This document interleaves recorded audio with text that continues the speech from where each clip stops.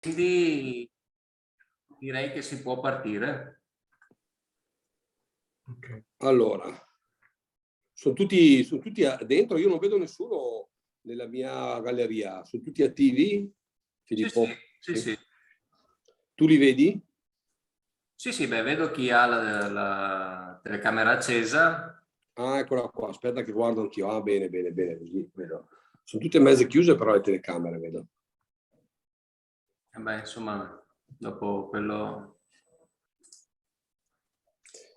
Va bene. Allora, provo a cominciare io intanto. Vai pure, direttore. Ecco, intanto buongiorno a tutti, saluto tutti i nostri tecnici di consorzi che sono collegati, saluto anche i nostri ospiti che poi pian piano Filippo ci presenterà. Oggi è una giornata importante, abbiamo messo insieme alcune cose che peraltro nascerono da delle richieste fatte anche con i direttori, di approfondire alcuni argomenti proprio per i tecnici in funzione anche di nuovi approcci che la struttura di consorzio di bonifica dovrà tenere sicuramente nei prossimi mesi. La prima collaborazione importante, che sarà poi la parte iniziale della riunione, sarà tenuta da Radar Meteo. Radar Meteo ha con noi un accordo quadro importantissimo che poi si sviluppa su tutti i consorzi di bonifica per la fornitura di prodotti attraverso le loro piattaforme per la meteorologia.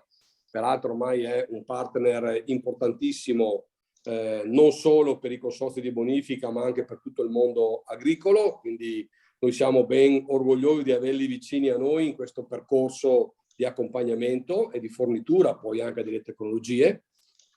E approfondiremo alcune cose, alcune delle situazioni che poi lo spiegheranno meglio nel dettaglio. Ogni consorzio rispetto ai loro contratti di fornitura dei prodotti attraverso proprio la convenzione, l'accordo quadro di ANBI potranno riapprofondire attraverso ulteriori percorsi di formazione. Oggi è una giornata illustrativa che deve servire a tutti per far accendere poi così, qualche scintilla sulle cose che interessano di più e sugli argomenti che interessano di più. Abbiamo messo insieme anche e penso che ci sia, non so se è Roberto Genovesi collegato, che non vedo.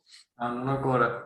Non ancora, va bene. Approfondiremo il tema di Irriframe, quindi del consiglio irriguo.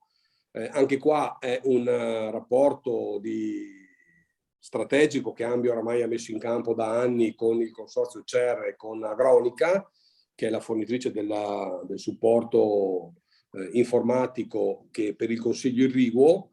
Consiglio irriguo che è estremamente importante e sarà sempre più importante nei prossimi anni, perché da lì usciranno i dati che serviranno ai consorzi di bonifica per implementare le banche dati, la banca dati Sigrian, ma non solo.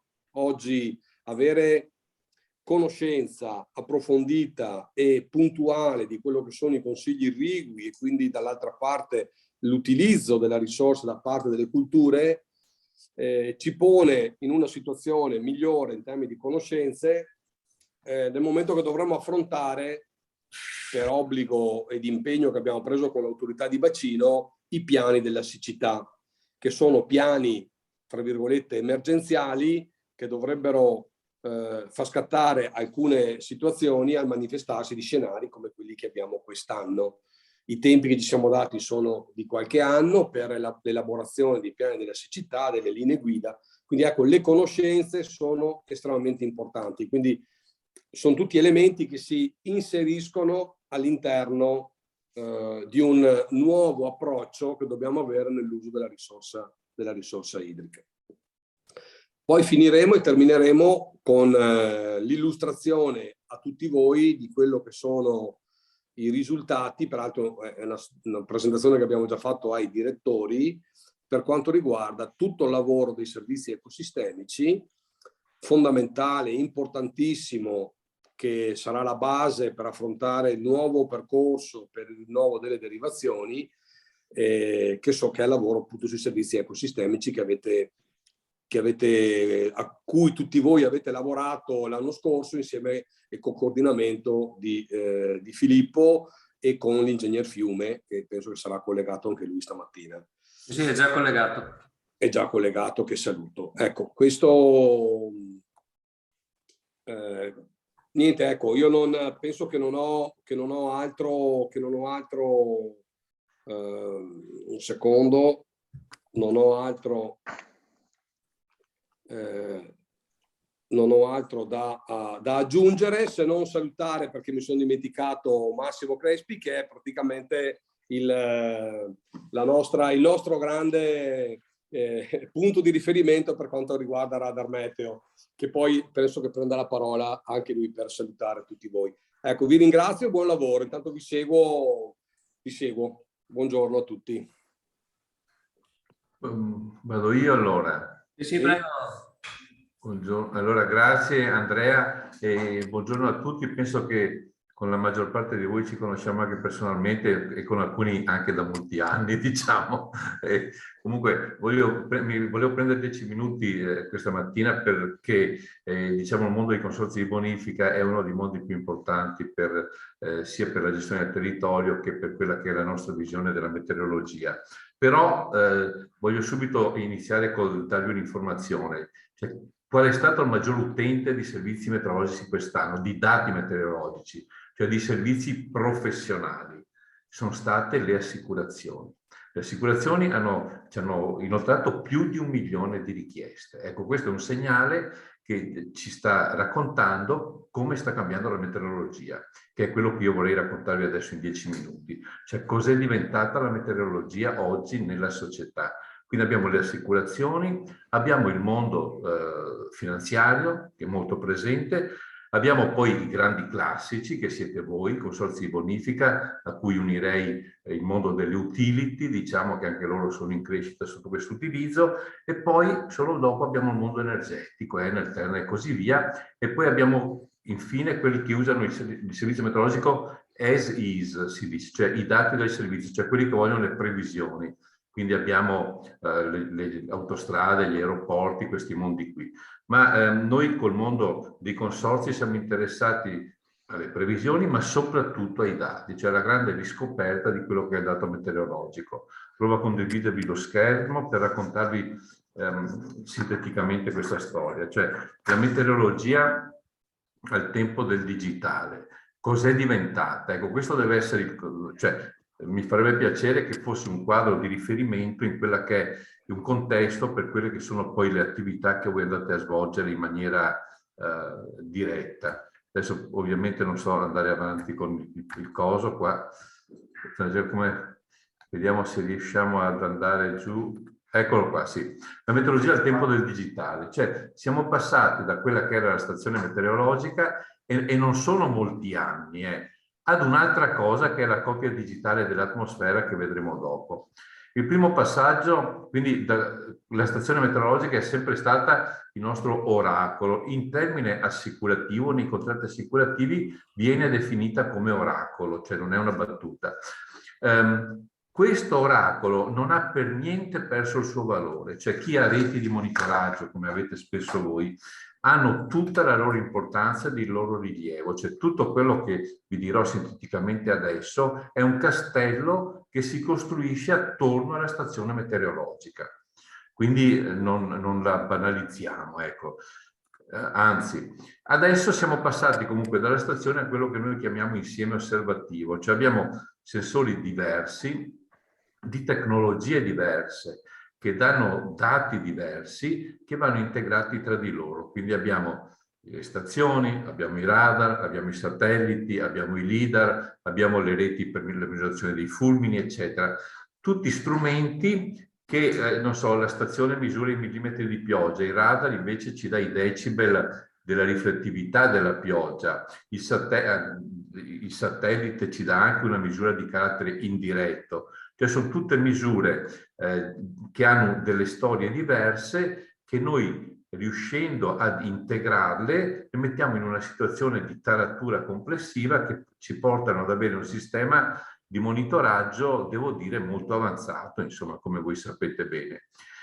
Come vi accennavo prima, la meteorologia è esplosa, è andata su tutti i settori e lo sarà sempre di più, perché il tema del riscaldamento globale ci porterà a queste soluzioni, e poi il tema di un'economia diffusa e concorrenziale obbliga a fare una grande attenzione sull'impiego delle risorse, sull'organizzazione aziendale, per cui la meteorologia diventa un parametro importante nei settori più diversi per le applicazioni più diverse.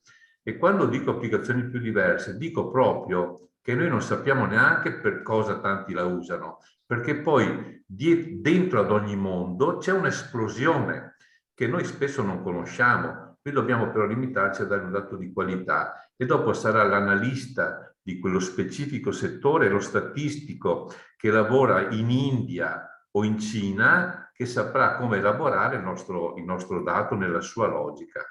Diciamo che comunque il mondo dell'agricoltura, e voi ne fate parte, è stato in questi ultimi anni uno dei protagonisti di questa innovazione. Cioè il mondo assicurativo agricolo è sempre stato molto attento all'analisi del dato.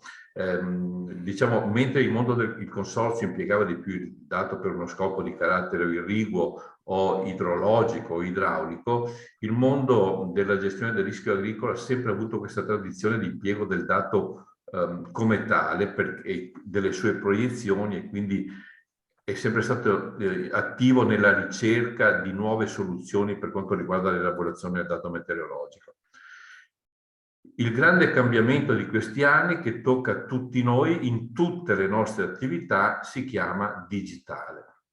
Digitale ci pone in una posizione diversa rispetto al mondo. Cioè, prima avevamo un rapporto diretto con l'universo, con le vicende fisiche dell'universo, adesso invece il rapporto è mediato, cioè noi non lo vediamo più con i nostri occhi, ma lo vediamo con uno sguardo digitale. E cosa vuol dire uno sguardo digitale? Uno sguardo digitale vuol dire che abbiamo un numero enorme di dati, troppi per certi versi, scomposti, discretizzati, puntuali, eccetera, che noi diciamo dobbiamo comunque limitarci a raccogliere come tali, perché possano costituire delle serie statisticamente robuste.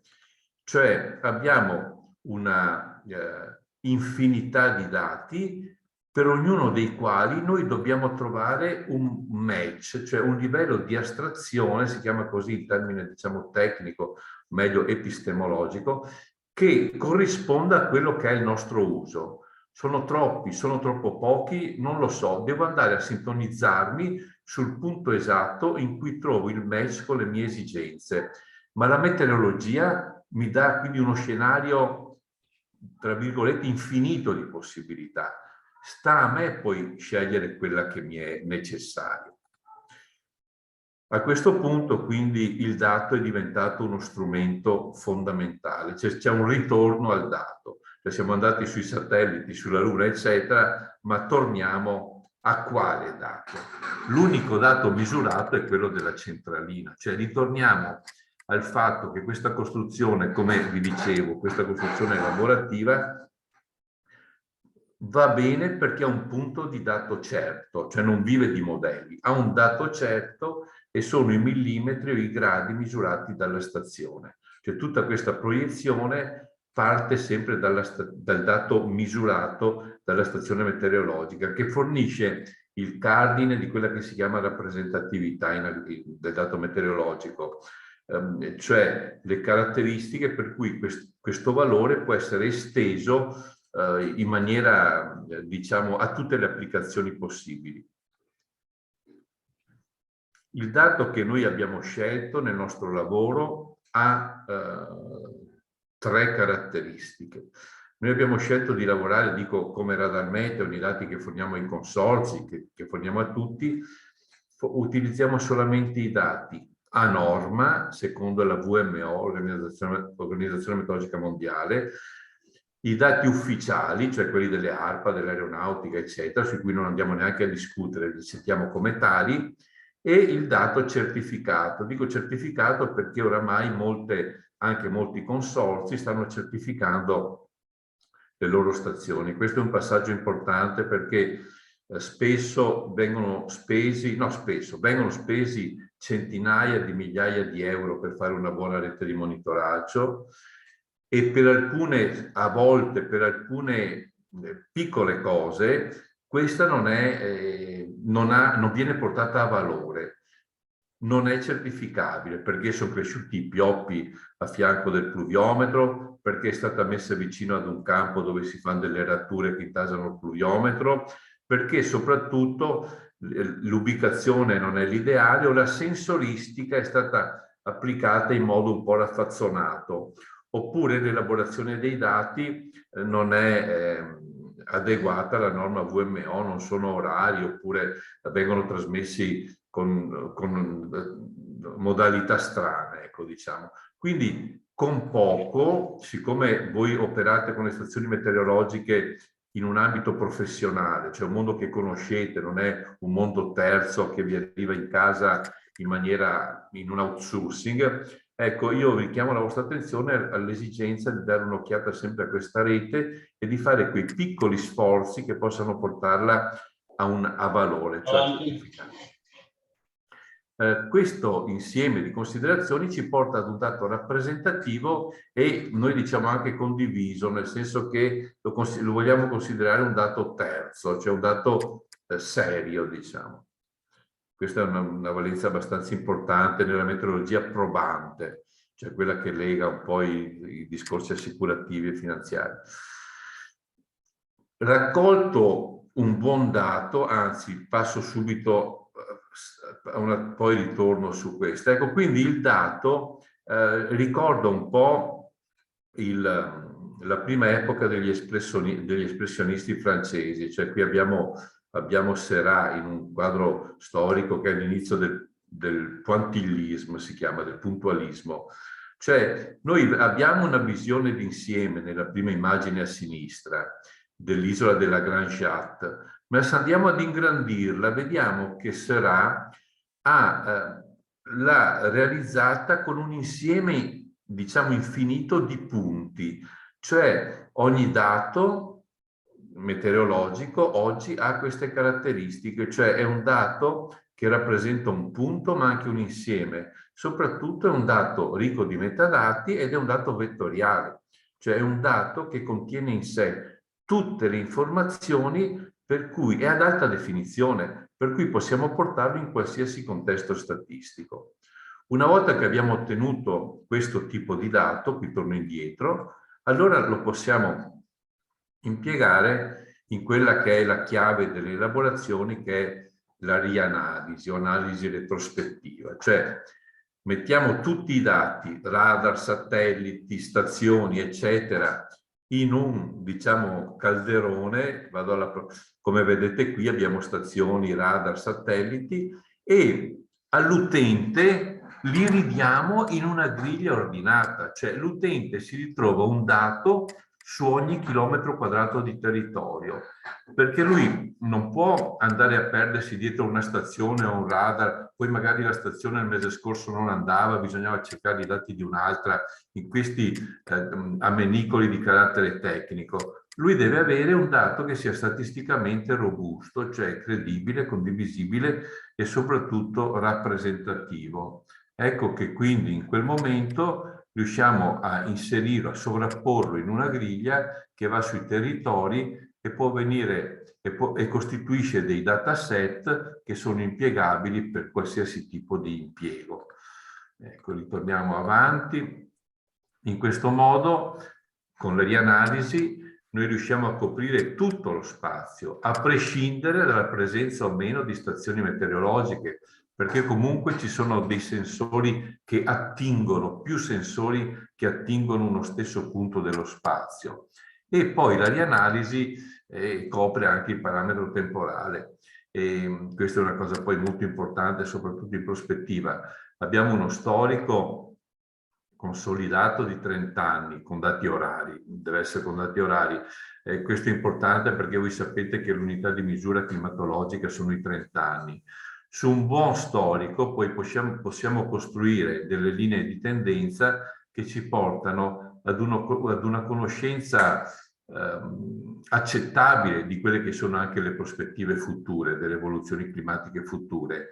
In questo ambito c'è il presente. Il presente è costituito dal near real time, cioè quello che succede minuto per minuto, e poi dal nowcasting, cioè di questa proiezione di precisione a poche ore che molti consorzi anche utilizzano, soprattutto nel discorso delle alluvioni, delle piene e così via. Cioè attraverso la rianalisi noi riusciamo ad alimentare tutti questi scenari, anche una app che volessimo dare agli agricoltori per i trattamenti e così via.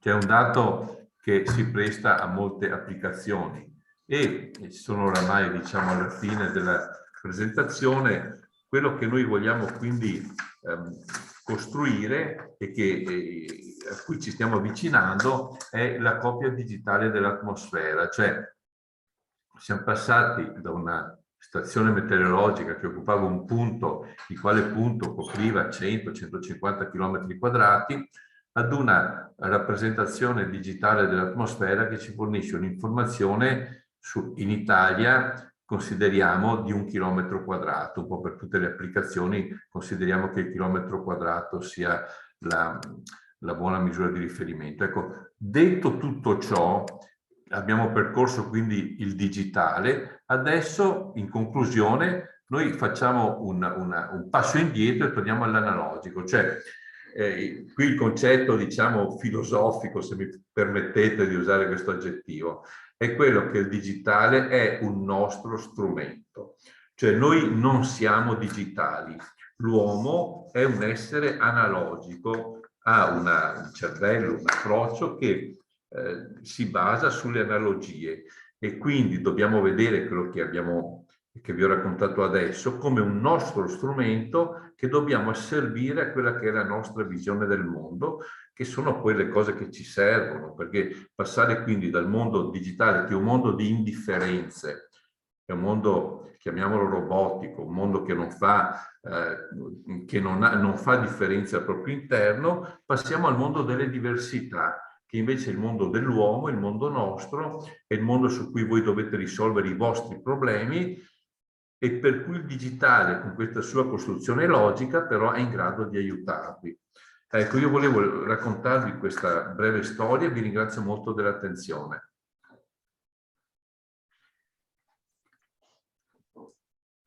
Grazie mille, dottore.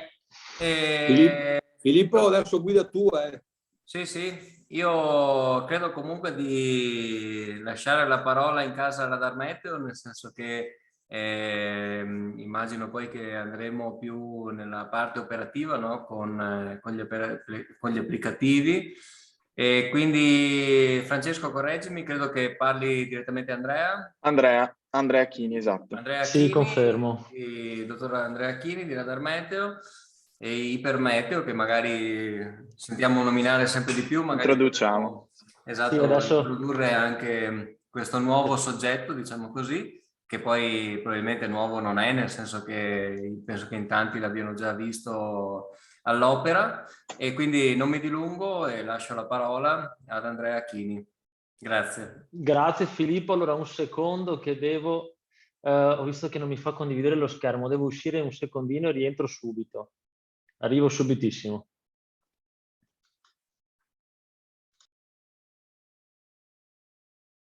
Francesco, se vuoi intanto dire due parole su Ipermeteo o Ipermeteo, come vogliamo. Sì, va bene, poi Andrea nella presentazione ha una slide riepilogativa di tutto. Comunque Ipermeteo sostanzialmente è una società diversa dalla Radar Meteo, che è stata costituita lo scorso anno, prende ovviamente, diciamo, nasce da una costola di Radar Meteo e ha preso in carico, diciamo, tutta la parte di analisi e integrazione dei dati meteorologici. Quindi mentre Radar Meteo si occupa più della parte di visualizzazione del dato con i servizi e le piattaforme che conoscete, Ipermeteo intende specializzarsi proprio sulla parte di fornitura di dati che possono essere poi integrati in altri sistemi, per esempio i sistemi WebGIS dei consorzi o in altre applicazioni, eccetera. quindi ha questo focus molto specifico, e dal punto di vista, diciamo, della costituzione societaria, della compagine sociale, Radar Meteo ha, insomma, comunque la maggioranza di Ipermeteo. Poi ci sono altri 3 soci, tra cui me, Andrea Chini e Gianluca Ferrari, che, diciamo, veniamo dalle esperienze in Radar Meteo, e poi c'è una partecipazione del 20% di Asnacodi, che è, diciamo, l'associazione nazionale dei consorzi di difesa afferente al mondo Coldiretti sostanzialmente. Quindi c'è anche, diciamo, una compagine diversa, e comunque che proviene sempre dall'esperienza sostanzialmente di Radar Meteo. Poi Andrea andrà più nel dettaglio, diciamo, di questi servizi, e poi avremo un intervento anche alla fine di Gianluca Ferrari, che è il coordinatore tecnico, che farà un focus più specifico. Eccoci qua, scusate, ma ho avuto questa bella idea di passare a me, che ogni tanto me la fa pagare, no? Allora, ecco qua. Dovreste vedere la presentazione. Sì, sì, vediamo. Ok, allora il mio obiettivo di stamattina, almeno di questa parte, è di raccontarvi un po' le evoluzioni che ci sono state, no, con questo nuovo accordo, che hanno poi portato anche a un'evoluzione molto importante sulla parte degli applicativi. Accennerò, anche se ho sentito che Francesco vi ha già raccontato un po', insomma, di Ipermeteo, ma dopo il collega che mi seguirà, Gianluca Ferrari, vi darà maggiori dettagli su tutta la parte che è legata alla fornitura dei dati e dei servizi, insomma, collegati. Vi mostrerò qualche slide adesso solo per contestualizzare le varie evoluzioni, e dopo passeremo a mostrarvi qualcosa di operativo, quindi cos'è cambiato in Meteocast e quale sarà poi la configurazione dei servizi a valle del nuovo contratto quadro. Allora, Francesco vi ha già anticipato, ci ritorno un attimo solo per, insomma, ribadire poi il concetto. Dall'anno scorso sostanzialmente la famiglia, insomma, di Radar Meteo si è allargata, e quindi oltre a Radar Meteo è nata una nuova realtà, una startup che si chiama Ipermeteo. Come si, diciamo, inseriscono quindi nel panorama dei servizi meteorologici? Allora, Radar Meteo, che è la società storica che tutti conoscete, quindi mantiene dentro di sé tutti i servizi meteorologici professionali che sono, diciamo, prettamente di stampo operativo, quindi che forniscono servizi, piattaforme, applicazioni che sono pronte all'uso, quindi un utente può consultare e utilizzare poi in tutte quelle fasi legate alle decisioni, insomma, all'operatività che deve essere poi implementata sul territorio. Ipermeteo si caratterizza invece per una forte attenzione al dato meteorologico, alla loro integrazione e anche alla loro fornitura. Quindi Ipermeteo prende in carico la gestione e l'elaborazione dei dati con elevato dettaglio, e su questi dati e dataset va poi a costruire un insieme di servizi che hanno l'obiettivo di integrarsi a loro volta all'interno di applicazioni, sistemi dei nostri clienti. Quindi questo è un po' il contesto, diciamo, attuale. Io adesso mi focalizzerò sulla parte, ovviamente, di Radar Meteo, e prima di vedere i dettagli volevamo darvi, insomma, una sintesi delle novità legate all'accordo quadro, che adesso elencherò brevemente e poi vi mostrerò nel dettaglio. Allora, prima di tutto è stato, diciamo, fondamentale l'aggiornamento legato alla piattaforma Meteocast, che tutti conoscete, insomma, e utilizzate da anni. Quest'anno ci sarà una grande evoluzione legata poi a un lavoro che noi abbiamo, diciamo, avviato più di un anno fa, che ha l'obiettivo, insomma, ha avuto l'obiettivo di rinnovare completamente Meteocast e poi anche tutte le applicazioni collegate alla piattaforma. Su questo c'è stata anche un'evoluzione del servizio di allerta idrometeorologica, quindi quel servizio legato ai bollettini che noi mandiamo ad ora a livello quotidiano in caso di previsione di fenomeni severi, che ha avuto una sua evoluzione in un nuovo servizio Raincast che è legato a un monitoraggio molto più continuo e anche una conseguente previsione più aggiornata per quanto riguarda tutti quei fenomeni legati alla precipitazione. Collegato a questo nuovo servizio c'è poi anche l'estensione della reperibilità dei nostri meteorologi, perché Radar Meteo continua insomma ad avere un team di meteorologi che è proiettato poi a fornire supporto diretto ai nostri clienti per tutti quei chiarimenti si rendessero necessari sia sul tempo reale ma anche sulla previsione delle ore o giornate successive. E un'altra novità importante è anche l'estensione del supporto tecnico che Radar Meteo ma poi anche Ipermeteo può fornire a tutte quelle attività consortili che sono in qualche modo legate ovviamente agli aspetti meteorologici o climatologici. Quindi in questo caso, io ho riportato qui un esempio, poi non so se Filippo vorrà dare qualche dettaglio in più, portiamo anche una disponibilità su tutta quell'attività legata anche alla redazione dei bollettini della disponibilità della risorsa idrica, no? Che ne abbiamo parlato anche prima, insomma in questo periodo è un qualcosa di molto importante data anche la situazione legata alla precipitazione. Per finire poi nel nuovo accordo è stata inserita anche Ipermeteo, quindi la possibilità da un lato di avere a disposizione dei dati meteo per una sperimentazione legata ai reframe nel territorio del Veneto, quindi vengono forniti questi dati gratuitamente per questa sperimentazione, e in secondo luogo anche la possibilità di fruire dei dati forniti da Ipermeteo con dei costi convenzionati. Ok, adesso io non entrerò nel dettaglio di questi aspetti, ma il collega che mi seguirà dopo vi fornirà ulteriori informazioni. Quindi andando sui dettagli, parliamo prima di Meteocast, che adesso vedremo meglio. Volevo citare il fatto che questa nuova piattaforma segna un grande cambiamento per tutto ciò che riguarda la consultazione del dato meteorologico. Infatti è stata fortemente rinnovata la piattaforma rispetto alla precedente, sia sugli aspetti di consultazione che sono più evidenti anche per l'utente finale, ma poi per tutto un insieme anche di aspetti tecnici che adesso non vi descrivo, che stanno dietro la piattaforma, che hanno permesso di costruire un sistema molto più resiliente e anche standardizzato, che consente poi anche un'evoluzione molto più continua nel tempo.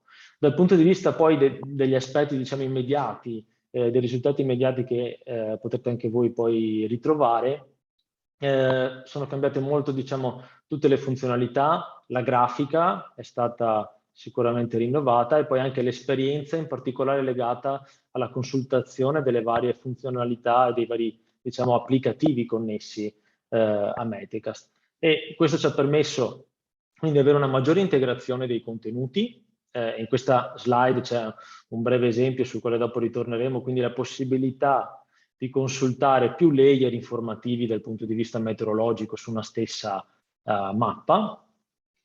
Anche una maggiore tempestività del dato, perché c'è stato tutto un lavoro di miglioramento anche dei sistemi che rendono poi disponibili i dati meteorologici, una maggiore interattività, perché il sistema nuovo consente di interagire molto di più con i dati meteorologici rispetto a prima, ed infine anche la personalizzazione. È un aspetto sicuramente molto importante, perché l'obiettivo di Meteocast è quello di andare poi a servire i clienti in tutte le situazioni di specificità legate alle attività che questo cliente deve svolgere.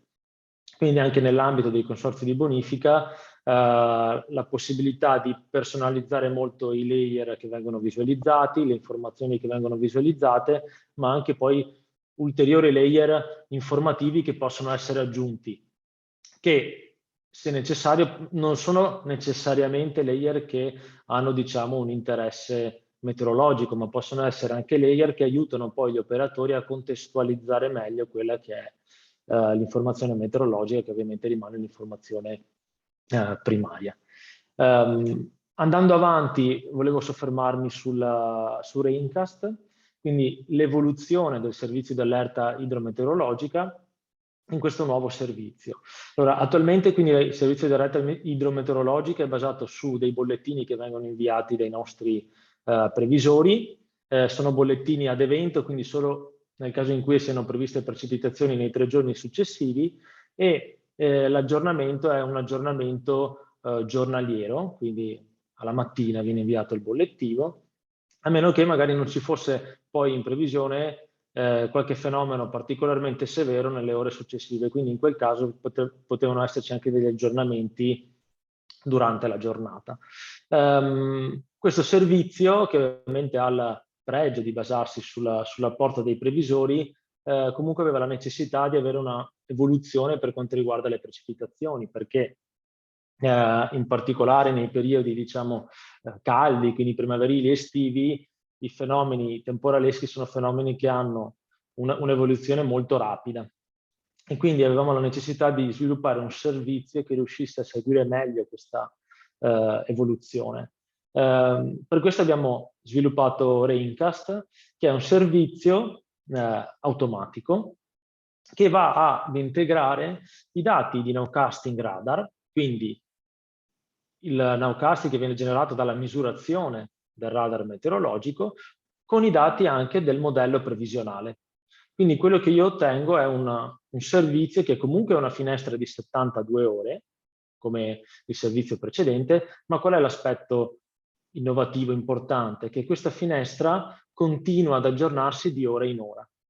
E di ora in ora quindi io riesco a sfruttare quello che è anche la nuova misurazione del radar meteorologico, che come sappiamo per le precipitazioni è lo strumento fondamentale, perché ci consente di individuare esattamente dove queste precipitazioni sono effettivamente presenti. Quindi questa finestra mobile continua, diciamo, ad aggiornarsi, e su questi continui aggiornamenti vengono poi create delle allerte, che sono delle allerte con aree colorate. Io qui ho riportato degli esempi, che sono poi qui, rappresentano poi i risultati che andremo anche a conseguire con la configurazione delle diverse aree consortili, queste aree colorate che rappresentano i diversi livelli di allerta. E questa, diciamo, visualizzazione viene poi anche integrata da delle notifiche che possono essere inviate via email o per altre necessità anche via SMS. Questo, diciamo, è quello che è il risultato di questo servizio. Dal punto di vista poi dei livelli di allerta, un altro lavoro molto importante è stato quello di andare a sviluppare questo servizio in modo da andare ad analizzare la climatologia delle aree di interesse. Quindi le allerte che noi andiamo a definire, che comunque poi possono essere discusse ovviamente con i consorzi, si basano su un'analisi climatologica. Quindi andiamo ad analizzare quello che è il comportamento delle precipitazioni negli anni precedenti, e su questo, diciamo, comportamento andiamo a definire i livelli di allerta, che possono essere anche relativi a finestre temporali differenti. Quindi io posso andare a definire delle allerte per precipitazioni cadute in 1 ora, per 3 ore, per 6 ore e così via. Quindi è un sistema molto più, diciamo, flessibile e dettagliato, insomma, da questo punto di vista. E ovviamente se qualcuno ha domande fermatemi anche in corso d'opera, quindi non preoccupatevi. Vado avanti. Raincast poi viene comunque affiancato dal servizio di reperibilità dei nostri meteorologi, perché comunque è sempre importante avere a disposizione un supporto, diciamo, umano, che possa anche aiutare poi l'utente finale, l'operatore, a interpretare quelle che sono le informazioni, no, che sta anche consultando. Quindi noi abbiamo inserito, diciamo, la reperibilità che era comunque presente prima, e l'abbiamo poi estesa. Quindi c'è una reperibilità estesa dalle 8 alle 22, nella quale voi potete contattare, quando lo ritenete più opportuno, i nostri meteorologi. e questo contatto da qualche settimana può avvenire attraverso un numero unico di sala operativa che poi insomma verrà condiviso, ed è un numero, diciamo, un numero telefonico fisso che poi vi permetterà di entrare in contatto con i vari meteorologi. Quindi abbiamo anche semplificato tutta la parte, diciamo, di contatto che fino a qualche mese fa era, diciamo, demandata a un elenco di numeri telefonici, quindi magari poteva rendere anche un po' più complicata, no? Poi questo processo di chiamata e, diciamo, entrare in contatto poi col previsore per richiedere le informazioni. Ecco, quindi queste sono le evoluzioni. Quello che farei adesso è passare, diciamo, a Meteocast, quindi chiedo solo un secondo. Andrea, guarda, intanto che tu fai il cambio di presentazione, mi hai dato un assist su questo fattore umano, no? che hai introdotto, nel senso che vorrei riportarlo un attimo anche alla riunione di oggi. Una delle cose non dette, diciamo così, nella convocazione di questa riunione è anche di, diciamo, contestualizzare tutte queste informazioni non solo nell'ottica, no, della protezione civile, della previsione, no, dei disastri che ci capitano, ma anche di utilizzare, di come abbiamo utilizzato questi dati anche per il lavoro dei servizi ecosistemici, quindi dar conto a tutto il gruppo di lavoro che ha lavorato a questo importante documento, di dar conto di quello che era il lavoro che abbiamo fatto. Ecco, proprio perché questo grande lavoro ci ha dato una conoscenza reciproca, anche no, personale, e ci ha fatto conoscere anche come persone, chiederei a tutti di attivare la webcam, perché insomma io credo che sia importante rimanere anche in un contatto, diciamo causa Covid riusciamo ancora a farlo poco, però mi piace molto l'idea che ci sia un gruppo di lavoro coeso che dà dei risultati importanti, e per questa ragione mi piacerebbe vedervi ecco, e consentire anche al relatore di insomma, parlare di fronte ad un pubblico. Intanto saluto Roberto Genovesi, il dottor Genovesi del consorzio CER, che poi ciao a tutti. Diciamo, sarà il relatore che seguirà Radar Meteo per tutti gli aspetti di utilità, grande utilità che abbiamo con Irriframe. E quindi, detto questo, Andrea, e ribadita l'importanza di questa giornata su più piani, ti ridò la parola e ti lascio proseguire. Grazie Filippo. Bene, allora, come dicevo adesso cercheremo di vedere quella che è stata l'evoluzione di Meteocast, quindi per capire bene anche la sua evoluzione parto da questa schermata che dovreste vedere tutti, immagino, che rappresenta la situazione, insomma, che anche voi conoscete, insomma, la situazione attuale della piattaforma, perché insomma è quella che attualmente è operativa ancora presso i consorzi. Quindi Meteocast, come sapete, è una piattaforma integrata di supporto meteorologico che si basa, insomma, su un insieme di applicazioni e sottoservizi che danno accesso alle varie informazioni meteorologiche di interesse, siano del passato, del presente o anche del futuro. Ovviamente quando parlo di futuro parlo di previsioni meteorologiche. La situazione attuale quindi è questa. Volevo sintetizzare, insomma, molto velocemente il fatto che tutti i servizi attualmente sono, diciamo, raggiunti attraverso questo menu in alto che conoscete. Io vi sto mostrando adesso un account nostro, insomma, di test, ma la situazione nei portali dei consorzi è analoga, e ogni funzione consente poi di andare a caricare, diciamo, dei menu aggiuntivi sia sulla sinistra che sulla destra, con poi la mappa nella parte centrale.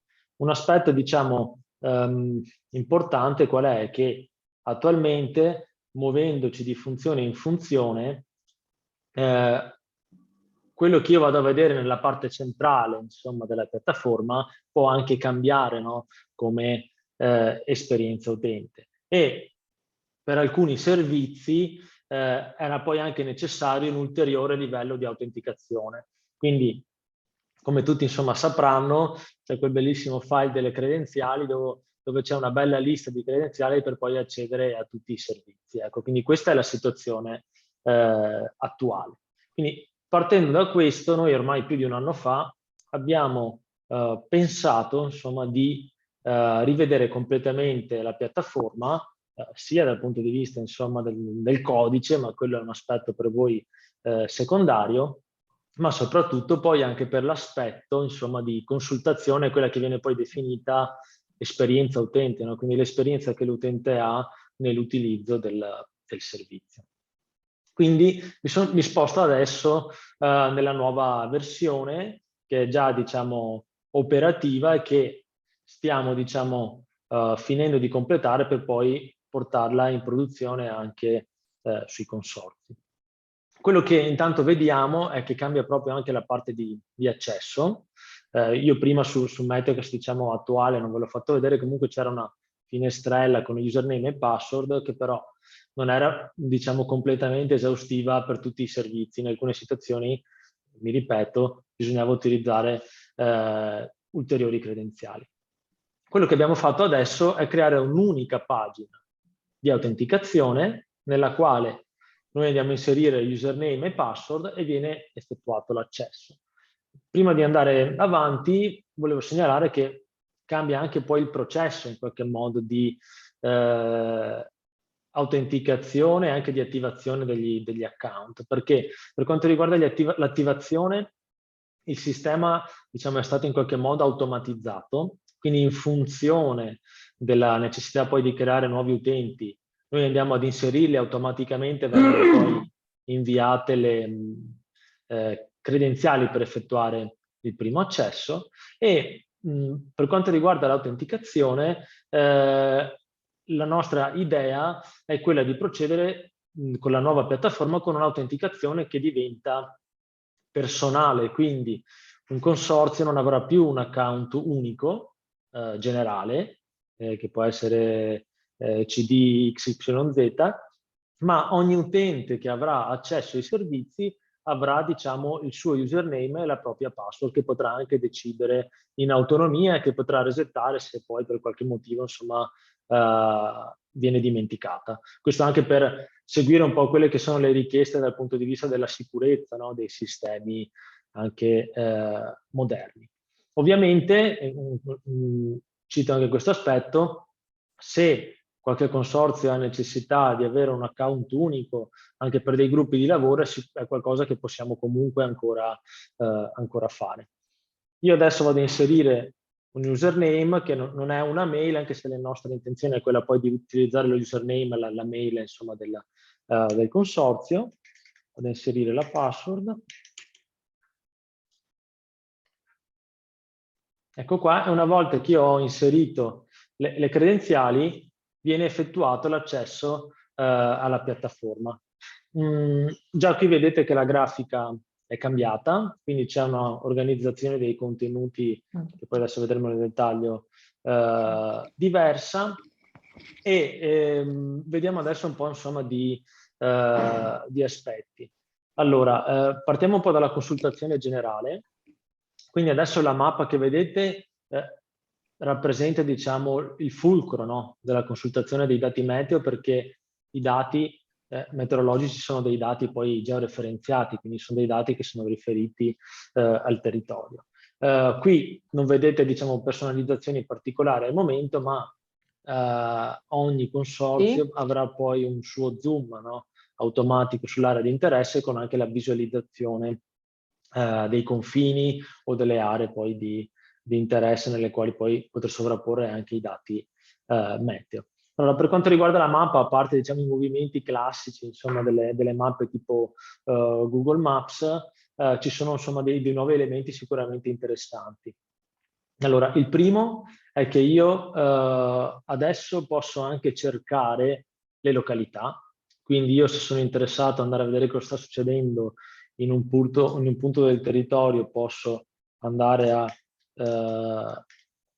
cercare la località, la seleziono e automaticamente vengo poi riportato sul punto di interesse. Quindi anche questo è un aspetto sicuramente utile, perché ci possono essere delle situazioni nelle quali conosco il nome del territorio, magari non so esattamente dove si trova e così, diciamo, lo riesco a ritrovare più facilmente. Oltre anche al nome della località, è possibile poi anche inserire le coordinate, quindi in questo modo abbiamo permesso, insomma, agli utenti di muoversi in modo anche piuttosto agile all'interno della piattaforma. I controlli di zoom in e zoom out, anche questi sono standard. Un altro aspetto interessante è quello della geolocalizzazione, quindi io posso, diciamo, contestualizzare la mappa anche in funzione della mia attuale posizione, che ovviamente da PC poi dipende poi anche dalla rete, dipende da alcuni aspetti, però comunque permette generalmente di avere una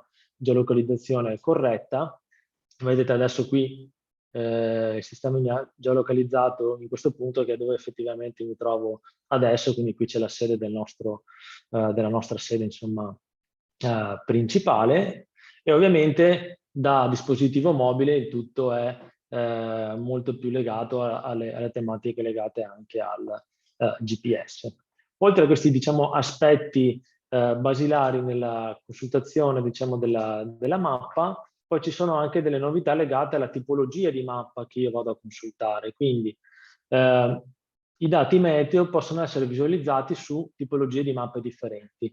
Questa, diciamo, è la mappa di base, che è sullo stile, diciamo, Google. Abbiamo una seconda mappa che è quella dei rilievi, dove vengono diciamo, mostrate in maggior risalto anche le caratteristiche del territorio orografiche in particolare, ed infine poi la classica mappa satellitare. Quindi un utente in modo molto semplice può cambiare la tipologia di mappa in funzione delle diverse necessità che ci sono nella consultazione. Quindi se io ad esempio sono interessato a contestualizzare il dato meteo per differenziarlo da aree urbane o aree non urbane, in questo modo riesco facilmente, no, a individuare le diverse zone di interesse. Ecco, quindi questi sono gli aspetti, diciamo, di base.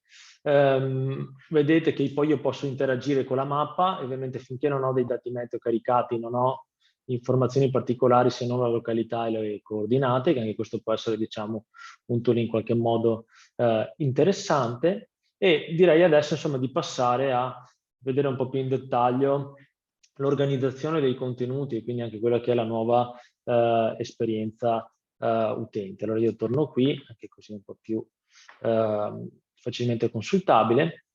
Allora, i nuovi contenuti adesso sono organizzati su un menu laterale a sinistra, dove nella parte alta c'è riferimento, insomma, al logo, dopo viene riportata anche data e ora che si aggiorna di minuto in minuto, anche per, insomma, contestualizzare il momento della consultazione, poi anche con gli altri dati che, con gli orari dei dati che vengono mostrati. È un aspetto molto importante che sono sicuro farà felici diversi operatori dei consorzi, è che l'orario che adesso viene visualizzato è in orario locale. Quindi non c'è più tutto quel discorso UTC +1 +2 da fare, ma tutte le informazioni meteorologiche sono mostrate in orario locale. Quindi automaticamente il sistema aggiorna l'ora in funzione del fatto che ci troviamo nell'ora solare o d'ora legale.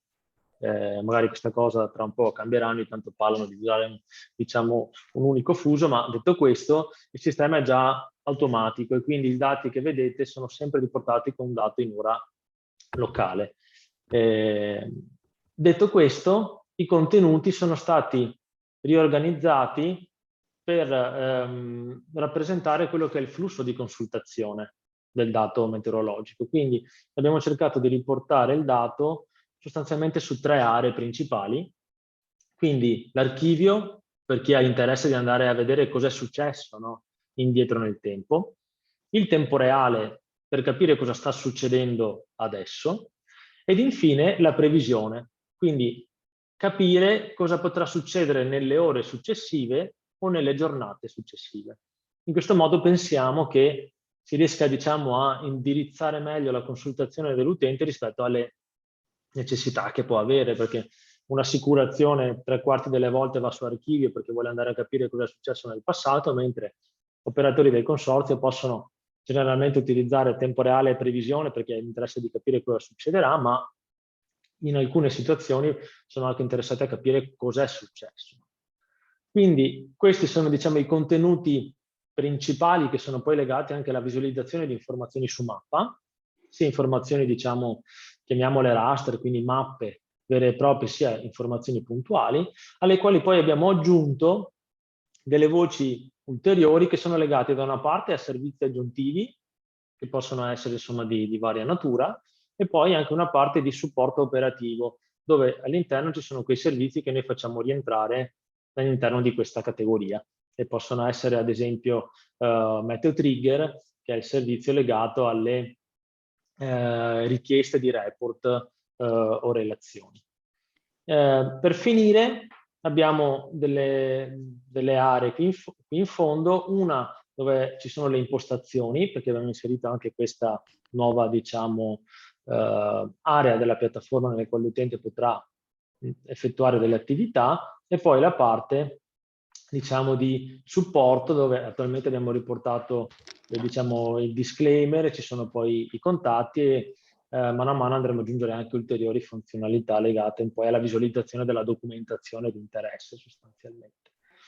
Ok, detto questo, io partirei, prima di vedere i dettagli dei dati, dalle impostazioni, per mostrare, a parte, diciamo, i dati dell'utente, che sono dati molto semplici. Noi abbiamo inserito anche il telefono in modo da poter poi anche sfruttare un'evoluzione di servizi che possano anche inviare degli SMS automatici. Volevo citarvi una parte interessante, che è quella dei layer personalizzati, perché, come vedremo tra poco, sulla cartografia io posso vedere dei layer che possono essere i confini comunali, provinciali, dei consorzi, eccetera, eccetera, che sono layer che possiamo già precaricare noi, quindi possiamo già configurare noi in fase di configurazione della piattaforma. Ma un aspetto molto interessante è che l'utente in autonomia può andare ad aggiungere anche altri layer di interesse. Quindi se io sono interessato ad aggiungere dei confini, dei riferimenti legati a dei punti, a delle aree, io posso andare a aggiungere un layer inserendo nome e una descrizione, e sfruttando queste tipologie di file che sono GeoJSON, KML o shapefile, io posso andare ad aggiungere in tempo reale questi layer, definirne il colore, lo spessore delle linee e dopo aggiungerlo sulla mappa. E come vi farò vedere tra poco, me lo posso poi ritrovare anche all'interno della piattaforma. Quindi sicuramente questo è un aspetto interessante, perché aumenta poi anche la possibilità, no, di sovrapposizione di dati meteo con altre informazioni che avete voi a disposizione, che potete anche gestire in qualche modo in autonomia. Detto questo, io mi sposterei adesso sulla visualizzazione, insomma, delle diverse aree un po' più in dettaglio, per mostrarvi un po' come funziona il sistema. Quindi per ogni area sostanzialmente io vado a caricare, meglio la piattaforma carica, un insieme, diciamo, di applicativi, che possiamo chiamare anche sottoservizi, all'interno dei quali poi io posso andare a attivare i layer di mio interesse. Io adesso per esempio seleziono Radarcast, vedete, molto semplicemente lo attivo, vado a selezionarmi il layer di interesse, e dato che adesso sono nella parte di archivio, vado a selezionarmi anche l'intervallo temporale di archivio che voglio andare, diciamo, a consultare per vedere un po' cosa è successo. Come già abbiamo detto più volte, quest'anno praticamente non ha piovuto, ma c'è una mia giornata di riferimento che una minima soddisfazione ce la dà. Quindi adesso torno indietro al 5 gennaio. Vedete, io mi seleziono le informazioni che io adesso le sto mettendo, anche l'orario lo sto mettendo con la tastiera, ma si può poi mettere anche con un tool dedicato. E quello che succede è il caricamento, insomma, del dato radar. Vedete, quindi il dato radar è simile a prima, non è che sia stato stravolto, però vedete che adesso io qua ho aggiunto il periodo di interesse, il dato radar è comparso sulla mappa, e ovviamente poi posso fare determinate attività, oltre allo zoom in e zoom out e a cambiare mappa, come vi dicevo prima. ho anche ovviamente a disposizione ulteriori, diciamo, possibilità, soprattutto anche col nuovo sistema. Ora, questo pulsante qui, prima di tutto, mi mostra una legenda. Quindi una legenda che mi permette di capire cosa sto visualizzando. Adesso io ho caricato la riflettività in dBz, ma poi voi vi ritroverete l'intensità di precipitazione in millimetri orari, che è sicuramente un'informazione più semplice, più, diciamo, intuitiva.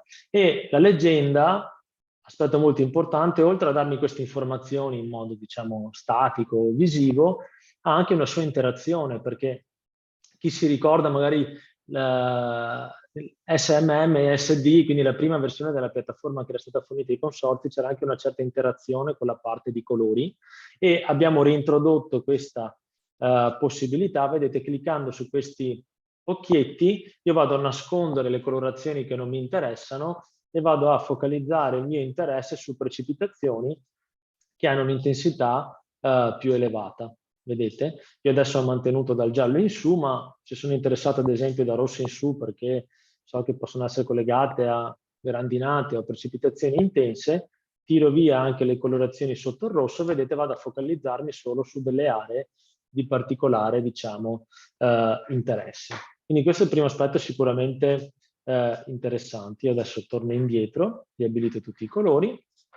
Ok, un altro aspetto di interattività è legato poi anche all'interazione col dato, perché io qua vedo una mappa, oltre alla mappa posso anche, diciamo, cliccare sopra su qualsiasi punto del territorio e mi viene poi riportato quello che è il valore in quel punto. Quindi ho riferimento della località, latitudine e longitudine e dopo il suo valore. Oltre a visualizzare il valore, posso poi anche andare a visualizzare il dettaglio dell'informazione anche dal punto di vista, diciamo, grafico o numerico, quindi in tabella. Quindi cliccando qui, ad esempio, adesso ci mette un secondo, ecco qui, vedete, mi va a caricare il grafico che mi rappresenta l'evoluzione nell'intervallo storico selezionato di quella variabile. Quindi io ho l'evoluzione, in questo caso, diciamo, chiamiamola pure intensità per semplificare, che mi fa vedere, insomma, che c'è questo andamento variabile su quel punto di questo parametro. Io qui ovviamente volendo, come vedremo dopo, posso aggiungere anche altre informazioni e posso poi esportare quello che vedo anche in formato grafico. Oltre al grafico che vedete, c'è anche la possibilità di consultare i dati in tabella ed esportarli, quindi avere l'opportunità di visualizzare i propri valori numerici. Vedete, questi sono i valori in quell'intervallo di tempo, sempre in orario locale, e crearmi poi la relativa esportazione, quindi salvarli in locale perché magari devo fare delle elaborazioni. E questo è sicuramente un aspetto, diciamo, molto, diciamo, innovativo, ecco, per quanto fa adesso Meteocast. Ovviamente, oltre alla visualizzazione della mappa, diciamo, statica, io posso poi anche generarmi l'attivazione. Adesso lui deve fare un primo, diciamo, giro di caricamento, però vedete che adesso l'animazione parte e, come abbiamo sempre, insomma, spiegato nei vari corsi di formazione, l'animazione è sicuramente un aspetto importante perché ci permette di capire il comportamento delle precipitazioni passato, nell'immediato passato, ma anche poi quello nell'immediato futuro. Quindi mi dà un'idea del fatto che, ad esempio, queste precipitazioni intense che erano nella zona qui di Fidenza si stanno spostando verso queste zone qui del Mantovano e poi probabilmente anche nelle zone, insomma, del Veronese. Ecco. Quindi questa è un po', diciamo, la consultazione dei vari dati, diciamo, il funzionamento è stato standardizzato in modo anche da semplificare poi la consultazione anche lato utente. Questo è il dato radar. Ovviamente, come vi dicevo prima, un altro aspetto importante è il fatto dell'integrazione di altri dati. Quindi la possibilità, ad esempio, di andare a selezionare Gizmeteo Trigger, che è il servizio legato alle stazioni meteo. Io vado a selezionarmi adesso lo stesso intervallo. Ok, in questa fase adesso l'intervallo va selezionato così, ma comunque stiamo già pensando poi a ulteriori evoluzioni. E quello che succede una volta che io ho definito l'intervallo, vedete, do conferma. Sulla mia mappa, oltre al dato radar, vado a visualizzare insieme anche il dato delle stazioni. ecco qui, vedete che sono comparsi questi rettangolini colorati che mi rappresentano la precipitazione accumulata dalle 14 all'ora indietro, e se invece vado avanti di uno scatto, ecco qui vedete che i dati si aggiornano e vado a vedere quindi le precipitazioni accumulate nell'ora precedente alle 15, quindi dalle 14 alle 15. I valori, come per il radar, sono valori che sono legati a una legenda, vedete che si carica poi sotto, quindi io per tutti i dati che vedo su mappa ho delle leggende conseguenti, e analogamente a quanto fatto per il radar posso andare anche a filtrare poi le informazioni focalizzandomi sui valori che hanno un certo diciamo, livello, quindi in questo caso dei 5 mm in su. Anche per le stazioni c'è un'interattività. Per le stazioni è leggermente diversa, perché le stazioni fanno parte di quei dati che noi chiamiamo dati vettoriali o dati puntuali. Vedete, cliccandoci sopra io vedo i vari dettagli della stazione, con il nome stazione, la città, l'altitudine, eccetera, eccetera. Mi viene mostrato il dato e poi anche il tempo relativo al dato che sto consultando. Se io clicco poi sul grafico, ho la possibilità di andarmi anche a visualizzare quella che è la precipitazione nell'intervallo di tempo. In questo caso ho selezionato solo un'ora, quindi ho solo 2 valori, ma nel caso in cui avessi ovviamente un intervallo più ampio, avrei un grafico più esteso. Tra poco vi faccio vedere un esempio. Ecco, quindi questa è per rappresentare l'integrazione poi anche delle varie informazioni.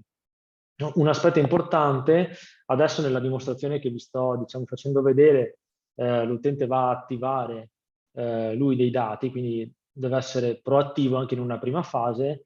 A breve rilasceremo una versione nella quale poi ci sarà una configurazione di default, nella quale l'utente andrà poi ad accedere alla piattaforma e si troverà già precaricati dei layer che noi andremo poi a definire anche in accordo, insomma, con i consorzi. Ecco, quindi questo è l'archivio, vi ho mostrato questi esempi, ovviamente c'è anche Ranges che conoscete.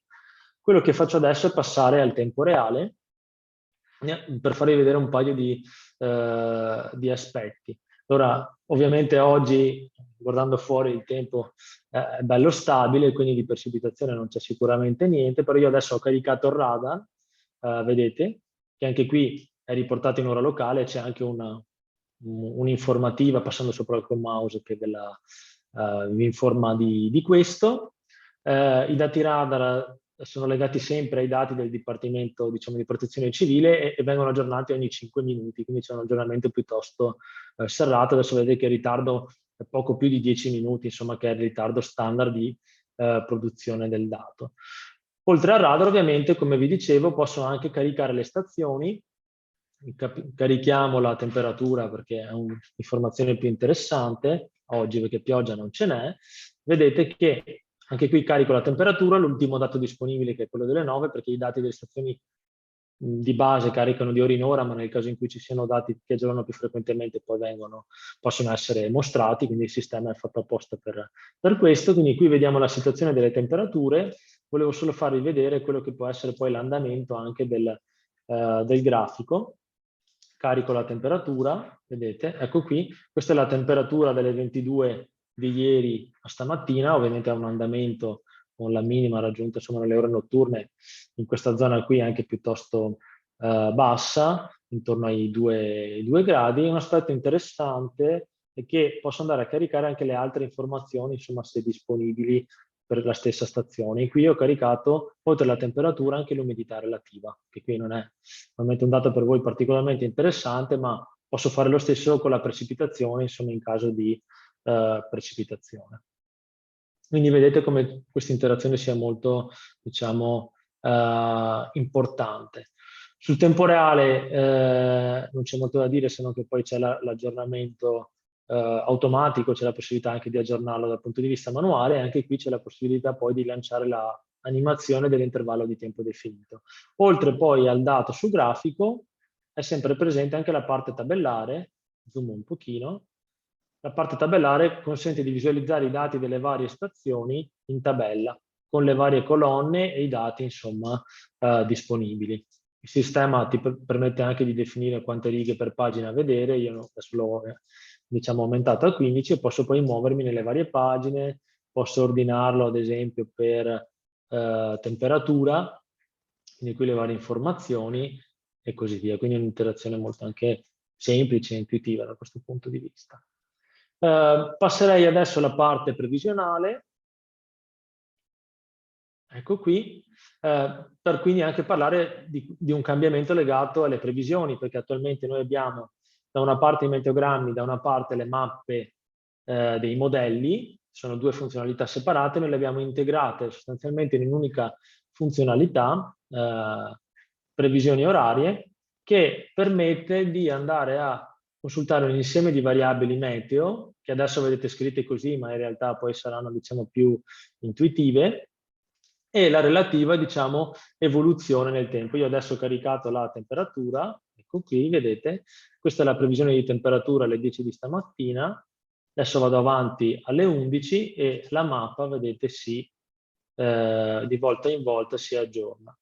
Quindi questa è una mappa di previsione, anche per le mappe ho le varie informazioni dei range di temperatura, e l'aspetto interessante qual è che per quanto riguarda la previsione puntuale, io ho adesso libertà anche di muovermi sul territorio e cliccare su qualsiasi punto di interesse. Ad esempio clicchiamo qui, diciamo una via a caso, e vado a cliccare su grafico. Quindi questo automaticamente vi consente di visualizzare quella che è l'evoluzione delle temperature per i giorni successivi. Vedete che qui la previsione parte dal 24 marzo e arriva al 4 aprile. Su questo grafico mi soffermo un attimo per dirvi due cose. Oltre al grafico a linee che vedete, c'è la possibilità anche di consultare un grafico a barre, e poi posso attivare o disattivare anche i vari layer che vado ad aggiungere. Ovviamente, oltre al dato che ho selezionato, poi posso andare anche ad aggiungere altre informazioni, come ad esempio la precipitazione, che ovviamente in questo periodo è molto ricercata. Ok? E vedete che qui compare, e come dicevamo all'inizio dell'incontro di stamattina, nei giorni del 30 marzo, insomma inizio aprile, c'è un segnale di movimento. Io vado un attimo a disattivare la temperatura, vedete che in quelle giornate là sembra che ci sia un primo segnale di cambiamento delle condizioni meteorologiche che ci hanno fatto compagnia per diversi giorni, no? E quindi i meteogrammi adesso sono consultabili in questo modo. Posso anche poi andare ad aggiungere altre informazioni, come ad esempio la probabilità di precipitazione. Confermando, vedete che si aggiorna e viene aggiunto poi anche il grafico relativo della probabilità. Adesso disattivo di nuovo la temperatura, ecco qui, questa è la probabilità, posso anche vederla insieme alla precipitazione. Diciamo, questa è la fase attuale di consultazione del dato, anche qui sicuramente andremo ad apportare ulteriori, diciamo, aggiornamenti, come dicevo prima. Ovviamente nella parte di previsione poi vi ritroverete anche la parte di nowcasting radar, che è quel layer interessante che vi dà l'informazione sull'evoluzione delle precipitazioni previste nelle ore successive, partendo sempre dal radar meteorologico. Ecco, quindi con questo ho fatto un po' una carrellata generale dei servizi di consultazione su mappa. Altri aspetti che volevo citare, allora, uno è quello dei layer di cui vi ho parlato prima, quindi voi quando attivate una delle sezioni qui in alto avete la possibilità anche di consultare i vari layer, e i layer sono divisi in layer globali e personalizzati. I globali sono quelli che vengono configurati direttamente da noi, quindi ad esempio adesso vado ad aggiungere le regioni, vedete ecco qui che compaiono sotto la mappa, o posso andare poi ad aggiungere anche dei layer personalizzati, che sono i layer di cui vi parlavo prima, che l'utente può aggiungere in autonomia. Io poi ho aggiunto dei comuni nell'area di Brescia di un altro, diciamo, nostro cliente. Quindi io posso poi andare a inserire le varie informazioni, e i colori che vedete sono colori che vengono poi definiti di volta in volta da noi nel caso dei layer globali o dall'utente per i layer personalizzati. L'aspetto interessante è che per i layer io ho anche una, diciamo, possibilità di interazione. Vedete che cliccando sopra posso, magari vado a caricare delle province, ecco qua, spegniamo così. Io adesso ho attivato delle province, e andando a cliccare vicino, insomma, ai riferimenti della provincia, ho la possibilità, vediamo se ci riesco, di visualizzare poi il dettaglio della provincia. Sì, adesso non ci riesco, ma ok, ecco qua. Viene fuori il dettaglio con le varie informazioni. Magari questo è interessante più che altro per i layer che hanno delle aree territoriali più piccole. E quindi anche i layer è sicuramente un aspetto interessante.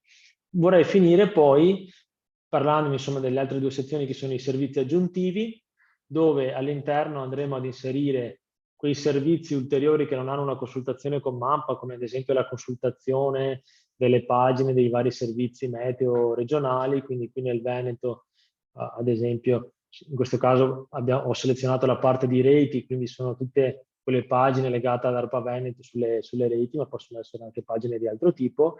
Vedete che cliccandoci sopra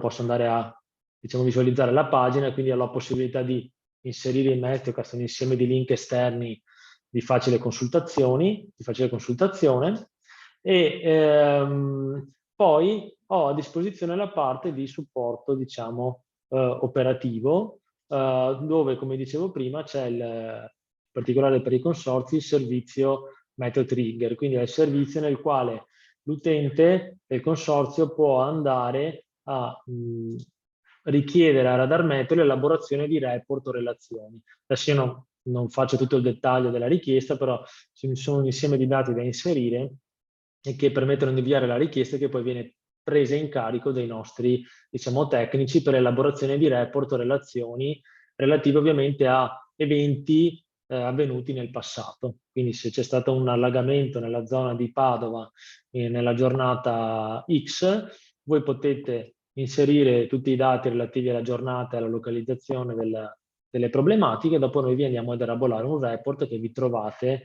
automaticamente all'interno, diciamo, della pagina dedicata alle richieste, diciamo, effettuate.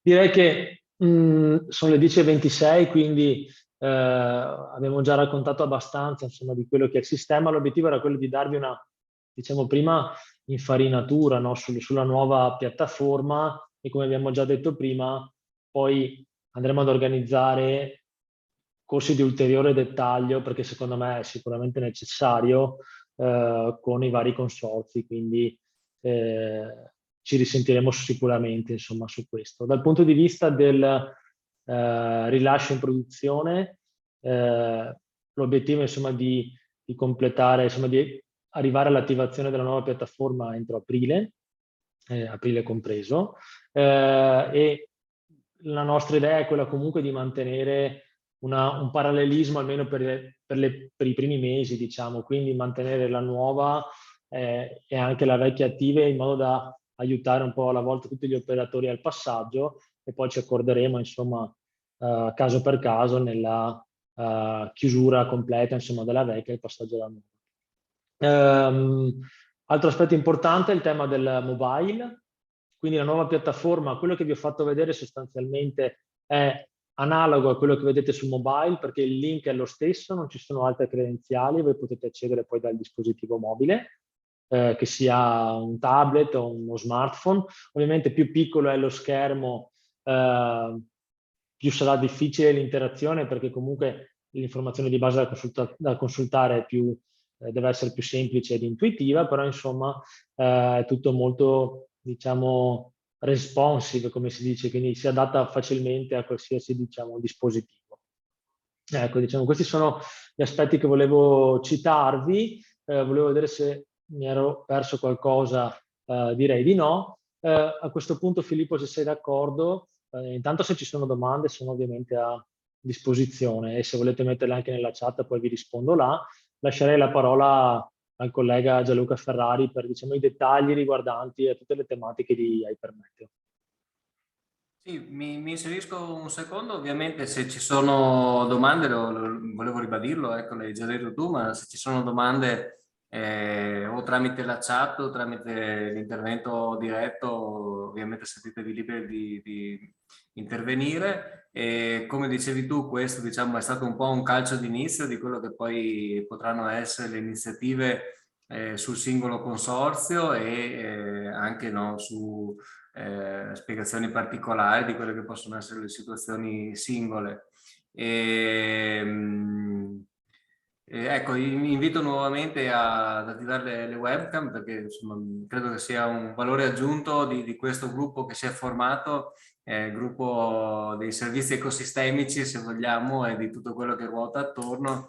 Mi piace che che ci sia un divenire nelle interazioni di questo gruppo e quindi anche la webcam accesa è un modo per dare un segnale di interazione. E niente, io lascio la parola a Gianluca Ferrari e ho già preso troppo tempo, vai pure. Grazie mille, buongiorno a tutti. Sono Gianluca Ferrari, sono Chief Data Analysis Officer di Hypermeteo e con Andrea, Francesco, Massimo, insomma, condividiamo questa esperienza che è partita da Radar Meteo e io in particolare mi sto dedicando molto a questa nuova creatura di Hypermeteo, soprattutto per quanto riguarda la parte tecnica, lo sviluppo tecnico. Infatti l'obiettivo della mia presentazione di oggi sarà proprio quello di mostrarvi quello che stiamo facendo e quali sono un po' tutte quelle operazioni che facciamo che vanno poi ad alimentare la piattaforma che vi ha fatto vedere Andrea, perché Hypermeteo si occupa sostanzialmente del lavoro sporco, del lavoro dietro le quinte, cioè la preparazione di tutti i dataset, del loro controllo di qualità, eccetera, per poi alimentare i vari servizi, tra i quali appunto vi è la piattaforma Meteocast. Condivido lo schermo, datemi solo un secondo. Ok, ditemi pure se lo vedete. Ecco, quindi Hypermeteo, questa nuova realtà. Qual è l'obiettivo di Hypermeteo? L'obiettivo di Hypermeteo è creare dei dataset meteorologici, climatologici, siano essi storici o previsionali o di linee real time, eccetera, con l'obiettivo di creare dei dati che siano rappresentativi. In particolare questo aggettivo ovviamente si applica soprattutto per i dati del passato, quindi delle griglie di dati che rappresentino in modo più oggettivo possibile, più aderente possibile la realtà che si è effettivamente verificata. Hypermeteo, come anche Radar Meteo, non ha delle reti di monitoraggio proprie, ma noi creiamo valore aggiunto sulle reti esistenti, cioè cerchiamo di acquisire tutti i dati disponibili, resi disponibili dalle reti, che siano esse pubbliche, private o internazionali, per integrarle, quindi creare appunto maggiori informazioni dalle informazioni disaggregate che ci sono. E come ben sapete, insomma, in Italia è stato, diciamo, un terreno di allenamento molto, molto importante proprio perché abbiamo questa frammentazione delle varie reti a livello regionale che non ci ha creato, diciamo, alcuni problemi, ma in realtà è stata un'opportunità negli ultimi anni che ci ha consentito di crescere come siamo cresciuti, creando poi questi dataset e database unificati dove facciamo confluire tutta l'informazione.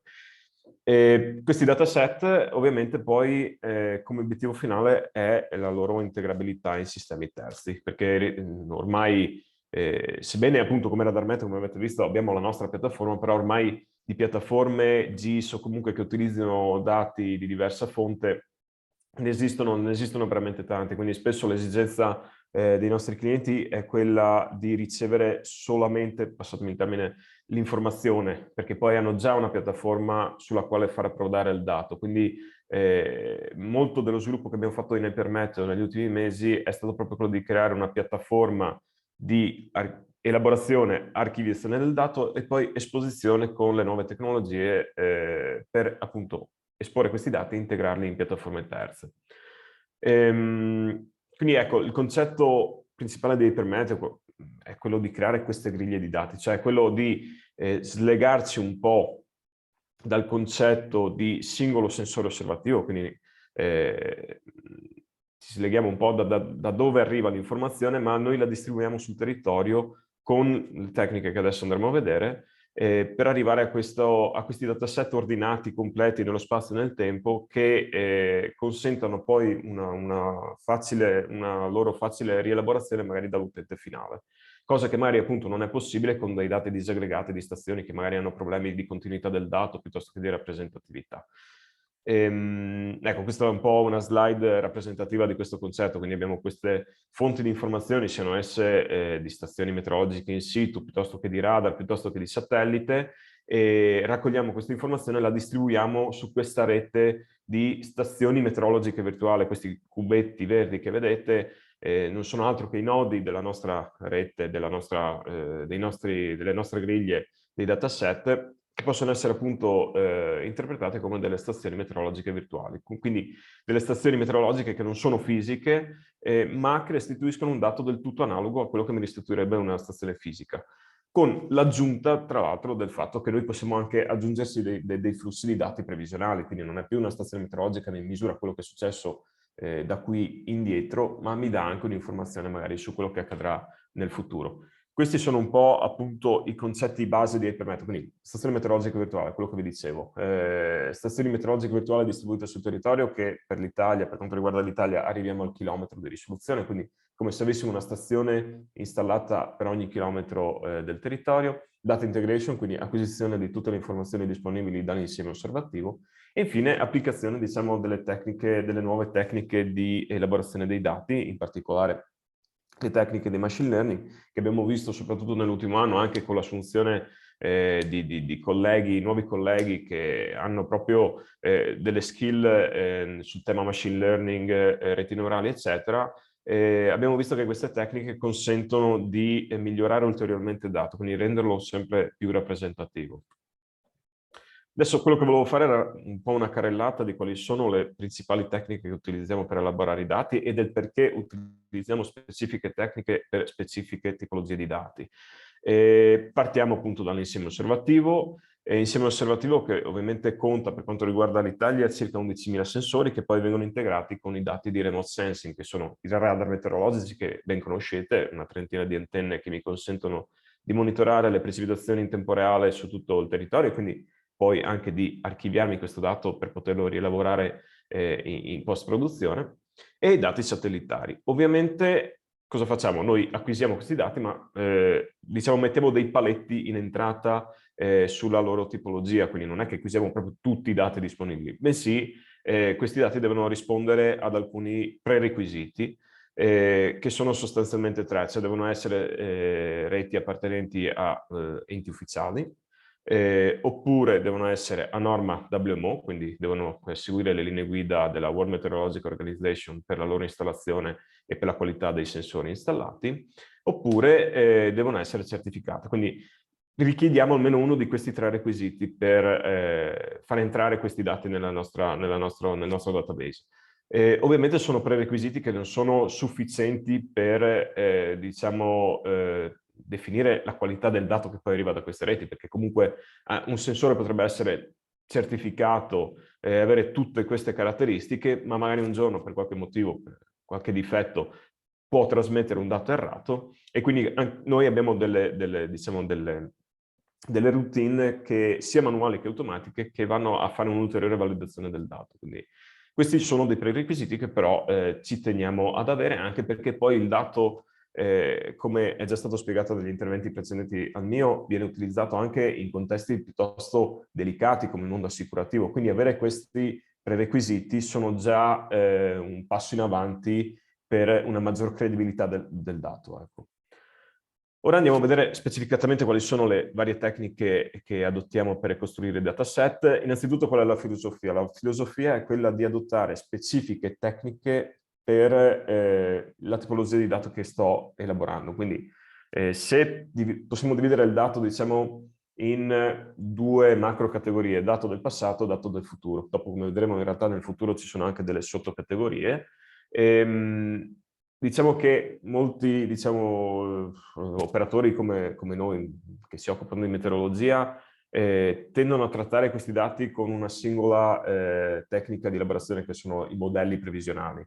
Quindi anche il dato storico può essere derivato semplicemente dall'archiviazione di previsioni meteorologiche. Ovviamente spacciare per dato storico un dato puramente modellistico crea dei problemi, perché il dato previsionale sapete bene che ha un'incertezza piuttosto elevata, soprattutto per alcune variabili anche piuttosto strategiche come la precipitazione, magari quella estiva, che ha un comportamento che sapete bene molto localizzato.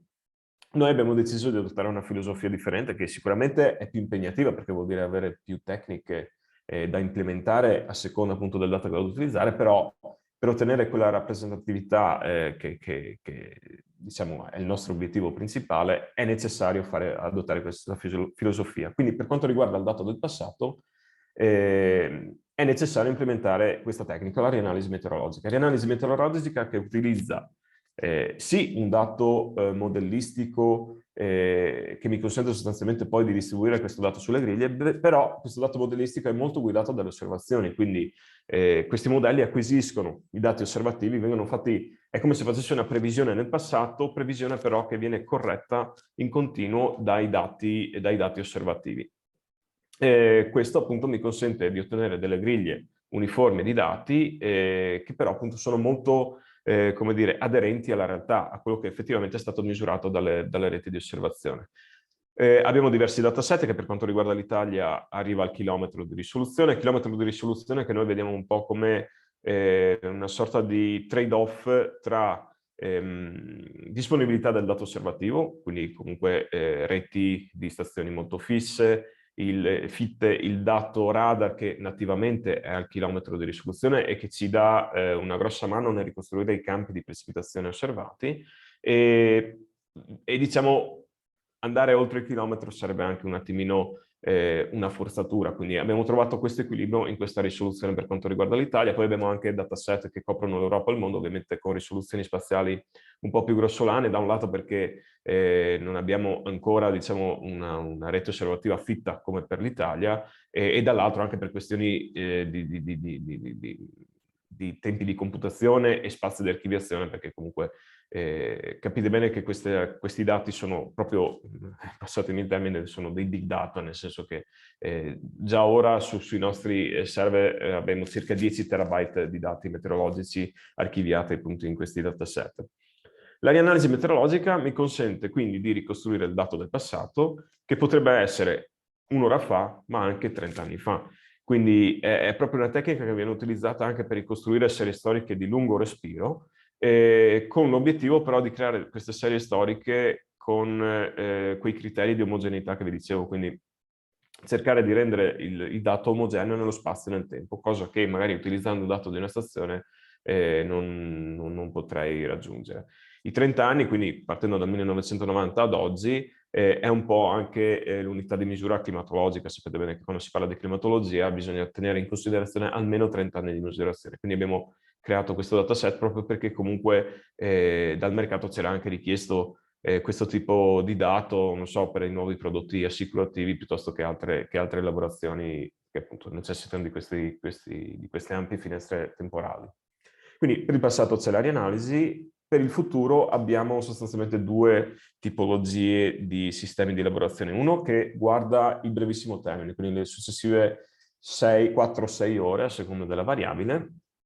La tecnica di nowcasting è una tecnica che parte dal dato osservato e con delle tecniche di regressione o di machine learning, eccetera, mi consente di fare un'estrapolazione di come questo campo, di questi campi osservati, delle variabili di mio interesse, come può essere la pioggia, la temperatura, la copertura nuvolosa, eccetera, evolverà nelle successive 4-6 ore. È un dato che è molto accurato, cioè è una previsione che ha un tasso di veridicità piuttosto elevato proprio perché parte da un dato osservato e soprattutto sono degli algoritmi piuttosto leggeri da fare girare sui nostri sistemi e quindi possono avere anche dei refresh rate molto molto veloci. Quindi per esempio il nowcasting della precipitazione lo aggiorniamo ogni 5 minuti, quindi ogni 5 minuti è una nuova previsione che si è ritarata sul nuovo osservato. Ovviamente questa tipologia di algoritmi che non hanno dietro un modello fisico particolarmente complesso non posso utilizzare per fare una previsione, a lungo termine perché comunque non avendo questo driver fisico la veridicità decade dopo quella finestra che vi dicevo di 4-6 ore. Ecco quindi che per avere delle previsioni a più lungo respiro, fino a 15 o addirittura 30 giorni, si utilizzano dei modelli fisici veri e propri che ovviamente hanno anche, diciamo, una sete di risorse computazionali più elevata, ecco che quindi facciamo girare questi modelli solo un paio di volte al giorno su risoluzioni spaziali un po' più grossolane rispetto all'area analisi e al nowcasting, quindi per esempio per l'Italia abbiamo un modello a 4 km di risoluzione, e tuttavia quello che cerchiamo di fare su questo prodotto, che è un po' tra virgolette standard, nel senso ormai tutti gli operatori nel campo della meteorologia vendono previsioni, quello che cerchiamo di fare è di aggiungerci un valore aggiunto anche su questo tipo di prodotto, che è diciamo un assessment anche dell'incertezza della previsione. Incertezza della previsione che io posso ottenere con un sistema multimodal ensemble, quindi io non ho più solo un modello che mi dice, mi dà una previsione, uno scenario di quello che accadrà nei prossimi giorni, e che quindi, avendo solo quell'informazione, io per forza di cosa devo fidarmi di quell'informazione, ma ho un insieme di scenari che io posso analizzare poi statisticamente per vedere qual è l'incertezza della previsione. Quindi se ho degli scenari che sono tutto sommato simili, posso dare peso alla previsione, perché dico ok, tutti gli scenari mi vedono più o meno nella stessa situazione, sono abbastanza confidente che quella situazione si avvererà. Se invece vedo che gli scenari sono piuttosto diversi, capisco che la previsione per quella particolare giornata magari è più incerta. Avendo poi tutti questi scenari, io posso anche andare a elaborarmi delle probabilità diciamo di frequenza, quindi vedo quanti scenari mi vedono, per esempio, non so, una precipitazione superiore a una certa soglia, piuttosto che altre situazioni, e posso calcolare la probabilità che magari appunto ho un evento intenso piuttosto che una gelata, eccetera. Ecco, quindi la previsione si arricchisce anche di un metadata molto importante, che è appunto la probabilità, una stima dell'incertezza della mia previsione.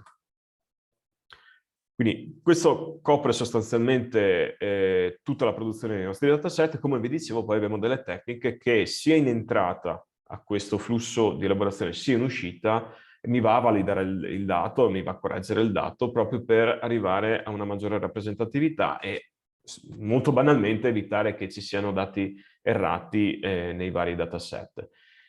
Questo è diciamo, lo scenario che vi ho appena descritto nelle varie tecniche di elaborazione, quindi la catena temporale dei nostri dataset, quindi abbiamo il passato e il near real time che sono coperti con l'area analisi meteorologica, il nowcasting e il futuro che sono coperti, cioè che coprono la parte previsionale con le due tecniche che vi ho appena descritti. Infine, diciamo, è più un obiettivo quello che abbiamo e dove vorremmo investire nei prossimi mesi e nei prossimi anni, è andare anche a creare degli scenari climatici, ossia in questo contesto di cambiamento climatico vedere come l'informazione dei modelli globali di simulazione climatica che mi danno delle stime di come sarà il clima fra 50-100 anni, informazioni che ovviamente sono diciamo, calate su un contesto globale, quindi un'informazione piuttosto grezza, passatemi il termine, vogliamo vedere come questa può ripercuotere sui vari microclimi italiani, quindi andare a fare un downscaling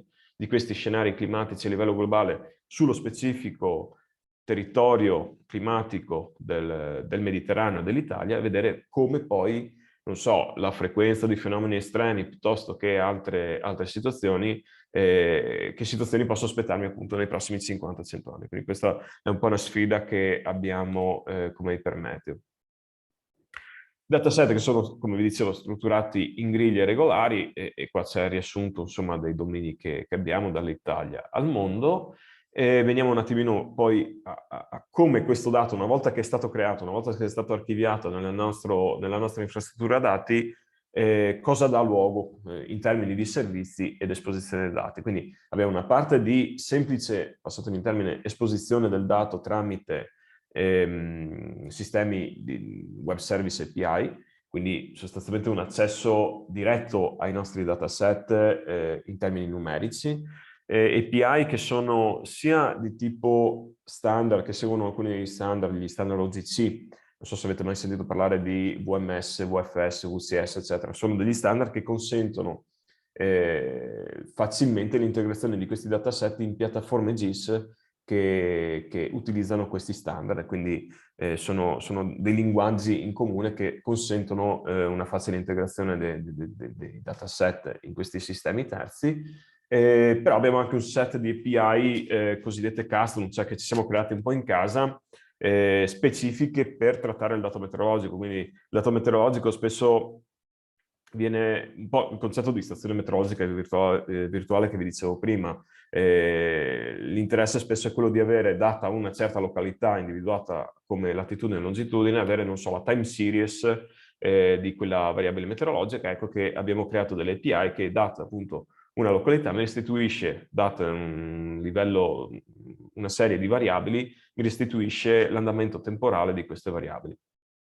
Questo per esempio viene utilizzato, non so, per integrare il dato meteorologico in applicazioni, in DSS, eccetera. E dopodiché abbiamo anche dei servizi, diciamo, a più valore aggiunto, quindi siamo noi che eventualmente facciamo già un ulteriore livello di processamento di questi dati grezzi, e quindi andiamo a creare servizi di early warning alert, quindi andiamo a interfacciare il dato con delle soglie specifiche studiate ad hoc per creare un sistema di alert rappresentativo del clima della zona. Abbiamo visto prima l'esempio, per esempio, di Raincast, data analytics, quindi tutto quel supporto, tutta quella consulenza che possiamo fare per integrare un dato meteorologico con dei dati che non sono di tipo meteorologico. Per esempio, nel mondo assicurativo è importante vedere come il dato meteorologico del passato si correla con, non so, la storicità dei sinistri per grandine piuttosto che vento forte, eccetera. Proprio perché così diamo supporto a un operatore che di meteorologia non se ne intende, capire come lo aiutiamo a capire come il dato meteorologico si ripercuote su quello che poi lui utilizza quotidianamente, appunto storicità dei sinistri piuttosto che i guasti. Quindi lavoriamo anche con dei clienti che necessitano del dato meteorologico per capire se avranno situazioni per la quale devono mettere in allerta, non so, delle squadre di manutenzione sulle reti, eccetera.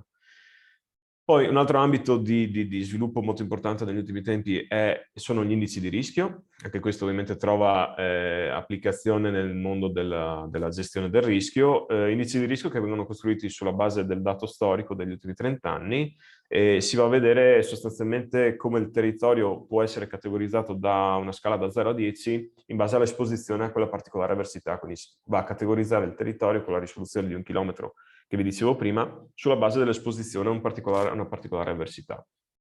E infine il Climate Sentinel, che è quello che vi dicevo prima, quindi le proiezioni climatiche a livello italiano, a livello del microclima italiano.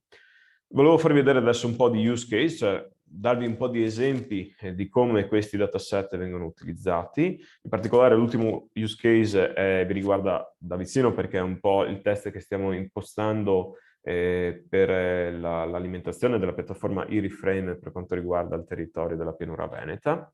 Ecco, quindi il primo use case è quello che vi stavo dicendo prima, quindi il dato, gli indicatori di rischio. Come vi dicevo, questo trova applicazione soprattutto nel mondo della gestione del rischio, assicurazioni, eccetera, che ci chiedono la costruzione di questi indici che poi vengono tarati sulla base proprio anche dell'ambito di applicazione. Quindi se sto costruendo un indice di rischio per l'agricoltura, andrò ad impostare delle soglie, andrò a vedere delle avversità specifiche per il mondo dell'agricoltura e faccio questa categorizzazione del territorio sulla base dell'esposizione di quello specifico rischio. Ma se è il property piuttosto che i porti, eccetera, andrò ad utilizzare altre variabili meteorologiche, altri fenomeni che sono specifici e sono di impatto per quella particolare ambito di applicazione. Indici che possono essere per singola variabile, quindi non so, il grado di esposizione al vento forte piuttosto che la grandine, ma anche degli indici compositi, quindi degli indici che tengono conto con dei vari pesi un'esposizione a più rischi, quindi condensare in un unico rischio, in un unico indicatore, il livello di rischio globale che mi aspetto su quel punto. Quindi è un'informazione che condensa dietro di sé appunto a questa storicità di 30 anni di dati, di eventi, eccetera, di studi statistici, e mi viene condensato in un unico numero. Quindi capite bene come la semplicità di lettura di questi indici è piuttosto importante. Quindi l'utilizzo ovviamente è quello del risk assessment delle avversità meteorologiche, che per esempio in ambito assicurativo può essere utilizzato anche per fare una tariffazione più adeguata del rischio sulla base proprio dell'effettiva esposizione del bene assicurato a quella particolare avversità. Un altro use case che stiamo facendo proprio in questi mesi con SNAM, Hypermeteo SNAM, è la creazione di un indice che sulla base di quanto è piovuto negli ultimi giorni va a delimitare, a zonizzare il territorio creando delle allerte che sono graduate, vanno da 1 a 3, sulla base appunto del tempo di ritorno che quella precipitazione, quell'evento precipitativo è risultato appunto essere.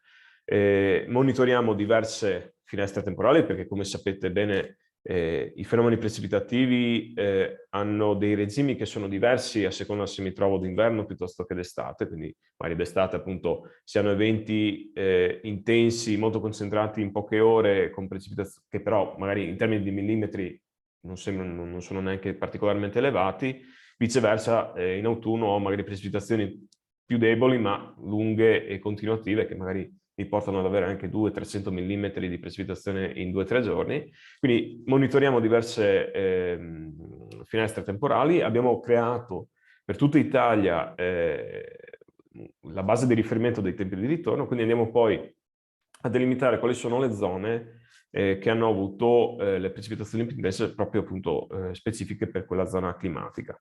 Questo perché SNAM ha sostanzialmente una sensibilità riguardo alla scopertura della loro rete di gasdotti. La loro rete di gasdotti interseca la rete fluviale e altri, diciamo, specchi d'acqua, che nel caso di precipitazioni intense magari può portare a un aumento della portata e a fenomeni di erosione degli argini, eccetera. Quindi queste strutture, queste infrastrutture che dovrebbero essere normalmente interrate magari vengono esposte con problemi ovviamente di security. E quindi SNAM aveva la necessità di un sistema snello, perché comunque andare a costruire un modello idraulico su tutta Italia a una risoluzione elevata ovviamente era troppo dispendioso. Aveva necessità di un sistema snello che guardasse per esempio le semplici precipitazioni per individuare quali sono le zone dove probabilmente queste scoperture si sono verificate, per indirizzare in maniera più precisa e accurata le squadre di manutenzione.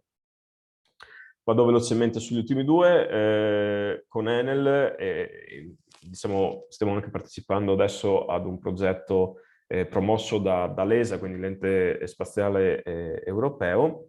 Stiamo cercando di costruire delle mappe ad alta risoluzione dello Snow Water Equivalent, che ovviamente per Enel è importante avere questa informazione perché consente di sapere quanta acqua è diciamo, immagazzinata in termini di neve al suolo nei bacini montani. Qui si utilizzano, diciamo, si utilizzano dei modelli criosferici che consentono, diciamo, di simulare quali sono i processi che agiscono sul manto nevoso con input dati meteorologici ma anche dati di osservazione in situ, quindi le stratigrafie effettuate in loco, piuttosto che i dati satellitari. Quindi l'interesse di ESA ovviamente è quello di andare a sfruttare tutti quei prodotti che sono stati messi, diciamo, a disposizione con le nuove generazioni di satelliti che sono stati recentemente lanciati.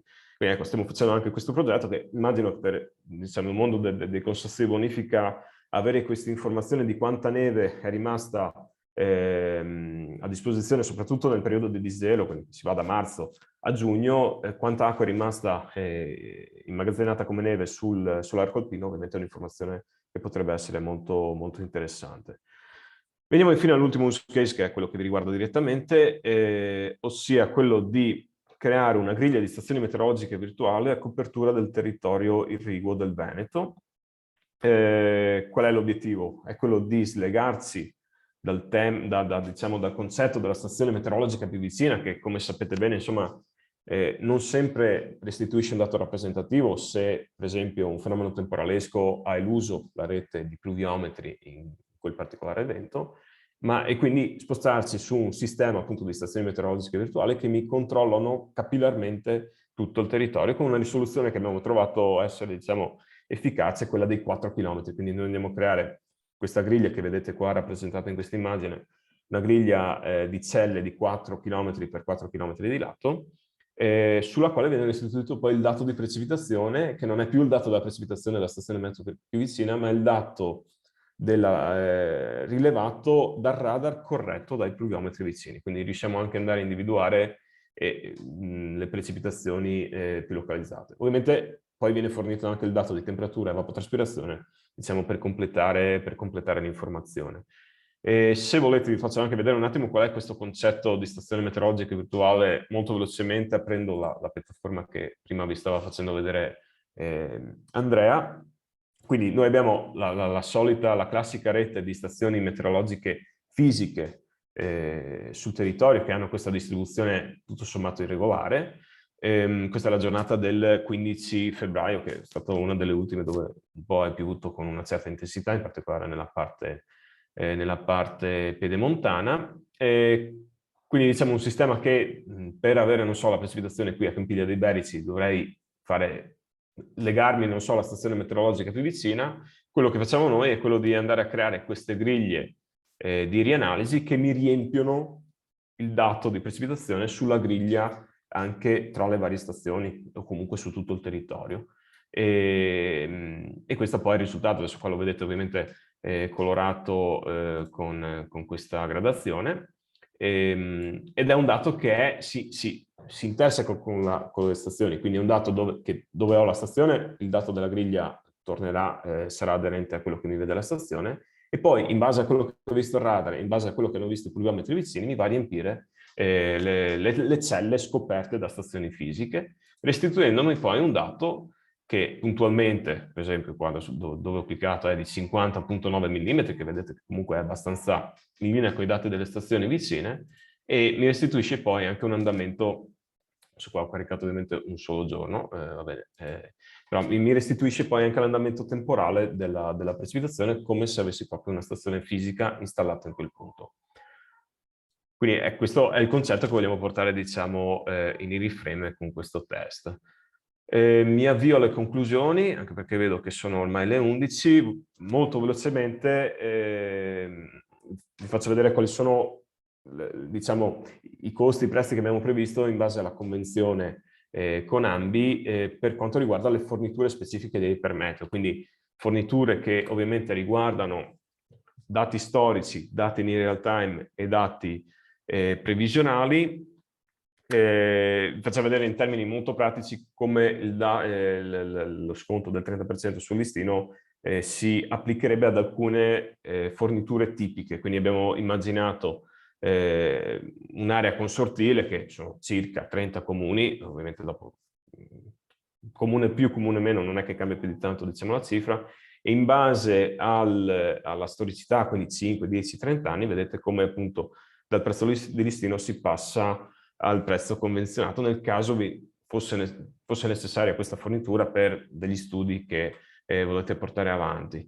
Questo è il dato in real time, quindi una volta che io ho acquisito lo storico, magari sono interessato ad avere un flusso continuo di questi dati, la rianalisi continuamente aggiornata, quindi va impostato ovviamente una fornitura dati, magari via API piuttosto che con altri canali, e questo, diciamo, è il risultato in termini di prezzo con una scontistica per la convenzione. E analogamente per quanto riguarda i dati previsionali, quindi avere un flusso continuo di dati previsionali sempre aggiornato, sempre sull'area consortile, questo è per quanto riguarda il prezzo di questa fornitura. Ecco. Non mi dilungo su questi aspetti, non so se avete delle domande specifiche per il mio intervento o anche per interventi precedenti, vi ringrazio per l'attenzione. Bene, grazie Gianluca, grazie a tutto il gruppo. Se c'è qualche domanda. Altrimenti mi ricollego poi all'ultimo intervento, hai ben delineato alcuni aspetti di collaborazione importante che possono derivare, no, da questo rapporto che si sta consolidando sempre di più nel tempo, e specie poi per un'annata come quella in corso piuttosto siccitosa, no? Nel senso che ci sarà bisogno anche di avere una certa precisione di dati, di poter anche essere presenti agli osservatori per gli utilizzi idrici con una certa cognizione di quello che sta avvenendo nel mondo e da parte nostra, quindi da parte nostra come Ambiveneto e poi a livello locale di tutti voi, insomma c'è l'esigenza di essere ben preparati su quello che sta succedendo.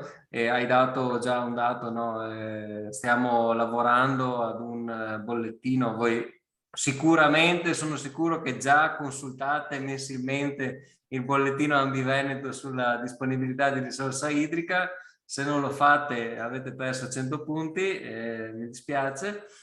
No, a parte gli scherzi, andate a vederlo, è un tentativo che facciamo di elaborare alcuni dati principalmente di fonte ARPA e dell'autorità di bacino in questo momento, ma sempre di più stiamo cercando di integrare le informazioni che vengono da radar meteo e in alcuni casi siamo già riusciti a fare delle cose che secondo me sono interessanti, ma il futuro è proprio quello di fare un bollettino a quattro mani, ecco, nel senso a metterci assieme per dare un prodotto che sia effettivamente che risponda, diciamo così, alla disponibilità che avete visto di dati.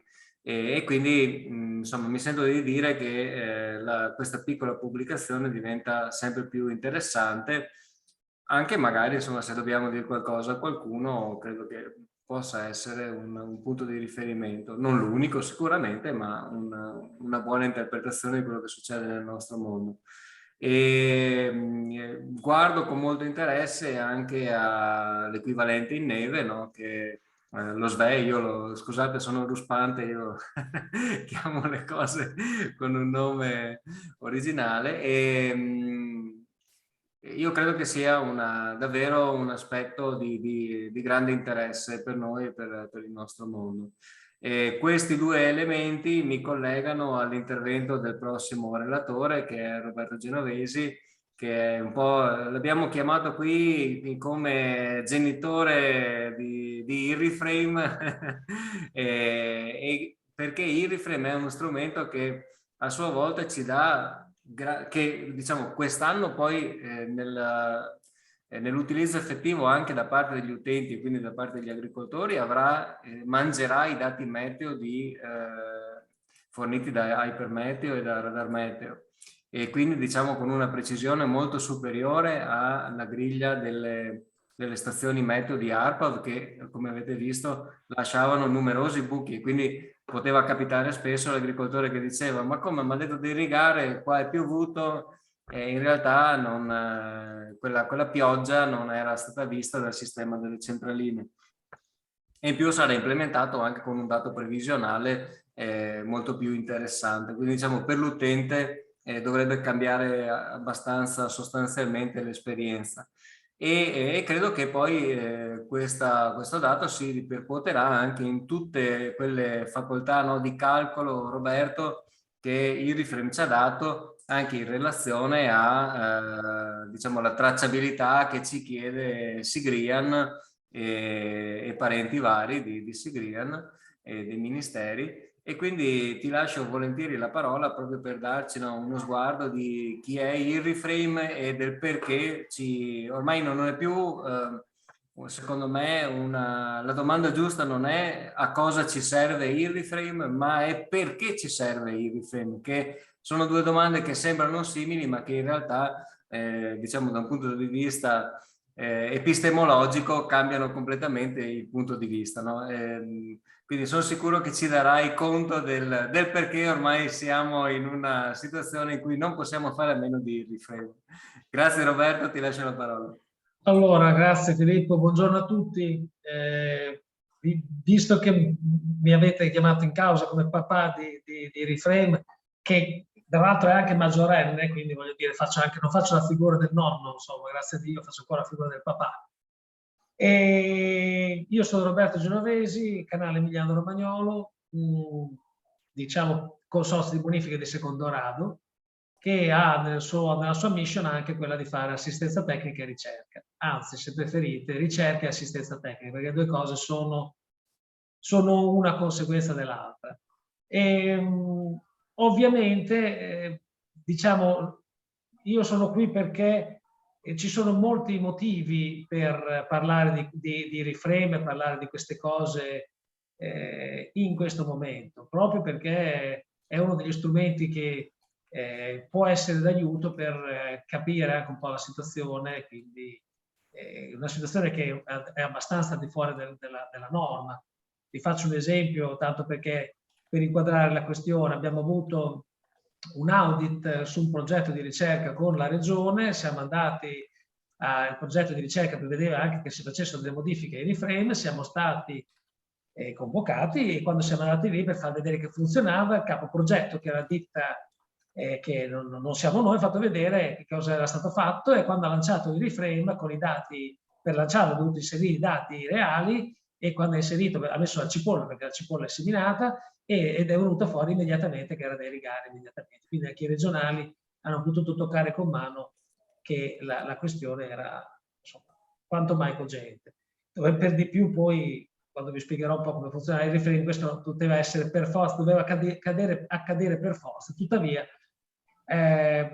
anche quelli che non hanno una particolare sensibilità irrigua in questo periodo si sono molto allarmati, proprio perché la situazione è abbastanza grave.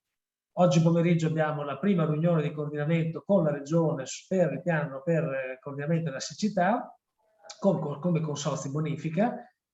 Siamo periodicamente convocati nell'osservatorio di bacino, questo vale per noi ma vale anche per la Veneto, di conseguenza quella del distretto del Po, e immagino anche gli altri distretti. Noi siamo totalmente all'interno del distretto del Po, tuttavia immagino che anche gli altri distretti si siano attivati in tal senso. E quindi la questione diventa estremamente importante. Tra l'altro è molto opportuno parlare di queste cose, trovo molto opportuno che sia stato preceduto dalla questione del meteo, perché la questione del meteo in queste cose è decisiva. L'approccio, tra l'altro, scelto da Hypermeteo è lo stesso che sta avendo adesso ora ARPA Emilia Romagna, che è la fornitrice dei dati meteo per la regione Emilia Romagna, che sta proprio modificando il grigliato radar, scusate, delle celle meteo, con la stessa logica che sta utilizzando Hypermeteo. Diciamo che la scelta è una scelta estremamente opportuna. Io condivido lo schermo, spero che possiate vedere le slide, datemi una conferma se le vedete. Le vedete? Sì, le vediamo. Ok, perfetto. Ora, veniamo a noi. Il reframe perché ci fa, diciamo, ci stima un po' quello che è l'irrigazione, e io l'ho voluto impostare per i consorzi bonifica ragionando sui volumi di distretto, ragionando quindi con un approccio territoriale. Faccio questo perché il reframe nasce, addirittura pensate che è l'evoluzione tecnologica di un progetto che è nato nell'84, per darvi l'idea di quanto tempo è che stiamo ruminando su queste cose, e nasce come un'assistenza tecnica a livello aziendale per consigliare la data e il volume d'adeguato più corretto all'appezzamento. Quindi l'approccio iniziale è stato quello con l'agricoltura. In seguito si è evoluto per questioni di distretto, diciamo per questioni di carattere territoriale. E questa è un'operazione che è stata necessaria, è stata, diciamo, resa opportuna per una serie di circostanze. La prima circostanza è che la naturale evoluzione dell'irrigazione quando si lavora con gli agricoltori sull'appezzamento è quella di lavorare, ragionare, pensare dal lato di chi fornisce la risorsa, cioè i consorzi bonifici. Ecco perché nel tempo il reframe ha cambiato svariati padroni, pur con il minimo comune, col comune denominatore di avere il consorzio bonifica del CER, quindi un consorzio bonifica che lo gestisce, perché l'approdo naturale di questo tipo di consiglio irriguo aziendale è quello che comunque provenga, sia promanato dai consorzi bonifici. Chi meglio dei gestori della rete conosce la situazione? Tanto è vero che, per esempio, una delle cose che abbiamo fatto quando abbiamo creato che da Irrinet, che è quello dell'Emilia Romagna, è passato a Iriframe, che aveva l'ambizione di lavorare sul territorio nazionale, è stata quella di prendere in esame il problema dell'irrigazione turnata, cosa che noi in Emilia Romagna non abbiamo, perché abbiamo l'irrigazione alla domanda, ma quando abbiamo cominciato a lavorare appunto col Veneto e con la Lombardia ci siamo trovati nella necessità di lavorare sull'irrigazione turnata. Tanto è vero che l'approccio che abbiamo scelto è stato quello di adattare il servizio al turno e non di adattare il turno al servizio. Questo per un consorzio bonifica è la cosa più naturale del mondo, però vi assicuro che visto da fuori e visto dal mondo della ricerca è naturale dire, beh, se il turno non è adatto, adatta il turno al servizio di assistenza tecnica.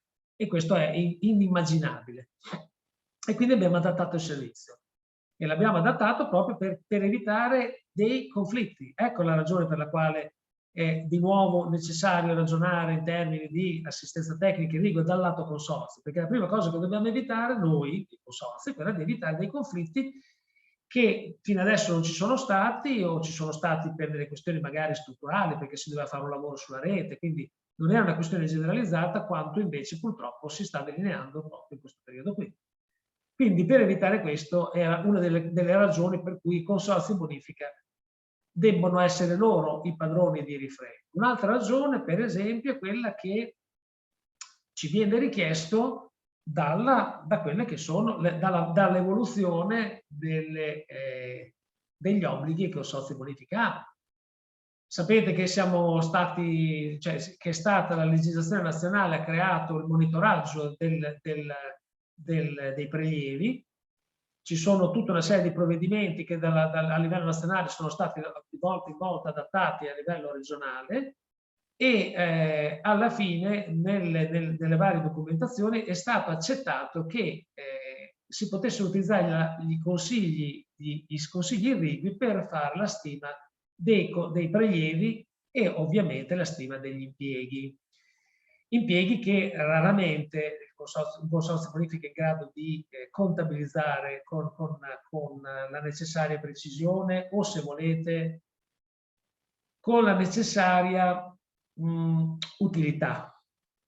Voglio esprimermi in questo modo perché ritengo che sia necessario far sempre chiarezza su quello che è la vicenda degli impieghi irrigui. Sapete che parlare di fabbisogni irrigui o soprattutto consumi irrigui è un'operazione che dal punto di vista della comunicazione è un'operazione che è fallimentare. Conviene di gran lunga spostare il focus sui fabbisogni o sugli impieghi, proprio perché noi consorzi bonifica, siamo diciamo, fornitori di infrastruttura per produrre del valore aggiunto, siamo dei grandi contributori al PIL nazionale. Ed è per questo che dobbiamo parlare sempre di impieghi irrigui, che non passi mai la logica per la quale l'acqua dell'irrigazione segue stravaganti abitudini degli agricoltori e non invece finalizzate a fornire un reddito a loro e ovviamente la base dei tanti prodotti che vengono poi trasformati dall'agroindustria. Quindi la logica è quella di arrivare a questo, a una stima attraverso i sistemi di assistenza tecnica, proprio perché siamo in grado di fare un ragionamento a monte. Un ragionamento a monte che ci consente di diciamo, collegare l'attività di Iriframe, per esempio, tra le varie cose, a quelle che sono le richieste, le necessità che vengono imposte ai consorzi bonifica da Sigrian. Lo sapete tutti molto bene che Sigrian è questo sistema nazionale che vuole monitorare i prelievi, gli impieghi e tutto quello che ruota intorno all'irrigazione e costituisce una base dati accessibile e pubblica, il che significa in altre parole che dopo 4, 5, 6, 7, 8 anni di rilievi e di informazioni che noi mettiamo dentro, ovviamente chiunque può accedere e fare dei ragionamenti, delle medie, utilizzare questi dati. E quindi ci vuole una cautela, diciamo, alquanto spinta per quando si inseriscono i dati o si utilizzano i dati, proprio per evitare che ci siano delle interpretazioni sbagliate, e non aggiungo altro perché il ragionamento è abbastanza evidente dove voglio arrivare. Per questo che questa è un'ulteriore ragione per cui bisogna utilizzare dei criteri oggettivi, bisogna utilizzare un sistema di consigli irriguo e bisogna che questo sia proveniente dai consorzi. Allora, a questo punto entra in gioco appunto il reframe, che è l'evoluzione di quello che era all'inizio e quello che è comunque tuttora un sistema di gestione dell'irrigazione attraverso il bilancio idrico. È molto importante che sia chiaro questo passaggio. Di bilanci idrici se ne possono fare innumerevoli. Innumerevoli, diciamo, sono numerose le finalità con le quali si può sviluppare un bilancio idrico. Finalizzare all'irrigazione ha dei significati molto precisi. Innanzitutto vuol dire, vuol dire focalizzarsi sul punto finale, che è il punto il recettore dei nostri sforzi, che è quello dell'appestamento, della coltura, e quindi pensare a tutte le conseguenze. Come vedete in queste slide sono necessarie una serie di dati di base. Abbiamo la localizzazione dell'appestamento, cioè bisogna individuare l'appestamento e collocarlo in un posto preciso, e questo ci consente di avere... Chiedo scusa, però non c'è una schermata immobile sul video? Immobile? Sì, questa. Questa. No, io ho stima dei volumi di distretto, il reframe. Sì, anch'io. Stima... aspetta. Capito. Probabilmente non ho focalizzato bene. Allora, da capo andiamo dentro al sistema, zoom, qui, no, qui. Allora, dov'è che posso forse dovresti invertire lo schermo, non so se... Sai che sto cercando di riportarlo. Aspetta, vediamo se mi riesce. No, non mi riesce. Non riesco a tornare dentro. Aspetta. Non riesco a tornare dentro. Aspetta, non riesco a tornare dentro. Dopo. Come si fa a tornare dentro? Bella domanda. Fammi riflettere. Forse da qua? No. Ecco, condivisione di schermo in pausa. Interrompi condivisione. Ecco, ok. Ho interrotto la condivisione. Va bene così? Sì. L'ho interrotta? Ok. Così non vediamo più la presentazione. Ok, così non vedete più la presentazione. Se io vado qui, perché non si vede più la presentazione? Fammi vedere. La presentazione è questa qua. Perché non la vedete più? Che pazienza che ci vuole con sta roba. Condividi. Tecnologia delle volte. Niente, sta arrivando qualcosa? Allora, SRT è stata chiusa. Ok, da capo, ricondividiamo. Ok, questo, condividi. Lo vedete adesso? Lo vediamo come prima, nel senso vediamo la slide dentro a diciamo la modalità modifica di PowerPoint, non lo vediamo come presentazione. Adesso? Sempre uguale? Adesso sempre uguale. Non so, tu hai due monitor per caso? Sì, ho due monitor. E dovresti provare forse nella modalità presentazione, dove hai lo schermetto, dovresti provare a invertire lo schermo. Allora, vediamo un po' lo schermetto. Ma in ogni caso noi la vediamo la slide? Sì, ma se clicca F5 per esempio, che avvia. Vediamo? No, non mi dà niente. Shift F5, F5. F5 non mi dà niente. Shift F5 non mi dà niente. Nulla.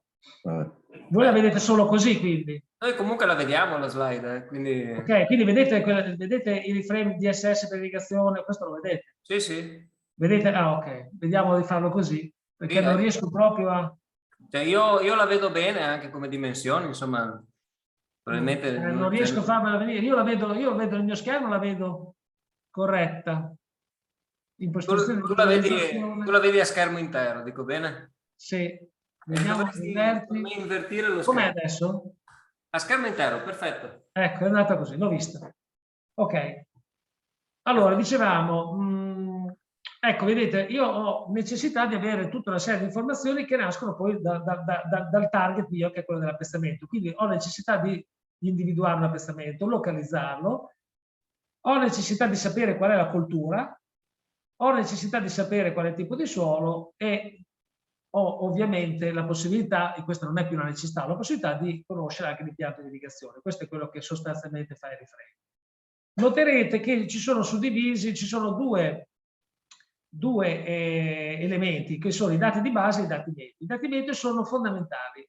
Il reframe è il servizio, l'unica cosa che chiede il reframe sono i dati meteo. Senza dati meteo non c'è servizio, non esiste il servizio. Va da sé che senza dei dati meteo accettabili anche il servizio diventa alquanto discutibile. Perché se io ho una sola stazione meteo in tutta la regione Veneto, voi capite che ho dei valori che sono molto ma molto distanti dalla realtà man mano che mi distanzio da questa stazione e viceversa quando ho dei dati buoni. Ecco perché ci stiamo ragionando molto su questo ed è perché abbiamo cercato di attivare questa collaborazione con Radar Meteo che è fondamentale. Quindi, fatta questa precisazione, che ci collega con quanto è stato spiegato prima, dicevo, allora abbiamo bisogno di una serie di informazioni che sono la coltura, tipo di suolo, che però è imputabile, e quindi io lo posso inserire dentro le analisi del suolo.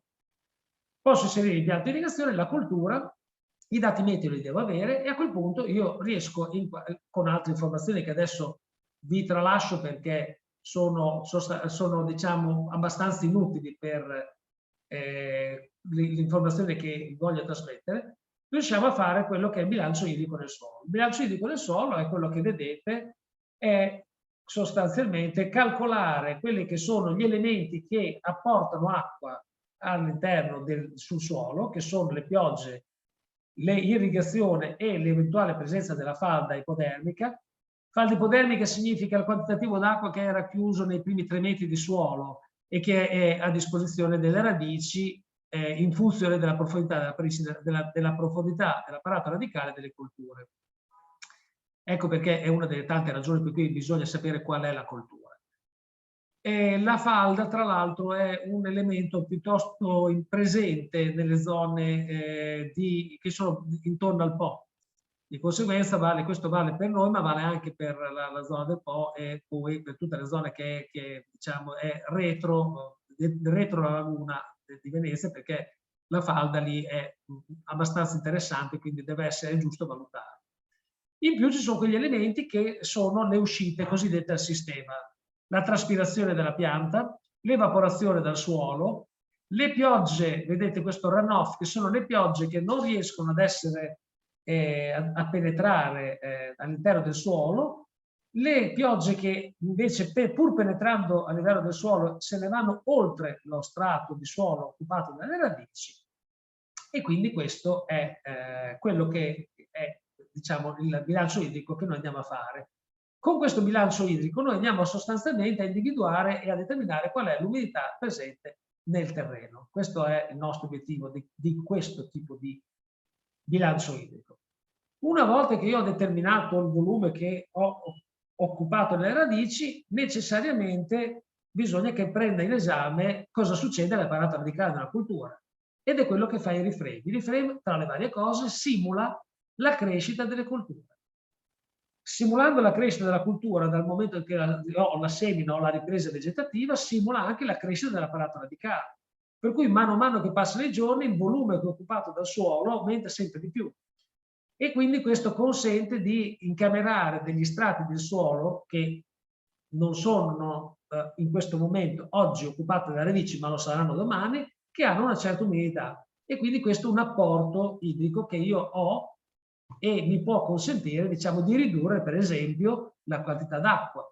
Perché se io dico adesso lancio un bilancio idrico, adesso mi dice di irrigare? Perché c'è una tale situazione di siccità che io ho uno strato piuttosto cospicuo completamente privo d'acqua.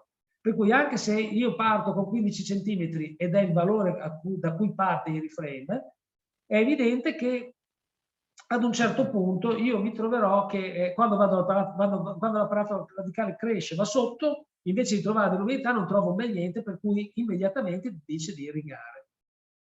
Inoltre la crescita della coltura fa sì che sia in grado di stimare la parte di traspirazione rispetto alla parte di evaporazione, perché mano a mano che cresce la cultura io ho sempre maggior quota che è dovuta a traspirazione e sempre minor quota dovuta a evaporazione, perché la cultura cresce e copre il suolo. Per darvi un esempio, quella che vedete a sinistra è la curva del cosiddetto KC. Il KC è quell'elemento che consente di, diciamo, rendere aderente allo sviluppo della cultura quello che è il consumo della cultura. Che vedete parte da un livello minimo che è 0,4, che è quello che è l'evaporazione da suolo nudo, poi mano a mano che la cultura cresce aumenta fino a trovare un picco, questo è il mais, per poi decrescere perché la cultura si secca e di conseguenza smette di evaporare. Io vi ho fatto vedere questo grafico, in realtà questo grafico è quello che avviene all'interno del sistema, perché lui simula la crescita della cultura e quindi simula il KC, ma è in grado anche di controllare col satellite quali sono le effettive, quello che è l'effettivo coefficiente culturale, quindi qualora ci siano le condizioni può utilizzare indifferentemente o quello simulato dal sistema o quello dal satellite. Determinate condizioni significa verificare che lo scostamento che c'è sia compreso all'interno di un certo range che è calcolato da un algoritmo che impedisce che, per esempio, un dato satellitare sballato o inverosimile possa, per esempio, invece sostituire il modello che è quello di Reframe, che è più, in quel caso evidentemente, adeguato a rappresentare la cultura. Quindi, e qui torno alla questione di irrigazione. Perché l'irrigazione? Perché proprio parlare di irrigazione? Prima di tutto perché noi siamo interessati a vedere quanta è l'umidità del terreno. Primo. Secondo, quando noi andiamo ad adattare queste informazioni alle nostre necessità, lo andiamo a controllare qual è il livello di umidità in relazione a delle soglie, quelle che vedete in questo grafico di sinistra. Si vede il mouse che si muove? Sì, vediamo. Perfetto. Allora, questo che vedete in basso, tratteggiato in rosso, è la soglia minima, è il valore di umidità all'interno, al di sotto del quale noi non ammettiamo che possa andare la cultura, perché altrimenti va in stress idrico e noi abbiamo un decremento produttivo. Questo quindi è un valore che fa scattare l'irrigazione. Poi c'è una soglia massima, vedete, che è la soglia al di sopra del quale noi non vogliamo che vada l'umidità, che deve quindi evidentemente, e questo è il grafico verde, essere compresa tra questi due valori. Naturalmente poi queste sono le irrigazioni, poi quando arrivano le piogge questi valori poi si vengono modificati anche per effetto delle piogge. Questo è un'annata, vedete, particolarmente siccitosa, perché durante tutta la stagione irrigua non è mai piovuto, di conseguenza noi abbiamo dovuto supplire a quelle che erano le assenze di pioggia attraverso l'irrigazione. Allora, l'irrigazione cosa vuol dire? Perché irrigazione? Perché se io non voglio che scenda al di sotto un certo livello, e questo voglio che sia così perché non voglio che perda prodotto, e questo è un altro passaggio importante, perché, ripeto, il target è la coltura. Noi non facciamo l'irrigazione per far star bene il terreno, noi facciamo l'irrigazione per rendere produttiva la cultura. Addirittura ci sono delle situazioni nelle quali, non so se vi rendete conto, vedete che le soglie si abbassano? Quando si abbassa vuol dire che io penso che l'umidità in questo punto e in questa fase della cultura, la cultura non abbia poi tutto il bisogno che ha in questa fase qua. Mano a mano che io la porto più in basso vuol dire che accetto che il terreno abbia meno umidità e quindi la pianta si trova in difficoltà. Quindi vuol dire che io qua accetto che la pianta sia in qualche maniera in sofferenza, mentre viceversa qua non lo ammetto assolutamente. Evidentemente considero che questa fase sia la fase critica per la produzione della cultura. La stessa cosa vale per il livello superiore. Vedete che questo livello non tocca mai questa riga che è la capacità di campo, cioè io non voglio mai che la quantità d'acqua che venga riportata arrivi alla capacità di campo. Questo mi consente di immagazzinare delle eventuali piogge. Guardate questo esempio, questo è l'esempio più classico. A questo punto la coltura non era più da irrigare perché era già stata raccolta o non era più necessario e quindi nessuno ha provveduto. L'umidità è scesa, poi quando sono arrivate le piogge è risalita. Se io fossi stato in irrigazione qui e fermandomi in questo punto sono in grado di immagazzinare anche questa parte di pioggia. Questo è una delle cose che è più qualificante del servizio Iriframe ed è più qualificante del modello di bilancio idrico di Iriframe, perché noi siamo in grado di valutare al meglio tutte le risorse esterne e quindi, ripeto, la falda quando c'è e le piogge quando ci sono. Addirittura questa componente di runoff è quella che viene eliminata per le affossature quando noi ci troviamo con la incapacità del terreno di assorbire le piogge. Incapacità del terreno di assorbire le piogge viene calcolata confrontando la quantità d'acqua che piove in un'ora con l'infiltrazione del terreno, che è data dal catalogo dei suoli o dai dati dei suoli, laddove sono presenti, evidentemente.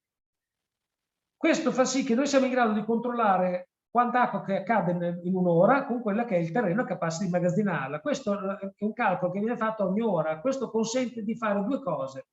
Prima cosa, se piove un quantitativo adeguato d'acqua e che si filtra, ovviamente siccome va per ore, se continuasse a piovere per 24, 25, 26 ore, a un certo punto, mano a mano, pur infiltrandosi, la quantità d'acqua raggiunge il massimo, il terreno non ne assorbe più, lui se ne accorge e l'eccesso lo butta nel fosso, che è quello che noi osserviamo dopo piogge prolungate. Oppure viceversa, un quantitativo spropositato d'acqua in un'ora, il terreno non riesce ad assorbirla e lui la butta fuori. Questo è un passaggio molto importante perché le piogge utili sono una parte molto qualificante di questo servizio. Per le ragioni che vi ho illustrato sommariamente e che spero di essere stato chiaro, questo servizio viene accettato dalla Comunità Europea tra quelli che possono essere forniti dall'agricoltore. E lo accetta, come fa? Come si può? Da dove si capisce che lo accetta? Si capisce dal fatto che quando si fanno i piani di sviluppo rurale, i programmi di sviluppo rurale, le misure dei PSR, quando sono emanate per l'irrigazione, viene accettata di dare un quantitativo di beneficio all'agricoltore, gli viene dato, diciamo, un contributo perché lui utilizzi il servizio o purché lui utilizzi il servizio, e questo quindi consente all'agricoltore di tenersi il prodotto e di avere una quota aggiuntiva proprio perché utilizza dei sistemi di assistenza tecnica certificati, e questo è uno di quelli. La Regione Veneto è una delle regioni all'avanguardia in questo, perché è riuscita ad ottenere delle quote molto rilevanti dal punto di vista economico. Lo dico perché le quote che la Regione Veneto mette a disposizione degli agricoltori, parlo del tabacchicoltore, dei produttori di mais, per la quota per irrigare con un criterio preciso dei propri piazzamenti, sono delle cifre veramente ragguardevoli. Noi in Emilia Romagna arriviamo a una cifra che è abbastanza modesta, perché sono 15 euro a ettaro. Da voi le cifre sono abbondantemente sopra qualche centinaio di euro a ettaro, e quindi questo vi fa capire come la Comunità Europea implicitamente accetti di fare uno sforzo economico in questo senso, purché vengono, diciamo, rispettati alcuni criteri di sostenibilità che nel caso dell'irrigazione sono soddisfatti con alcuni modelli, tra cui i rifreni e i rifreni unici.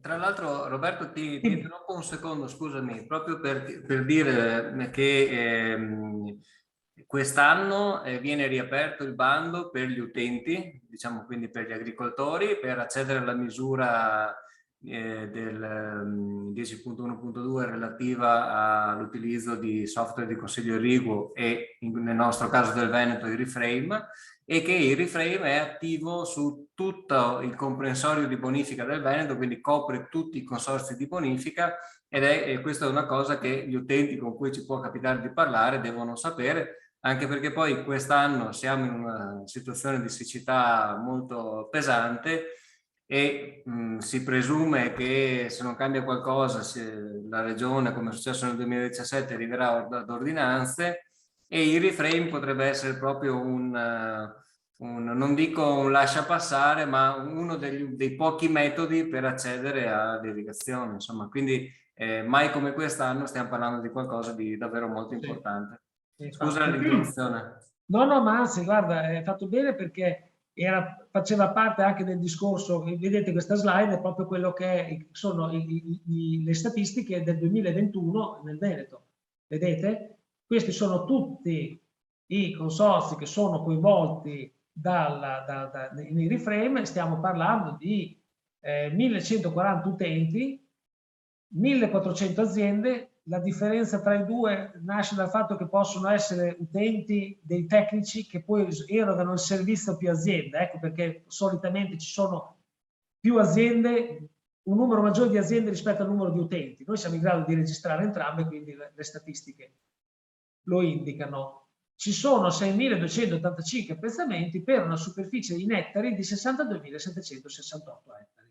La superficie per i reframe è quella dell'appezzamento, misurata sull'appezzamento, quindi qua non ci sono nessuna tara, non ci sono le cavedanie, non c'è niente, questi sono esattamente i metri quadri su cui cade l'irrigazione consigliata dai reframe.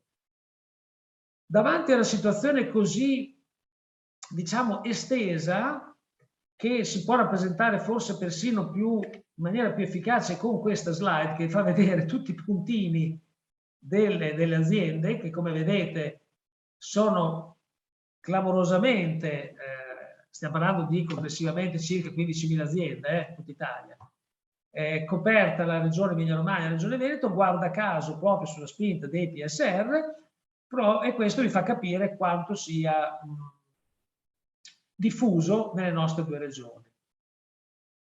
Quindi una diffusione del genere si presta a fare dei calcoli territoriali, calcoli che hanno un'utilità, come vi dicevo, svariata. Per esempio, abbiamo parlato di PSR. Quando le regioni sono sottoposte a un audit da parte della Comunità Europea che controlla l'efficacia delle misure che loro mettono in atto. Per l'irrigazione, grazie a Dio, in Emilia-Romagna ma anche in Veneto, i dati diciamo, i calcoli, le stime dei fabbisogni che consentono di fare il calcolo di quello che succede senza il reframe e con il reframe ha consentito di individuare tutta una serie di indicatori che diciamo testimoniano il risparmio idrico che si può ottenere con i reframe e che vengono utilizzati quindi per avvalorare le misure del PSR. Guardate bene però che nel tempo questo si è evoluto e sono utilizzati in Emilia-Romagna, ma credo anche in Veneto, per dare il valore dell'intervento dei PSR regionali infrastrutturali, quindi quelli che sono i soldi che vengono erogati ai consorzi di bonifica per fare gli interventi infrastrutturali, interventi sulle reti, invasi, tutto quello che ruota intorno a quello che è il PSR che ruota i consorzi di bonifica ha come indicatore quello che viene desunto dai reframe. Quindi per questo che è così importante, così, come posso dire, ha un valore territoriale così importante. Gli stessi dati vengono utilizzati quando si va in cabina di regia. Io oggi pomeriggio appunto ho la mia riunione che servirà un po' a delineare un po' quali sono i comportamenti. In caso di siccità vengono utilizzati i dati di reframe, le statistiche che noi consorzi facciamo, che sono sostanzialmente quello che viene erogato fino a quel punto utilizzando i reframe e quello che saranno le necessità future utilizzando sempre i reframe, che siccome i reframe ha anche una funzionalità che calcola qual è il beneficio, siamo in grado anche di stimare qual è l'apporto in quintali e il valore, quindi delle produzioni fornito dai reframe. Per darvi un esempio, nel 2017 ci fu una siccità simile a questa, quindi molto precoce, e fu chiamata la cabina di regia in Emilia-Romagna e furono, grazie ai dati forniti dai consorzi di bonifica su tutta l'agricoltura della regione irrigua, che permise alla regione di andare a Palazzo Chigi a chiedere al governo lo stato di calamità e ottenerlo in base ai dati forniti da noi. I dati forniti da noi sono stati gli unici che sono stati presentati e lo stato di calamità è stato chiesto per l'intera regione, quindi sia per il civile, sia per il potabile, che per l'industriale, che per l'agricoltura, ma civile, potabile e industriale non aveva alcun dato da portare. Noi siamo stati gli unici in grado di fornire delle informazioni e quindi ottenere questo risultato. Ecco perché ripeto e insisto sul fatto che ha un valore territoriale veramente molto importante. Ecco, come si può quindi ottenere questo calcolo, come si può materialmente realizzare? Allora, per ottenere una stima dei volumi a livello territoriale ci sono delle funzionalità apposte che si debbono attivare. E questa è la lista, diciamo, è il listino delle azioni. La prima cosa che bisogna verificare è con noi che le colture presenti su irrigue, presenti in un territorio, siano quelle che noi abbiamo a disposizione nel nostro portafoglio di colture e che noi mettiamo a disposizione dei consorzi, ma che il consorzio deve attivare. Per cui se un consorzio non ha mai attivato il coriandolo perché non era una cultura importante, ma adesso c'è e ne ha bisogno, bisogna che ci chiami noi e dici: mi attivi per cortesia il coriandolo nel mio consorzio. Adesso ho usato una cultura volutamente esagerata, ma vi assicuro che da noi, per esempio, sta diventando una cultura molto importante il noce, il nocciolo, e di conseguenza queste culture sono state introdotte, quindi ci è stato chiesto di inserire all'interno del bouquet delle culture del consorzio. Dopodiché si sceglie il metodo di stima diretto di scenario o utilizzando i dati statistici, dopo vi spiegherò di cosa sto parlando. Si creano gli appezzamenti reali o di scenario, si calcola il fabbisogno stagionale distretto, si applicano i coefficienti di efficienza irrigua, che sono necessari perché il calcolo che fa il reframe è l'appezzamento. Quindi quel calcolo è al netto dell'efficienza dell'impianto di irrigazione dell'agricoltore, l'efficienza della rete di distribuzione dell'acqua dell'agricoltore, l'efficienza della rete di distribuzione del consorzio di bonifica. Quindi quei valori che noi forniamo, per essere parametrati a un valore di prelievo, per esempio, vanno raddoppiati 2 volte, perché io ho un'efficienza di 0,5 tra rete e impianto di irrigazione, e il consorzio a sua volta ha un'efficienza che può anche essere inferiore. Per esempio, noi, consorzio bonifica in Emilia Romagna, con la rete promiscua, stiamo ma serenamente intorno a un'efficienza del 37-38%, ok? Ovviamente andiamo al 90% con impianti di pressione, ma nelle reti promiscue siamo messi così. Infine, nel caso di Sigrian, per esempio, si fa una verifica con AMBI e si trasmettono i dati, si mettono i dati dentro Sigrian. Quindi, tornando al punto... Roberto, scusami, intervengo un secondo, se puoi rimettere la slide precedente. Ecco. Giusto per dare conto, no, del lavoro che abbiamo fatto qua in Veneto, anche e per non spaventare i colleghi, diciamo così, anche la verifica, no, delle KC piuttosto che delle colture è una cosa che abbiamo centralizzato, no, come Ambi Veneto, e quindi diciamo la gran parte delle colture sono attive. Ovvio, se qualcuno non dovesse trovarne una può segnalarcelo tranquillamente. E quindi diciamo la capacità di calcolo è già pronta, disponibile.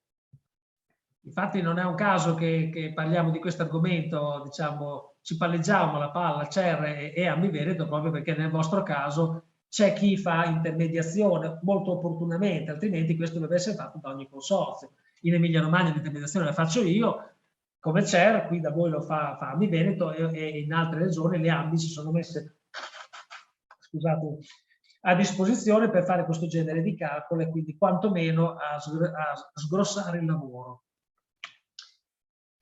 Dicevo che il passaggio che era decisivo era quello di scegliere il tipo di approccio. Si può fare o con una stima diretta, cioè uno fa calcolare gli appezzamenti che ha dentro alla propria distretti, e questo però richiede un numero piuttosto elevato di appezzamenti. Per esempio c'è un consorzio da noi di bonifica che si chiama Consorzio della Bonifica Renana, che ha caricato tutti gli agricoltori e tutti gli appezzamenti. Lui ha 3.500 agricoltori che sono tutti stati inseriti in reframe, quindi quando deve fare questi calcoli non fa altro che calcolare effettivamente le sue aziende. Oppure si fanno le stime di scenario, cioè si creano degli appezzamenti fittizi che sono calcolati in questa maniera, combinando le colture che sono prevalentemente irrigate, quindi che voi sappiate essere culture prevalenti irrigue nel vostro territorio, con i tipi di suolo che sono presenti nel nostro territorio e i dati meteo.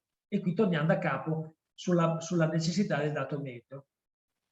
La collocazione degli scenari su un punto reale del territorio serve proprio ad attribuire gli dati meteo a quel punto.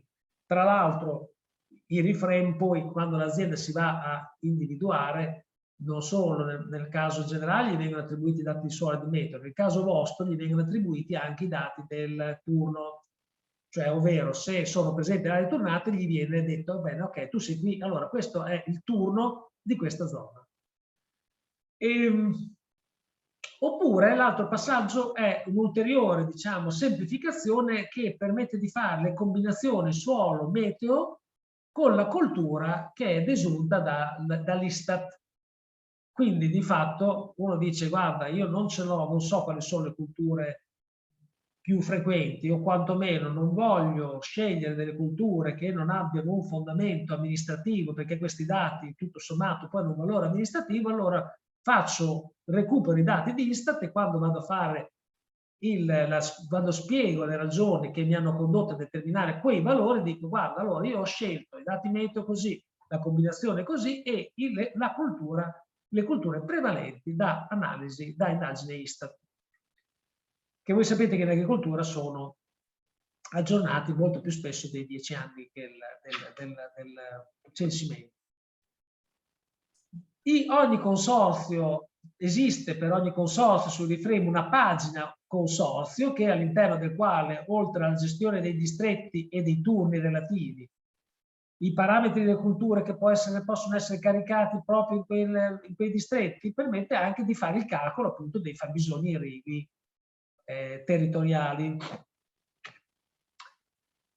Quello che quando, diciamo, dopo tutto questo rimescolamento di dati viene restituito sono la coltura, la data di partenza di quella cultura, la data di raccolta di quella cultura, perché queste sono stime che fa il reframe, l'anno in cui è stato calcolato il bilancio, l'evapotraspirato effettivo in millimetri, ETE, la pioggia in millimetri caduta e penetrata, quindi viene già eliminata la quota che è stata persa nelle affossature, quindi quella che non è considerata cosiddetta utile.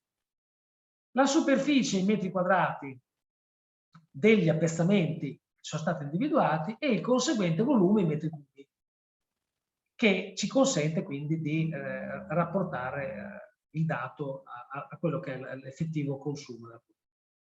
Questo tipo di informazioni che vengono restituite, ripeto, per ogni distretto da questo tipo di calcolo, capite immediatamente che sono nettamente più sofisticate e articolate, non solo nel territorio, ma anche nel tempo, per quell'andamento che vi ho fatto vedere io dei KC e anche delle fasi, rispetto a quello che potrebbe essere una banalissima calcolo che mette in relazione quello che sono i consumi dell'atmosfera e le piogge, il cosiddetto bilancio idroclimatico, il BIC.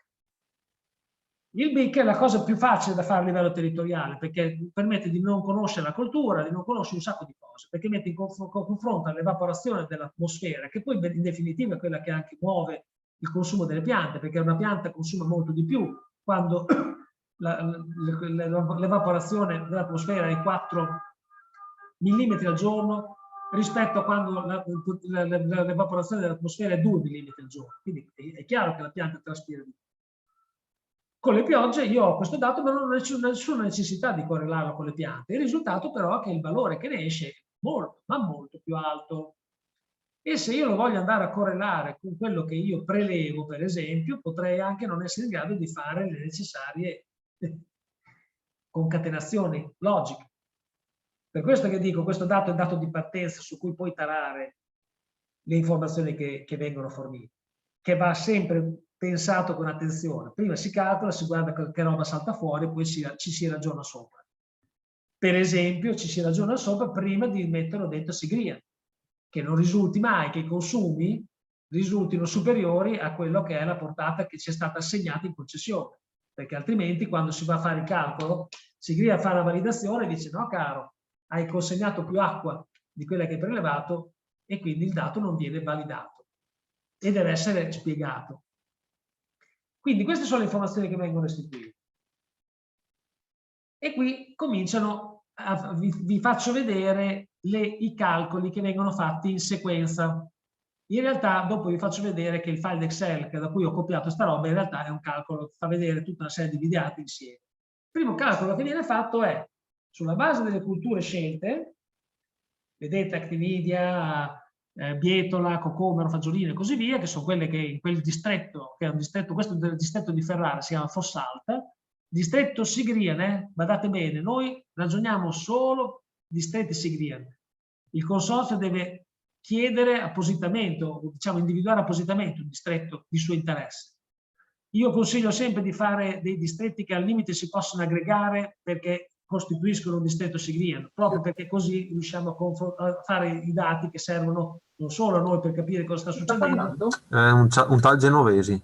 Ah, quindi sono io. Ah, scusa. Vado avanti. Allora, e quindi ci permettono di collegare anche Sigrian.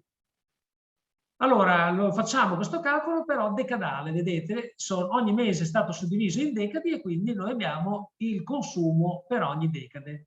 Lo facciamo per decadi perché è poi alla fine della fiera quello che diciamo, ci consente di gestire al meglio la questione. I nostri consorzi ragionano per decadi e noi gliel'abbiamo calcolato per decadi. Laddove vedete 0, per esempio, guardate la terza decade di maggio. Vedete che la terza decade di maggio ha una sfilza di zeri ed è preceduta invece ed è seguita da decadi in cui invece i valori ci sono. Ecco, per esempio, quella lì è una decade nella quale è piovuto e di conseguenza non c'è stato alcun bisogno di irrigare per tutta la decade e nessuna cultura risultava da irrigare. Questo per darvi un'idea anche dell'impatto che dà al volo questa cosa, perché fa subito capire, per esempio, con un colpo d'occhio quali sono state le decadi piovose, di nuovo ce ne sono state altre, e quindi ci fanno capire già com'è l'andamento della stagione. Per esempio, ci sono delle stagioni in cui avremo delle decadi, ecco, già questi sono i dati del 2021, adesso che mi ricordo. Guardate la fragola nella prima decade di aprile che già ha l'irrigazione, perché era già da irrigare. Abbiamo già le irrigazioni nel cocomero nella terza decade di aprile. Cioè abbiamo tutto un colpo d'occhio immediato che ci dice che noi siamo già in condizioni critiche con l'acqua. La stessa cosa viene graficata impilando le necessità che sono state calcolate in maniera unitaria, cioè praticamente questo calcola quelle che sono le necessità di 1 ettaro di Actinidia, 1 ettaro di fragola, 1 ettaro di pero e così via. Vi fa capire qual è l'andamento immediatamente delle fasi più delicate, per cui io so che la seconda decade di giugno è una fase molto delicata perché ho tutto da irrigare e se io gli avessi questi dati come io peraltro li ho a partire dal 2003, li ho calcolati a partire dal 2003, io posso facilmente, per esempio, confutare o diciamo avere dei numeri per mettermi intorno al tavolo a discutere, per esempio, sui DMV. Potrei dire, è mai possibile che io debba pensare di avere un DMV che al di là del calcolo, considerate che adesso c'è il deflusso ecologico, quindi qualche grado di libertà ci è consentito, quando io ho costantemente delle fasi di critiche proprio in quel periodo lì. Quindi questo si può dire non solo a sentimento, si può dire con i numeri alla mano. Infine, l'ultimo calcolo che noi facciamo, questo calcolo viene fatto al volo, è quello della media mobile. Vedete, io ho la media del 2003 al 2021, cioè ogni anno riaggiorno una media dei dati che sono culturali, non ve l'ho fatto vedere, ma la prima riga è l'actinidia, vedete? Quindi 447 è l'actinidia, poi c'è la bietola e così via. Ho consumo medio e il consumo medio al 25esimo percentile, al 75esimo percentile. Questi tre numerelli consentono di, diciamo, avere innanzitutto una forbice di quelli che sono i consumi medi e poi consentono anche di fare dei calcoli, di presentarci documentati con delle scelte precise fatte a priori quando ci sediamo al tavolo con coloro i quali ci, diciamo, esercitano la concessione, quindi le regioni e via dicendo. Quindi con questi tre numeri, con questo trio, 25esimo, medio e 75esimo, noi siamo in grado di fare tutta una serie di ragionamenti. Vi faccio l'esempio dell'Emilia Romagna. Noi non abbiamo, scusate, la Regione ha voluto rivedere i valori delle concessioni dando un volume massimo a coloro che sono i titolari, e per titolari in questo caso sono previsti gli agricoltori. Il valore gliel'hanno dato quindi a volume, mentre noi consorzi bonifica in Emilia Romagna abbiamo dei valori di portata, agli agricoltori è stato concesso un valore di volume. C'è stata una battaglia abbastanza diciamo agguerrita con l'ARPAE, che non voleva mettere dei valori più bassi. Noi grazie a questi valori siamo riusciti a dimostrare che se io applicavo il 75esimo percentile avrei comunque dovuto ridurre l'acqua a tutti quanti quegli agricoltori che ci sono dal 75esimo al 100esimo percentile. E questi non sono solo numeri statistici, qua significa che c'è una quota di agricoltori che avrà un volume inferiore a quello che è invece la loro necessità. E questo ovviamente ha consentito di ottenere dalla Regione un occhio di riguardo, per cui sono stati introdotti dei volumi più elevati. Infine, il calcolo che viene fatto in maniera poi massiva è quello di correlare questi valori con quelli degli ettari. Quindi con i dati AGREA, o se preferite, se vi piace di più, con i dati AVEPA, visto che li avete anche voi, noi siamo stati in grado di dire che nel distretto Fossalta c'erano 7,2 ettari nel 2021 di actinidia, 18 di bietola, 11 di cocomero, 241 di mais e così via. Se io prendo gli stessi valori, consumo medio, 25esimo percentile, 75esimo percentile, le moltiplico per gli ettari, io ho la stima di quelli che sono le mie, diciamo, i miei impieghi irrigui al campo. A questo punto, naturalmente, lo divido per tutte le varie efficienze, il valore si dilata, andando quindi prossimo a quello che è confrontabile con un prelevato, e si possono fare tutti i ragionamenti del caso, che potrebbero essere: quali dati posso inserire, per esempio, dentro Sigriam, per, diciamo, comporre quello che è un quesito di fondo, ovvero i miei impieghi sono coerenti, sono compresi all'interno della concessione, oppure vedeteli in un'altra maniera. Siccome io carico dei dati che poi alla fine sono presi da chiunque, si possono fare delle medie, in un certo distretto nel quale io vorrò un giorno, per esempio, chiedere un finanziamento per avere la possibilità di fare degli interventi infrastrutturali, che sono, guardate bene, tutti quanti fatti con lo stesso criterio, con lo stampino. Qual era il consumo che avevi prima? Qual è il consumo che ti aspetti dopo l'intervento? Questi numeri costituiscono il valore ex ante, che è sempre difficile da avere, che potrebbe essere, appunto, guarda caso, variato in funzione di quelle che sono le necessità, e quindi introdurre quello che può essere un valore necessario per ottenere quello con finanziamento, che dobbiamo sempre essere consci del fatto che quando lo chiediamo serve, non è che andiamo a chiedere le cose che non servono un fico secco, servono, semplicemente questo ci consente di dare un ordine di misura oggettivo alle cose. Per questo che, e concludo il mio intervento, è evidente che ha un valore territoriale molto importante e che bisogna imparare a ragionare in termini territoriali. Quindi io ringrazio Ambiveneto non solo per avermi dato modo di parlare con voi, che è sempre un piacere parlare con qualcuno e raccontare quelle che sono delle cose in cui evidentemente credo, altrimenti non ve ne parlerei, ma anche che ci ha dato modo di andare oltre la regione Emilia-Romagna, provare in altre zone, per vedere se è vero che ragionare in termini territoriali interessa, virgola, paga, virgola, è accettato. E quindi per me è stata una cosa che mi ha fatto molto piacere, e ripeto, rinnovo di nuovo il mio ringraziamento ad Ambi, e se qualcuno ha delle domande da fare, io sono a vostra disposizione. Grazie a te Roberto, il piacere è ovviamente reciproco, perché poi l'hai detto tu e non posso che confermarlo con grande piacere ancora una volta.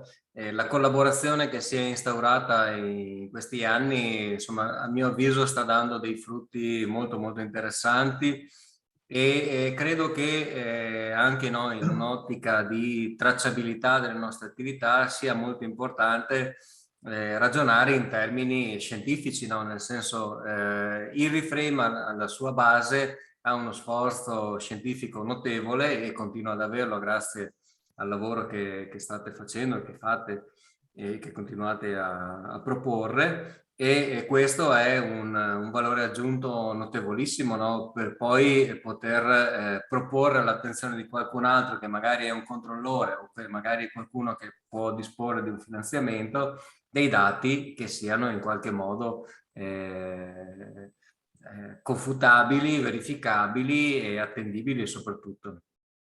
Mi hai dato l'aggancio per una serie di riflessioni che però rilancio su Alvise Fiume, l'ingegnere Alvise Fiume, che tutti conoscono e che quindi non presento, che è il relatore successivo, nel senso che grazie a questo strumento che è il Reframe e grazie ai dati meteo che abbiamo in qualche modo introdotto nelle relazioni precedenti, oltre, diciamo, ai servizi di cui abbiamo parlato, abbiamo basato alcuni ragionamenti che tutti conoscete bene, che sono quelli poi che hanno condotto al lavoro sui servizi ecosistemici e che adesso verrà presentato, ma chiedo ad Alvise di, prima di inoltrarsi sui dettagli del lavoro, di dare un po' anche un conto, e Roberto tu tieni aperto il microfono nel senso che intervieni quando vuoi, e dai anche un po' conto al Vise di quello che è stato il lavoro di attualizzazione, no, del dato Reframe nella realtà del Veneto, dove ovviamente il Reframe ha una sua consistenza perché è basato su dati realistici, sulla carta dei suoli di ARPAV, da un punto di vista culturale sui dati AVEPA aggiornati anno dopo anno, ma queste sono tutte cose che già sapete, che già avete visto. E quindi ecco, Alvise, ti chiederei nell'introdurre la tua presentazione, ripercorri anche un po' quello che è stato il lavoro sul dato Reframe e su come può essere utilizzabile il dato Reframe. Grazie Filippo. Eccolo Alvise. Eccoci qua, mi sentite? La parola. Grazie. Allora, intanto un saluto a tutti. Naturalmente condivido quello che dici, che Roberto mantenga il microfono aperto e intervenga e mi interrompa quando ritiene meglio in questa prima parte, nella quale mi prendo 10 minuti per, diciamo, raccontare anche l'applicazione di Reframe diciamo, all'intero mondo della bonifica veneta, su ampia scala, finalizzato alla valutazione dei fabbisogni irrigui per l'inserimento dei dati nel database Sirian. Vedo tra i partecipanti molti colleghi con i quali lavoriamo quotidianamente, vorrei dire, su questo tema, e quindi che sanno bene il tipo di problematica che stiamo cercando di affrontare in maniera sempre migliore. Il punto qual è? Il punto è che, come diceva Roberto, in Sirian ci viene richiesto di dare conto anche dei volumi consegnati, e questi volumi consegnati, se in alcuni casi sono noti, nel senso che dipendono magari da turni o da sostanzialmente ripartizioni già prefissate, nel caso degli impianti strutturati, in altri casi invece non possono che basarsi anche sulla stima dell'effettivo fabbisogno irriguo, in particolare nel caso dell'irrigazione di soccorso, nella quale di fatto non c'è un controllo diretto da parte del consorzio sull'effettiva distribuzione irrigua, non c'è un controllo completo, esaustivo. Quindi a questo scopo molti di voi sapranno che questi dati sono stati richiesti ai consorzi a partire da 2 anni fa, quindi c'è stato un grosso lavoro in epoca di quarantena Covid. Durante quel lavoro è stato fatto tutta un'elaborazione di dati culturali finalizzati a poter dire a Sirian che ciascun distretto consuma X metri cubi E questa elaborazione inizialmente si basava, cito un riferimento che ha dato Roberto, si basava sui cosiddetti BIC, cioè sostanzialmente su questi bisogni culturali che la Regione ha assunto, diciamo, come standard nell'ambito di finanziamenti PSR.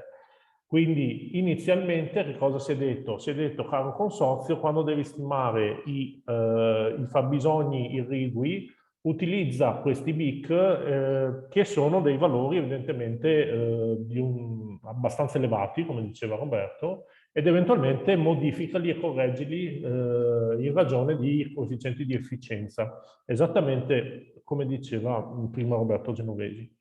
Dall'anno scorso AMBI ha voluto cercare di perfezionare questa elaborazione dicendo perché non usiamo il reframe su ampia scala per calcolare i fabbisogni irrigui di ciascun distretto.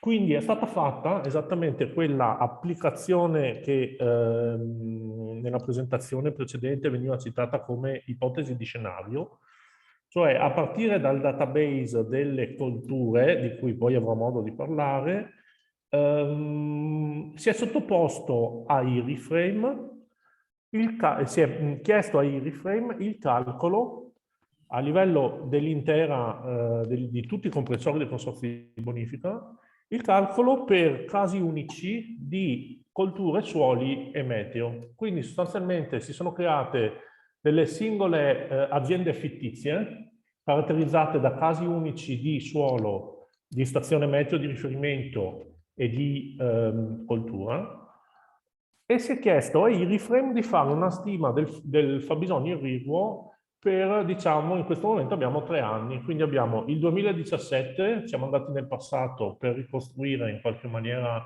un anno che è stato particolarmente gravoso, il 2020 e il 2021. L'elaborazione del 2021 è fresca.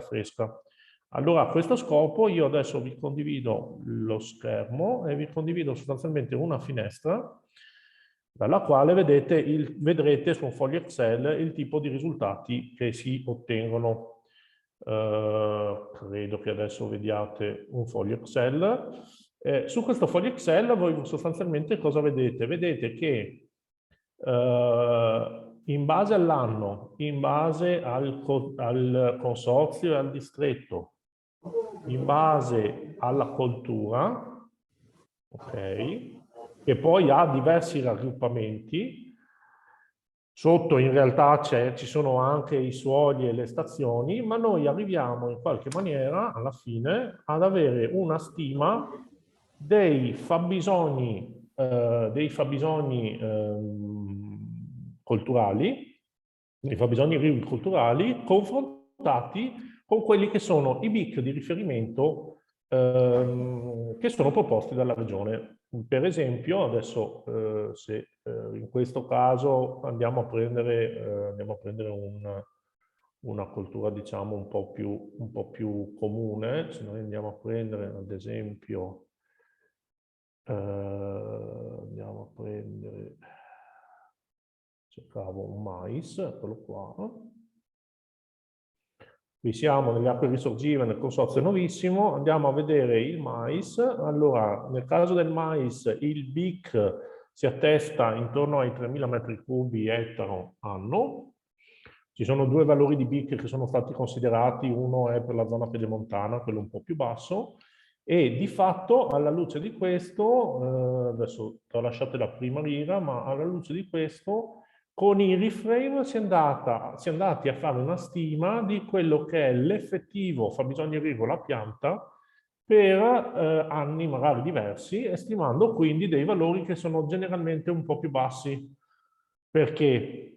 Intanto perché la scelta di un BIC, come è stata fatta negli anni precedenti, era una scelta, diciamo, una tantum, cioè si è detto questo è il BIC di riferimento, indipendentemente dalla tipologia di anno. Il 2020 è stato un anno che, fatta eccezione, diciamo, per colture che avevano bisogno magari di acqua in questi mesi iniziali, è stato un anno generoso nel quale non serviva irrigazione. In altri anni, invece, c'è più bisogno di irrigazione. Il BIC come viene applicato in Sirian Veneto non ne tiene conto. Il reframe permette di avere una stima e permette quindi di rendere conto anche a Sirian, volendo, delle diverse condizioni di richiesta irrigua che si possono presentare di anno in anno. Quindi questo è un primo aspetto. Vi mostro un qualcosa di più leggibile e quindi in particolare a questo punto vi mostro alcuni risultati di queste simulazioni che sono state svolte con riferimento a questi anni. Quindi adesso dovreste vedere di nuovo il risultato. Sostanzialmente in questa tabella si vedono i confronti fra i fabbisogni BIC e i fabbisogni medi a scala regionale per diversi raggruppamenti culturali, dove si coglie sostanzialmente che rispetto al BIC, come lo applicavamo, ma l'ha già spiegato bene Roberto, abbiamo dei valori più bassi e soprattutto, notate, abbiamo anche dei valori che in alcuni casi possono essere diversi da anno in anno. Cioè, vedete, il 2017 e il 2021 sono stati... Il 2017 è stato un anno, diciamo, estremo, il 2021 è stato un anno severo, il 2020 è stato un anno generoso in qualche maniera. E quindi in questo modo, con questa applicazione, questo è un dato raggruppato a livello di intera regione, ma ci sono i dati per singolo distretto, noi abbiamo un riferimento chiaro di qual è il fabbisogno. Ricordiamoci che questo è un fabbisogno alla pianta,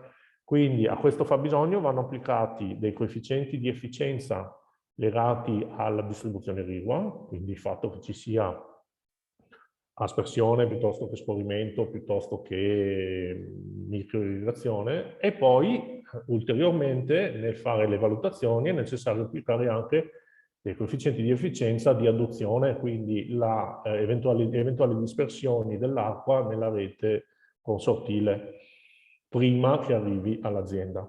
Vi mostro, questo è ugualmente, diciamo, un'altra tabella nella quale si confrontano, nella quale si ha un quadro, diciamo, delle varie superfici. Sul database adesso ci tornerò, ma volevo in particolare mostrarvi come questa applicazione, che è fatta a scala praticamente di singola particella, questa applicazione che è stata sviluppata, è stata prodotta da Iriframe per la regione del Veneto, per l'Ambiveneto, ci porti anche ad avere un quadro generale dei diversi fabbisogni delle diverse colture su scala regionale. In questo caso evidentemente abbiamo voluto fare una sorta di raggruppamento, quindi abbiamo tassellato la superficie regionale con degli esagoni di circa, diciamo, che hanno una dimensione lineare di circa 2,5 km, e qui vedete la distribuzione del fabbisogno del mais nell'anno 2017. Questo per quanto riguarda il 2017, questo per quanto riguarda il 2020, che è stato un anno che per il mais nel quale la necessità irrigua non era così spinta, e questo è il valore per il 2021. Naturalmente queste conoscenze valgono anche per altre colture, quindi scusate, questo è dato all'inizio, per la soia ad esempio, ugualmente, di nuovo, questa è la soia nel 2020, questa è la soia nel 2021. Il pattern delle necessità irrigue in Veneto è abbastanza costante e noto, nel senso che sia soprattutto per, diciamo, distribuzione delle precipitazioni e distribuzione delle temperature, abbiamo delle situazioni di maggior fabbisogno a sud e delle situazioni nella zona pedemontana in cui in linea di principio come fabbisogno alla pianta abbiamo dei valori più bassi. Naturalmente queste porzioni di pianura, penso evidentemente ai comprensori del Piave, del Brenta e di parte dell'alta pianura veneta, questi comprensori di pianura però sono quelli che poi magari devono scontare anche delle perdite al campo e delle perdite in adduzione che sono decisamente superiori in ragione anche delle tipologie di terreni che sono presenti in quei punti. Questo per dirvi in altri termini che quella simulazione di cui parlava Roberto nella sua presentazione sono ormai 2 anni che vengono svolte in automatico da Ambi Veneto, a cui noi diamo evidentemente il nostro supporto, sono già svolte in automatico da Ambi Veneto e vengono restituite ai consorzi, per cui torno sul file Excel che vi mostravo prima, per cui il risultato qual è? Il risultato è che adattandosi per esempio sia alla classificazione delle colture VEPA, sia alla classificazione per esempio delle colture AGEA, che sono quelle da inviare poi a Iriframe, si ha una tabella di questo tipo nella quale per consorzio, per distretto e per coltura noi abbiamo un quadro chiaro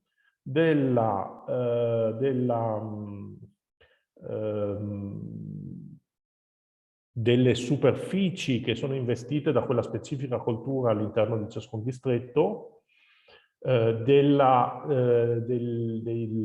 fabbisogno unitario legato ai BIC e del fabbisogno unitario legato a Iriframe, calcolato da Iriframe, e naturalmente che possiamo stimare diversamente per gli anni di interesse. Quindi in questo modo abbiamo un quadro che permette, che non dà, come diceva Roberto, non dà il numero definitivo, quello da prendere e caricare ciecamente dentro al database Sirian, ma fornisce un supporto per fare delle valutazioni sul bilancio irriguo di ciascun distretto da parte dei tecnici consortili. Quindi questo può essere, questo probabilmente esaurisce le considerazioni. Naturalmente questo file è stato peraltro condiviso da non molto con i dati 2021 con i tecnici consortili e già in questi giorni sono, diciamo, anche in contatto con alcuni di voi per farci i ragionamenti del caso se sono necessarie, diciamo, delle considerazioni e delle valutazioni. Adesso ci torno, ma direi che in questo modo abbiamo dato conto dell'applicazione di Iriframe all'intero territorio veneto. Naturalmente mi fermo un attimo se ci sono domande o se Roberto volesse aggiungere qualcosa, insomma, e poi passerò alla parte di servizi ecosistemici. Guarda, dico solo una cosa che ritengo che sia importante. Allora, naturalmente i calcoli che vi abbiamo fatto vedere sono in sé per sé oggettivi, per cui c'è poco da dire su questo. La cosa che mi preme di più ricordare a tutti è questo: nel momento in cui noi andiamo a identificare i percentili, noi di fatto andiamo a identificare anche, e per questo che insisto e vorrei che lo introiettaste questo concetto, andiamo anche a individuare degli agricoltori, delle aree, degli appezzamenti, vedetela un po' come vi pare, che verranno esclusi da quei valori.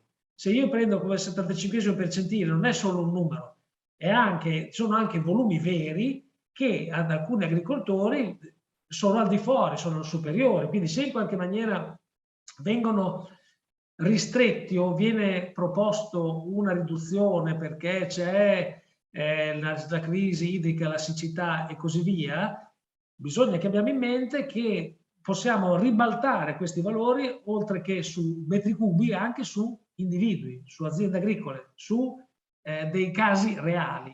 E questo per me è una cosa che può tornare utile perché fa riflettere coloro i quali possono fare un calcolo molto tranchant, per esempio il solito calcolo flat che viene utilizzato in questi casi, perché riflettono attentamente e magari rinfoderino certe ambizioni di far tagli molto drastici.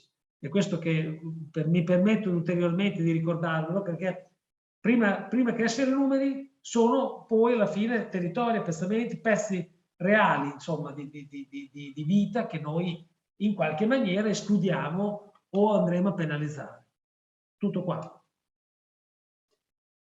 Grazie. Non so se ci sono altre domande, se no ovviamente come di consueto resto a disposizione per chiarimenti anche sui dati, in particolare con i colleghi con i quali lavoriamo, insomma. Allora, scusa Fiume. Ciao Carlo. Buongiorno a tutti. Io volevo chiedere una cosa a proposito di un passaggio di Genovesi, a proposito dell'utilizzo di Iriframe in correlazione con i turni. Cioè, forse mi sono perso qualche pezzo in passato, nel senso che noi possiamo inserire in qualche modo le nostre turnazioni all'interno di Iriframe. Com'è che funziona questa cosa?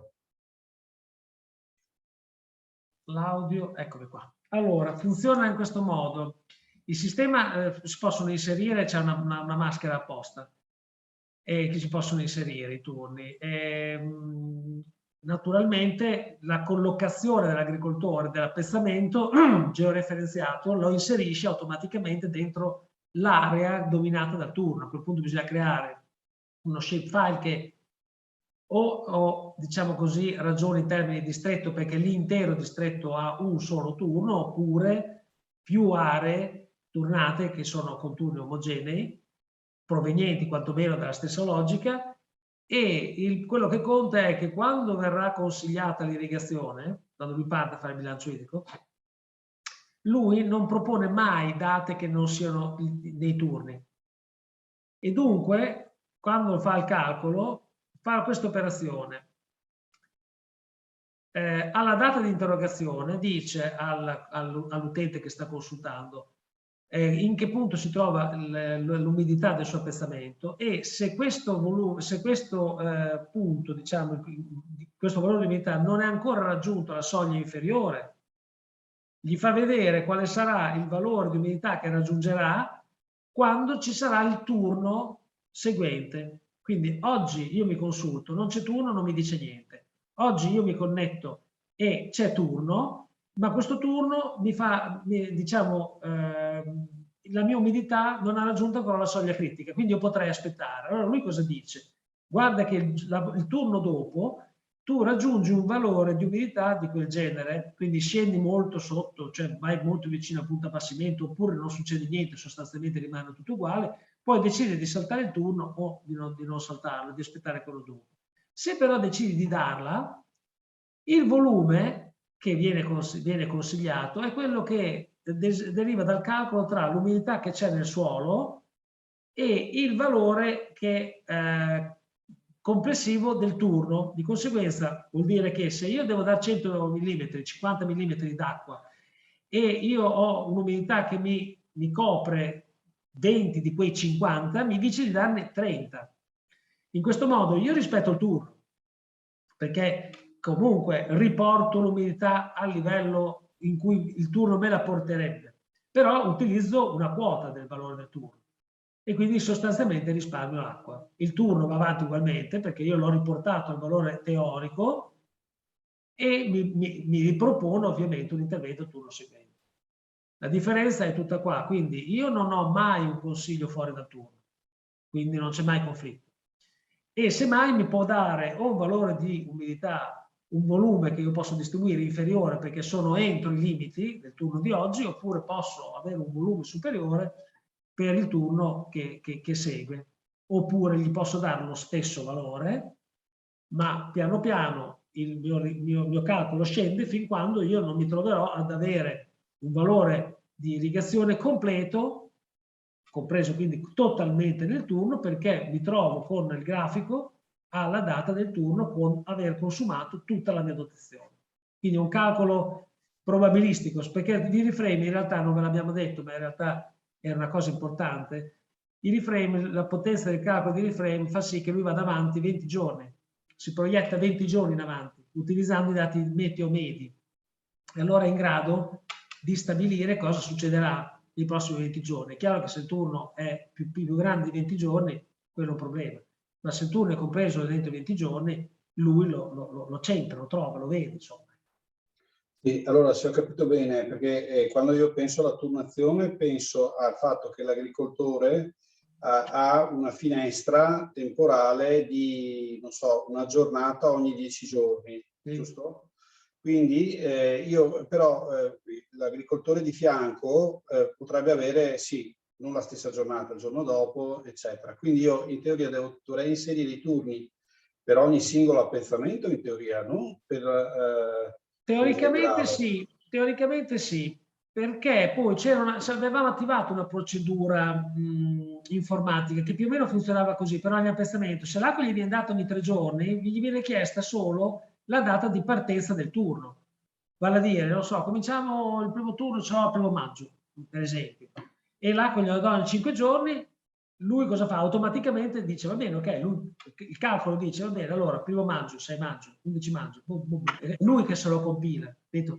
Basta che uno gli dica, dammi l'intervallo, se è fisso, ma di solito i vostri turni sono la cosa più fissa che io abbia mai visto in tutta la mia vita. Quindi se dovessi fare un investimento sul valore dei vostri turni che non cambierà mai, per cui sono tranquilli. Se io dovessi fare fondo pensione, dice fallo come lo vuoi fare, lo voglio fare prudente, allora guarda, negalo i turni e i consorzi bonifici, vedrai che non cambia, è tranquillo. No, è che il ragionamento era sul fatto che a livello pratico, tecnico, io dovrei avere che l'agricoltore sia iscritto, sì, e quindi ho l'appezzamento e quindi a questo punto posso inserirgli un turno. Sì. Cioè se lui non si è iscritto io non posso già metterglielo. No. E quindi tant'è vero che questo ragionamento qua che abbiamo fatto è palese che non serve quando c'è, cioè il valore territoriale non serve se c'è turno. Perché se io gli consiglio di dare l'acqua irriframe sempre col turno, alla fine comanda il turno. Allora tanto vale che io faccia il calcolo del turno e sono a posto. O quantomeno, facciamolo così, posso far girare il reframe come se non avessi il turno. Calcolo un consumo teorico, lo confronto col consumo che potrebbe fare invece se rispettasse il turno e poi vedere quale dei due mi può tornare utile. Esatto, cioè potrebbe essere che nell'ambito del turno serve meno acqua di quella, diciamo, messa a calendario, in questo senso. Certo. Sì, è proprio così. Potete fare un calcolo a quel punto, se è territoriale, un conto è quello che deve essere accadere, però se devo farlo territoriale, dico, vabbè, fallo girare normalmente. Quanto fa? Poi faccio girare il turno, poi dico, vabbè, ok, prevale uno sull'altro, allora posso usarlo l'uno. E poi in realtà potrebbe essere utilizzato per l'irrigazione di soccorso, che è in pratica una quasi alla domanda, perché non è la domanda, ma sì. in cui noi però diciamo riduciamo la possibilità di prelevare da quella zona ad un periodo di 3 giorni ogni 20, per dire, adesso dico a caso, in modo tale che quella sia la finestra in cui so che tutti quelli di quella zona possono pescare e basta negli altri periodi. Questo potrebbe essere un altro sistema. Certo. Ma infatti col turno, voglio dire, sembra adesso, è un paradosso, sembra tutto molto rigido, ma in realtà poi quando si vogliono fare dei ragionamenti, ci sono molti modi di approcciare il vincolo che non si tocca di quello in quel periodo. Perché, per esempio, una cosa che può tornare utile è che io, guarda, controllo un po' quello che sta succedendo all'agricoltura che si sta modificando e se il mio turno è ancora adeguato. Se il mio turno, per esempio, per qualche motivo non fosse adeguato, potrei pensare di dire, va bene, ok, facciamo così, col PSR mi pagano qualcosa di strutturale che riesce a modificare il turno. Però per farlo cosa devo fare? Quale numero prendo come esame? Allora, sai cosa faccio? Che se il mio consumo, se il mio turno mi consente di avere un valore teorico più alto di quello che è il consumo di reframe, prendo il mio valore teorico, che è l'ex-ante. Chiaramente faccio un investimento, terrò un risparmio che è, guarda caso, corrispondente a quello che è all'irrigazione alla domanda, ovvero a quello che calcola il reframe che ti dice irriga quando c'è bisogno di essere irrigato. E a quel punto so già anche quanto risparmierò. E allora posso dire, sì, ce la faccio a dimostrare questa roba qua. Quindi parto e presento il progetto, mi imbarco in quella tragedia che è presentare i progetti sul PSR, tragedia che abbiamo tutti passato. Ecco, diciamo che tornando appunto ad oggi alla siccità che si sta profilando, questo ragionamento potrebbe essere uno dei motivi per cui, tra virgolette, costringere gli agricoltori a iscriversi ai reframe, a inserire i dati, perché attraverso questo possiamo avere una visione di cosa sta succedendo e di dove irrigare quel po' di acqua che possiamo avere forse. La bonifica renana quello fa. La bonifica renana scrive tutti perché pensa diciamo, in un arco di tempo più o meno breve di poter poi anche, adattandolo sulla sua rete, che è alla domanda per carità, di capire quali sono i distretti più critici di quando si comincia, dove dirigere le acque nei vari rami della rete. È il consorzio che iscrive gli agricoltori a Iriframe, allora? Sì, lui fa così, avverte tutti gli agricoltori, scrive a tutti gli agricoltori, gli dà una finestra di, mi sembra, un mese, manda il personale nelle sedi staccate, gli dice: guarda, te, i comuni di A, B, C, D devono andare nella sede D, i comuni A mandano un'altra sede e poi mano a mano li carica tutti. Mi inserisco un secondo perché mi fa molto piacere l'interesse, però su questo argomento rischiamo di andare molto lunghi e tra l'altro, ecco, no, sai cosa? Potrebbe essere interessante invece fare un focus specifico, perché tra l'altro arriverà, se non cambia il tempo, il meteo, un'ordinanza della regione, e una delle ipotesi è proprio quella di sfruttare Iriframe a pieno carico, e quindi è un ragionamento che potrebbe anche diciamo, per il prossimo futuro essere molto utile.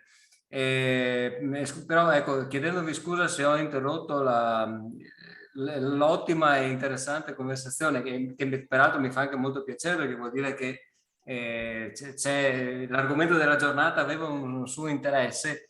Mi piaceva dar conto a questo gruppo del lavoro che è stato fatto sui servizi ecosistemici, perché è anche un modo, no, per in qualche modo diciamo dare un grazie e un plauso di questo lavoro al quale tutti hanno contribuito, e che non vorrei comprimere oltre. Ecco, insomma, mi piace far risaltare bene il contributo che tutti hanno portato a questo lavoro.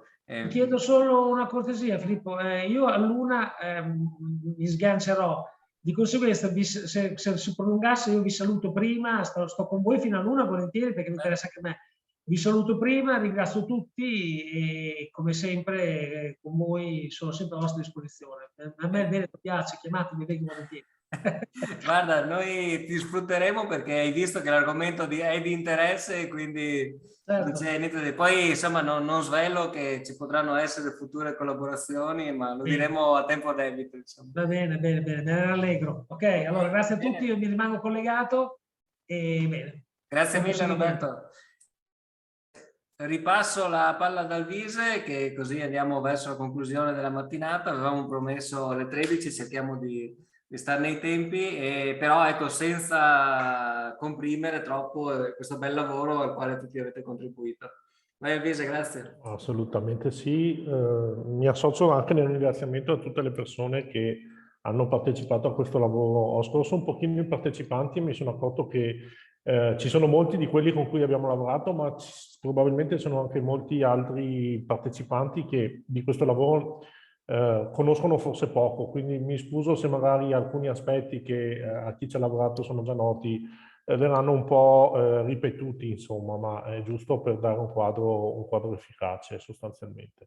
In Veneto la grossa spinta che sta muovendo tutta una serie di iniziative è legata al rinnovo delle concessioni di derivazione, che sapete essere di fatto una urgenza ormai sulla quale la Regione, insieme ad AMBI, insieme a tutti i consorzi, sta lavorando già da parecchio tempo.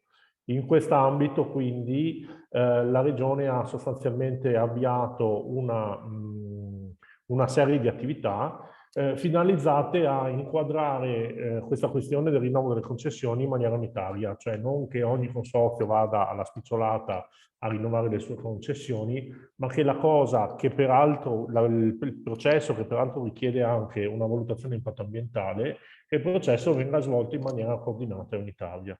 Quindi ancora diverso tempo fa è stato sviluppato un primo studio, un primo quadro conoscitivo, nel quale sono stati catalogati con precisione e analizzati fonti, concessioni e distretti, e sono stati organizzati sostanzialmente. Il territorio veneto è stato suddiviso in schemi e sottoschemi irrigui in base alla provenienza dell'acqua che viene utilizzata per l'irrigazione.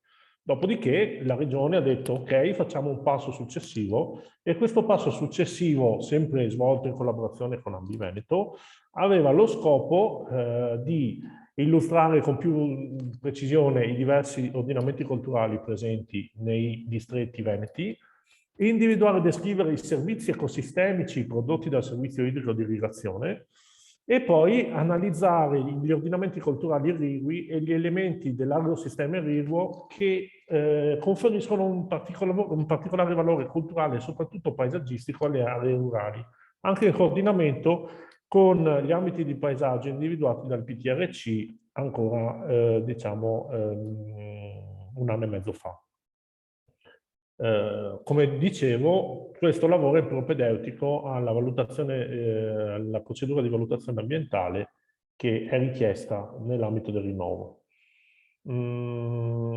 Questo è un elenco doveroso delle persone che hanno lavorato e molti di voi sono connessi, e a tutti va il ringraziamento mio, sicuramente anche di Gianluca Lazzaro che ha lavorato con me, ma penso di tutta la struttura che ha lavorato su questo tema.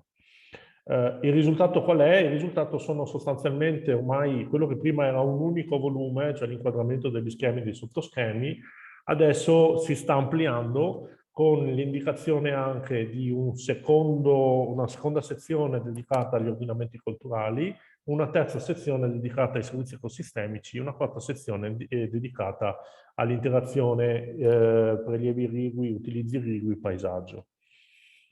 Questi sono i sottoschemi che erano stati individuati, gli schemi e i sottoschemi.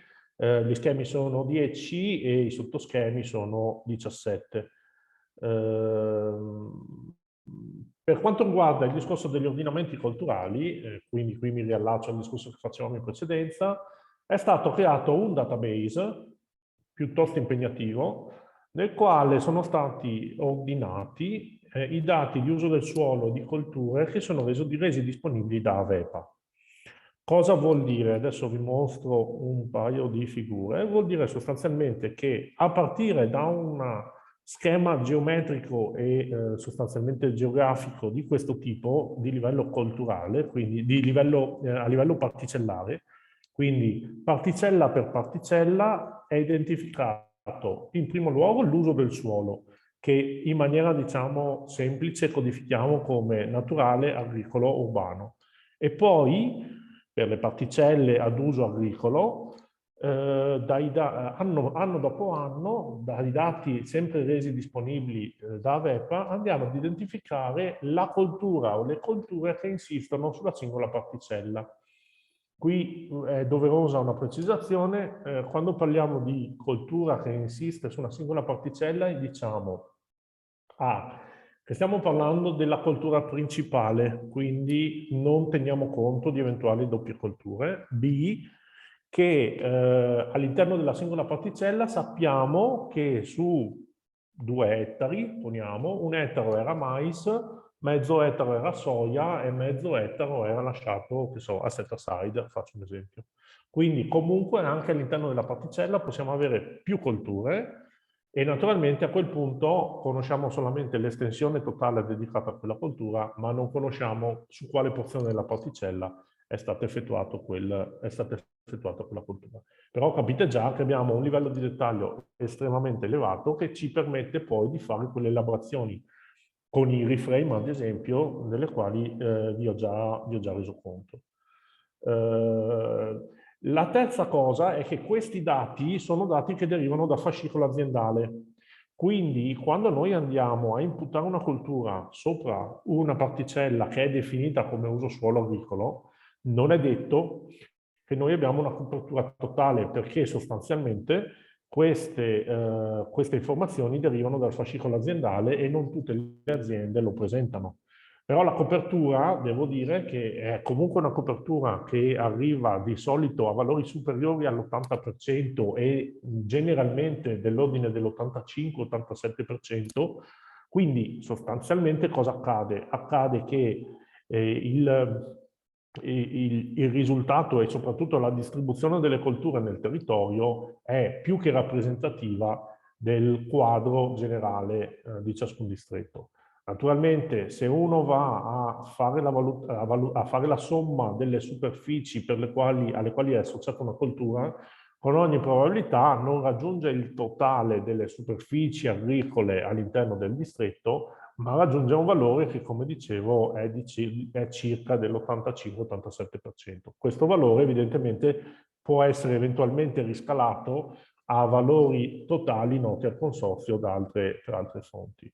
E questo è un risultato che vi avevo già mostrato, questo è il dato del Mais nel 2020, e quindi questo database, che peraltro è organizzato in forma di database è ospitato su un server e diciamo c'è la possibilità di tenere questi dati in maniera centralizzata su un server e renderli fruibili anche via web. Su questo ci stiamo lavorando. Qui vi faccio vedere anche dei risultati relativi alla distribuzione delle colture legate all'uva, prima c'era il mais, e quindi questo è, diciamo, il quadro delle colture a livello regionale. Il terzo volume, invece, è il volume dedicato ai servizi ecosistemici associati all'uso irriguo delle acque superficiali. Qual è, diciamo, la considerazione di fondo che guida questa ricerca? La considerazione di fondo è che il prelievo di acque ad uso irriguo è nominalmente un prelievo ad uso irriguo. Nominalmente intendo con riferimento a ciò che è scritto sulla concessione di derivazione. Ma le acque prelevate rendono una serie di altri benefici di carattere sociale o ambientale, delle volte in maniera esclusiva, delle volte in maniera complementare, in maniera, diciamo, sovrapposta all'effettivo uso irriguo. E quindi è necessario, anche ai fini di una valutazione, diciamo, dei pro e dei contro del mantenimento di un deflusso ecologico, del rinnovo delle concessioni, dell'effettivo prelievo di queste acque dai corsi d'acqua principali, è necessario avere innanzitutto una mappatura, poi orientata evidentemente verso anche una valorizzazione di questi servizi ecosistemici. Una piccolissima precisazione, poi entriamo nell'elenco. Qualcuno si può discutere di cosa sia un servizio ecosistemico e cosa sia un'esternalità sostanzialmente. Laddove si dica che il servizio ecosistemico è un beneficio che viene reso dalla natura verso l'uomo e l'esternalità sia un beneficio che un'attività umana, magari in maniera non monetizzabile, rende alla natura. È chiaro che noi quando, diciamo, trasportiamo acqua stiamo facendo un'azione umana che va a vantaggio delle colture e della natura, e poi la natura in qualche maniera ci rende questo vantaggio in altre forme. Quindi da questo punto di vista andiamo a descrivere sostanzialmente il lavoro che è stato fatto. In primo luogo capire, quando parliamo di servizi ecosistemici, quali sono. Ci sono sostanzialmente degli schemi di classificazione europei ai quali ci siamo affidati. E sostanzialmente qui vedete in questa tabella quali sono i servizi ecosistemici che sono stati identificati. Allora, c'è una sezione legata all'approvvigionamento di cibo, e quindi qua è la funzione primaria dell'irrigazione, ma poi anche delle funzioni secondarie legate per esempio all'alimentazione di bacini per la pratica dell'acquacoltura. Poi c'è un approvvigionamento d'acqua che però può essere utilizzata per appunto nutrizione, come materiale o come energia.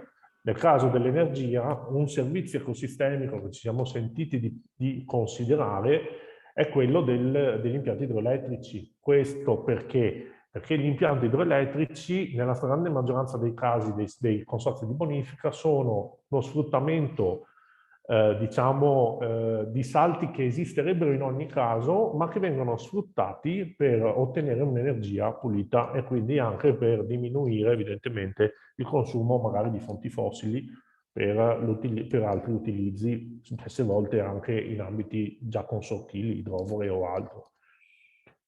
La seconda famiglia che abbiamo considerato è la famiglia dei servizi ecosistemici connessi con la regolazione e il mantenimento di sostanze inquinanti, di flussi di massa, di condizioni fisiche, chimiche e biologiche.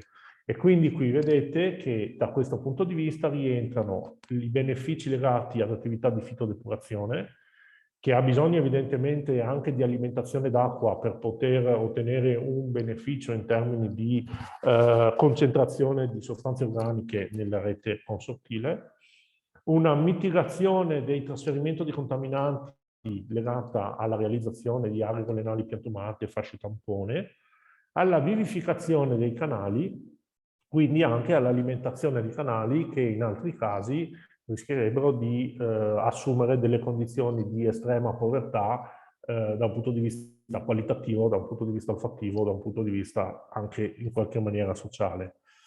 In più c'è un controllo dei flussi, quindi un'altra attività di servizio ecosistemico è quella della ricarica delle falde, che può essere fatta in maniera continua lungo i canali o in punti specifici come le aree forestate di infiltrazione piuttosto che non pozzi bevitori o altri punti di ricarica.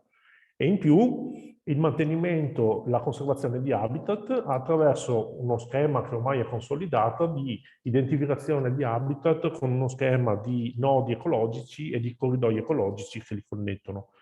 In molti casi questi corridoi ecologici consistono o sono sostanzialmente garantiti dalla presenza di corsi d'acqua con acqua fluente e quindi attraverso un'alimentazione che deriva dalle derivazioni irrigue. Naturalmente l'acqua che mettiamo nei canali dà dei benefici anche a fini ricreativi, quindi pesca sportiva, uso irriguo, parchi pubblici, percorsi ciclabili, e può essere connesso anche con un beneficio, diciamo, di carattere culturale o spirituale, legate comunque alla presenza di elementi culturali, pensate alle ville venete, ai mulini, ai forti, che hanno ormai l'acqua come elemento costitutivo del loro valore e della loro bellezza. Naturalmente ci sono anche canali che hanno degli specifici vincoli paesaggistici, canali o strutture, e quindi questo è in qualche maniera il quadro dei possibili servizi identificati. Ora, per ciascuna riga dell'ultima colonna che avete visto è stato fatto un lavoro enorme di identificazione e valutazione di questi servizi ecosistemici. Quindi prima si è detto, ok, raccogliamo la presenza di tutti i servizi ecosistemici, quindi raccogliamo tutti gli elementi ai quali è associato un servizio ecosistemico, li raccogliamo come elementi GIS, quindi come punti sulla mappa, come linee sulla mappa, come poligoni sulla mappa. Ciascun elemento poi lo valutiamo e per questa valutazione è stata fatta attraverso l'identificazione di un valore del servizio ecosistemico e di una vulnerabilità del servizio ecosistemico, in maniera analoga a quello che si fa di solito con la valutazione del rischio sostanzialmente. Quindi ogni servizio ecosistemico ha un valore, ogni servizio ecosistemico rischia di essere compromesso nel momento in cui quel tipo di alimentazione idrica venisse a diminuire o a mancare. Vi faccio un po' di esempi, sperando ovviamente di rimanere in tempo. Ho ancora 10 minuti, faccio una carrellata rapida. Servizi ecosistemici associati all'uso irriguo delle acque superficiali. In questo caso fitodepurazione, quindi ogni consorzio ha identificato i tratti o le aree nelle quali viene svolta la fitodepurazione, viene svolta un'attività di fitodepurazione. Tutto questo è mappato su un database che evidentemente è unitario e ha presupposto anche un lavoro di unificazione non banale delle informazioni. Per ognuno di questi noi sappiamo, ognuno di questi noi conosciamo la classe di vulnerabilità, cioè quanto è probabile, nel caso per esempio 5, sono servizi ecosistemici che hanno un'alta vulnerabilità, che molto facilmente possono venir meno in caso di calo della portata disponibile, una classe di valore che di solito per ogni servizio ecosistemico è stato associato a un indicatore, nel caso della fitodepurazione, per esempio, all'efficacia di quella specifica area in termini di fitodepurazione, quindi di abbattimento, per esempio, di concentrazioni di sostanze organiche. Tutto questo naturalmente ci dà la possibilità anche di individuare una sorta di rischio, quindi di capire che abbiamo in questo caso per il servizio ecosistemico di fitodepurazione abbiamo 15 elementi, per esempio, che sono in una condizione di elevato valore e anche di alta vulnerabilità, quelli in rosso nelle tabelle in basso a destra. E naturalmente tutto questo lo facciamo per numero di elementi e per superficie di elementi. Questo ci consente quindi una mappatura qualitativa per adesso della situazione di questi servizi ecosistemici. Continua a scorrere, naturalmente ogni servizio ecosistemico nel GeoDatabase è caratterizzato da una specifica tabella con dei punti, quindi vedete che è specificata. Sono specificate le fonti irrigue che alimentano potenzialmente quell'elemento e sono identificati gli effetti, il valore e la vulnerabilità.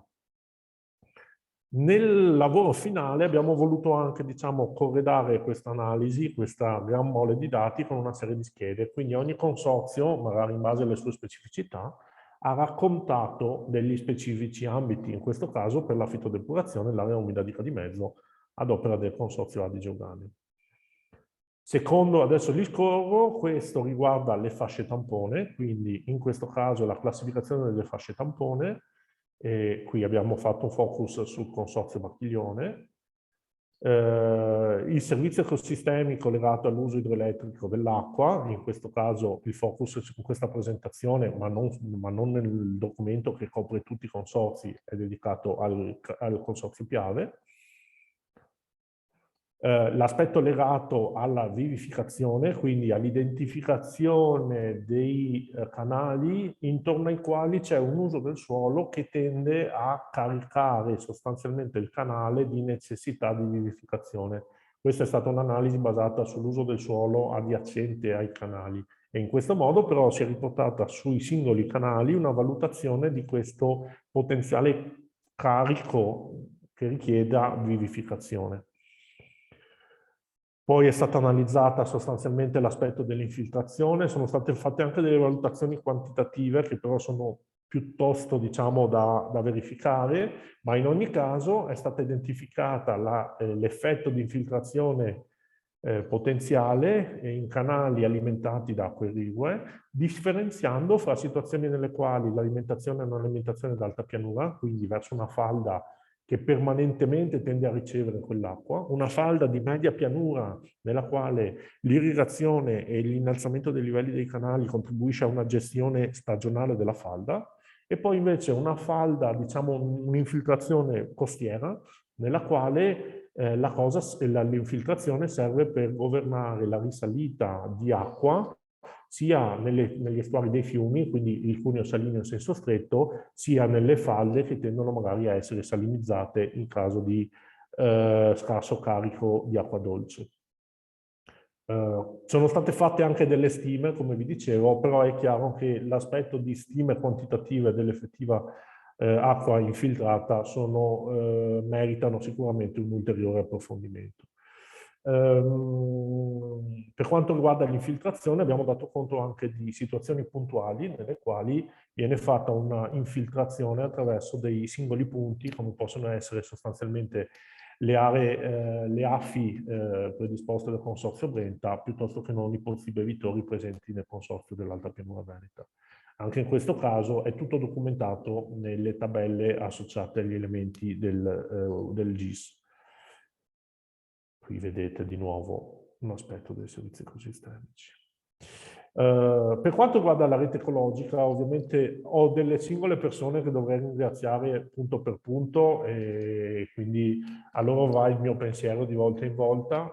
Per quanto riguarda la rete ecologica, abbiamo identificato i nodi e i corridoi ecologici, quindi ci sono dei singoli nodi nei quali sono identificate sostanzialmente dei valori, possono essere già aree SICO ZPS, ma anche altre aree che magari non sono classificate ai sensi della normativa europea. E oltre a questo catalogo, sostanzialmente, adesso abbiamo visto il Veronese, vediamo anche dei nodi ecologici, per esempio nel delta del Po, oppure anche dei bacini di pesca ad uso plurimo. Oltre a questi nodi, sostanzialmente, questi nodi sono stati poi collegati anche con corridoi ecologici, dando un quadro di una rete ecologica che viene alimentata e sostenuta dal servizio irriguo. Da ultimo, in questa carrellata vi mostro l'identificazione di parchi pubblici, parchi privati, ville, forti, e ognuno, e in molti casi abbiamo anche magari della documentazione fotografica, come in questo caso vedete la villa a Piazzola su Brenta. In alcuni casi evidentemente questi sono anche dei riferimenti alle schede che poi i vari consorzi hanno predisposto e che completano il documento. Quindi questa villa è la villa da cui ha avuto origine tutto, nel senso che su segnalazione di Carlo Casoni ci è stato detto: questa è una villa per la quale quando cominciamo ad avere poca acqua ci viene subito segnalata una criticità, quindi è un omaggio anche a Carlo, che ha contribuito a questo lavoro fin dall'inizio. Qual è la forza di questo GeoDatabase? Intanto che questi servizi ecosistemici sono connessi con le fonti, quindi noi possiamo identificare i servizi ecosistemici generati da ciascuna fonte, e questo secondo me è estremamente interessante e potrà essere estremamente utile in fase poi di valutazione di impatto. Quindi noi possiamo accendere i servizi ecosistemici collegati con singole fonti. Ovviamente sono fonti come per esempio le prese di Fener, piuttosto che la presa del canale Mordini, che sottendono un numero impressionante di elementi che generano servizi ecosistemici. Anche la bova di Badia Polesine evidentemente, e non solo. Quali sono le prospettive? E vado a chiudere. Allora, la banca dati è una risorsa informativa che nel tempo potrà essere affinata e dovrà essere aggiornata. Quindi in questo momento è ospitata in un GeoDatabase a cui è possibile accedere da remoto, e questo GeoDatabase è già un valore enorme, dobbiamo conservarlo. Dobbiamo fare in modo che nel tempo non invecchi. E quindi dovremo anche ragionare su come organizzare magari un'attività che potrà anche non essere così impegnativa, ma un'attività di manutenzione. Seconda cosa, ai servizi ecosistemici è stata attribuita una stima qualitativa della vulnerabilità. È una stima qualitativa, però diciamo questa valutazione della vulnerabilità potrebbe essere confrontata con i risultati di eventuali sperimentazioni. Penso per esempio al consorzio Piave, che ha fatto delle sperimentazioni ad hoc legate in caso di carenza di prelievo più o meno voluta, sostanzialmente più o meno sperimentale. Ecco, verificare questa verificare la vulnerabilità qualitativa che noi abbiamo attribuito in questo studio con le risultanze di sperimentazioni o di osservazioni in caso di siccità potrebbe essere un ulteriore contributo che potrà sicuramente dare uno spunto di miglioramento per il lavoro che è stato svolto.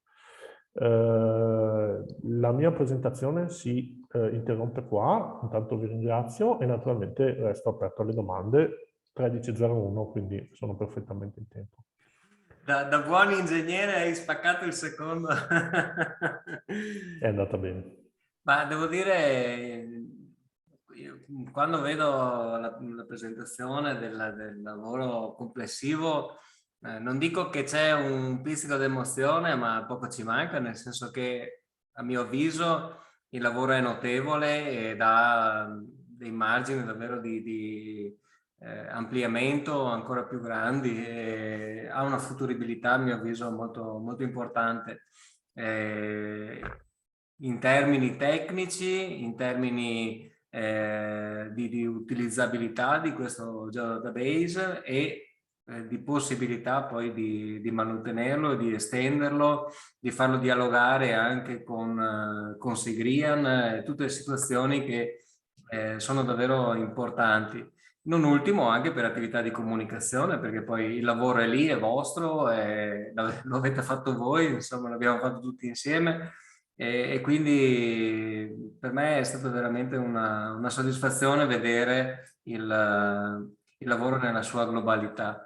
Dicevi giustamente benissimo, Elvise, questo è un lavoro che va mantenuto, che va portato avanti e qualche proposta già in testa ce l'abbiamo.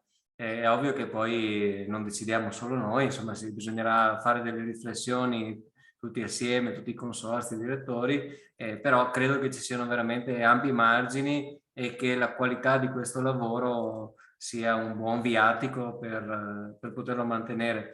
Da parte mia non la faccio troppo lunga, non voglio essere sentimentale, però era anche questo un po' il fatto di chiedervi di tenere le webcam accese oggi, nel senso che chi ci ha lavorato, chi ci ha messo tanto impegno va anche visto in faccia, e quelle facce lì sono le facce vostre, insomma, e quindi mi faceva piacere, ecco, che ci fosse davvero la presenza anche scenica di tutti. E se qualcuno vuole intervenire è benvenuto, io mi taccio, che così vi lascio la parola. Filippo, Giampaolo Rossi, posso dire una cosa? Assolutamente. Ciao a tutti, ringrazio della lunga presentazione che è stata fatta oggi, che per quanto mi riguarda è molto interessante. Mi ero segnato tante cose da chiedere, alcune cose da dire anche sui reframe, ma magari ci riserveremo, visto l'ora, insomma, se è possibile proseguire i contatti. In realtà vado solo all'ultima delle battute che volevo fare, anche sulle prospettive di quello che ci ha spiegato adesso Alvise, del lavoro che abbiamo fatto con tutti i colleghi che vedo anch'io con le telecamere accese, quindi approfitto per salutare tutti. E anche un po' è una sorta di provocazione da un certo punto di vista, nel senso che condivido quello che hai detto sul lavoro che è stato fatto, sulle cose che sono state, che sono emerse. Tra l'altro ieri a San Donà, dopo l'esposizione di Contarin, approfittavo della cosa anche per fare due battute con Carlo relativamente a alcuni dati che sono emersi, per i quali forse magari troveremo anche la possibilità di confrontarci, insomma, dopo la fine di questo lungo lavoro, le prospettive che avrà.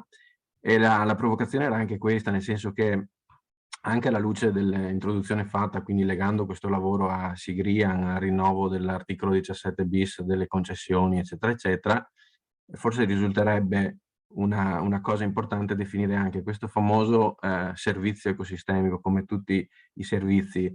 Va bene la vulnerabilità, va bene il valore stimato, nella fattispecie dell'estimo sarà da legarci un valore economico, definire anche questo valore economico poi di fatto attualmente chi lo paga, cioè chi è che paga il servizio ecosistemico che si genera dall'attività dei consorzi, della gestione delle acque, dalla singola fonte che è una concessione a monte con un canone oneroso, eccetera, eccetera. Laddove, come in questi giorni, non si riesce a tirare dentro acqua dalle fonti, come si può stimare la mancanza economica di questo servizio ecosistemico? Nel senso, questa è la, tra virgolette, provocazione / proposta che faccio, perché allora così anche il lavoro fatto poi può generare effettivamente, anche in termini concreti, una quantificazione, ecco, no?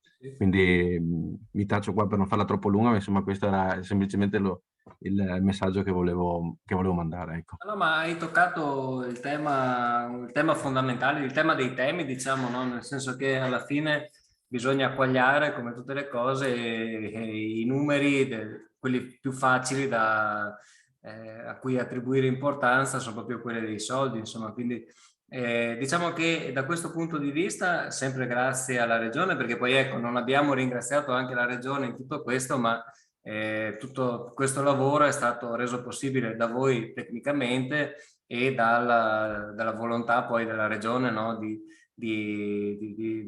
pensare a questo sviluppo. E proprio su, diciamo, su collaborazione con la Regione, questo che hai detto dovrebbe essere esattamente uno step di prossima attuazione, con la quantificazione economica di questi servizi ecosistemici, che, diciamo così, è l'ultimo filone di ragionamento, in modo tale che si possa chiudere il ragionamento sui servizi ecosistemici come quantificazione, no? Quindi non solo quella ecologica ma anche quella economica, perché questi sono i termini di un ragionamento moderno sui servizi ecosistemici. E poi perché giustamente anche a fronte di siccità, carenze idriche, dei flussi ecologici, si possa anche quantificare a un certo punto quello che è sul piatto, no? Nel senso, se non è pagato, se quel servizio ecosistemico non è frutto, non viene da lì, non viene dalle derivazioni, o qualcun altro lo paga o va perduto, insomma. e va saputo quello che si può effettivamente rischiare di perdere. Quindi il tuo ragionamento mi sembra proprio in linea col futuro. Ecco. Filippo, se posso intervenire? Anna, Ciao. sei sentita chiamata in causa? In effetti, no, mi scuso, io anche Fabio, il collega, ci siamo collegati tardi perché avevamo altri impegni, però insomma siamo riusciti a sentire una parte dell'intervento di Genovesi e tutto l'intervento di Alvise.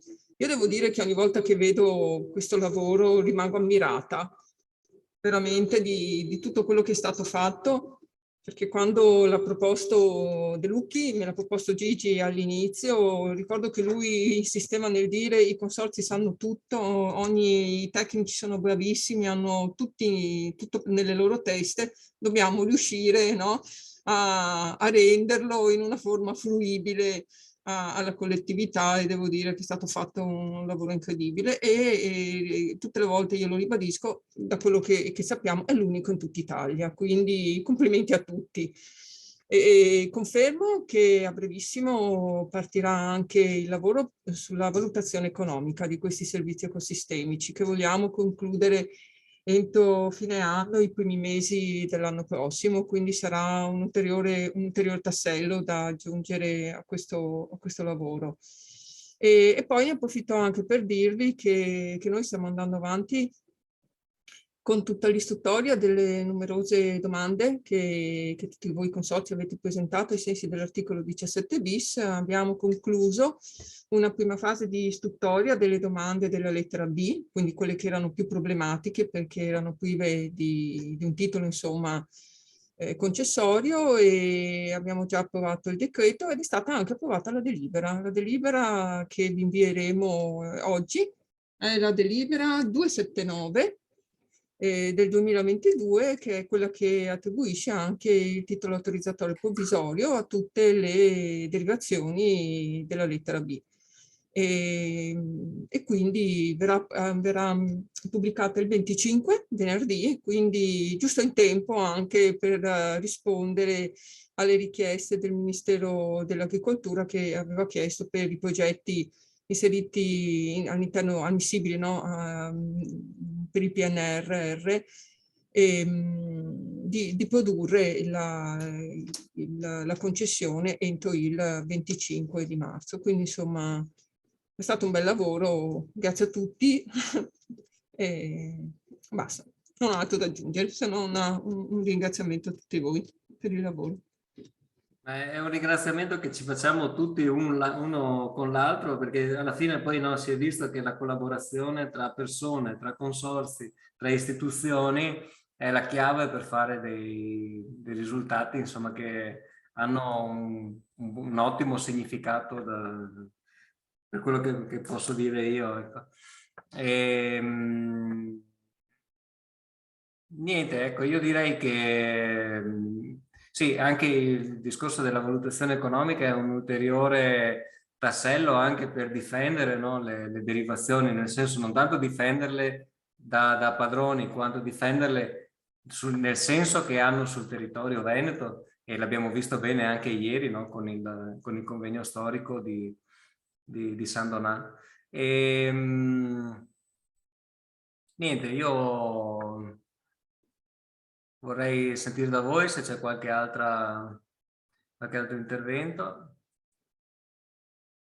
Ecco, non ho dato conto di una cosa, Anna, scusami, che c'è un ulteriore volume che non abbiamo presentato qui oggi, ma che è sugli aspetti di come questi servizi ecosistemici vanno a comporre gli aspetti di paesaggio previsti, no, negli ambiti dei documenti di pianificazione paesaggistica della regione, ed è una cosa che è stata sviluppata proprio dall'ufficio dei colleghi della regione ed è molto bella, diciamo non l'abbiamo presentata qui oggi, ma è un altro argomento di grande valore di questo lavoro che davvero a me fa pensare a cose molto, molto positive, ecco, lo ribadisco.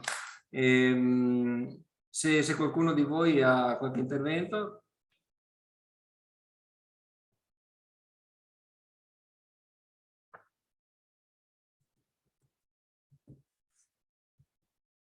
Altrimenti io vi ringrazierei tutti, l'ora si è fatta tarda, per cui vi lascerei andare a pranzo.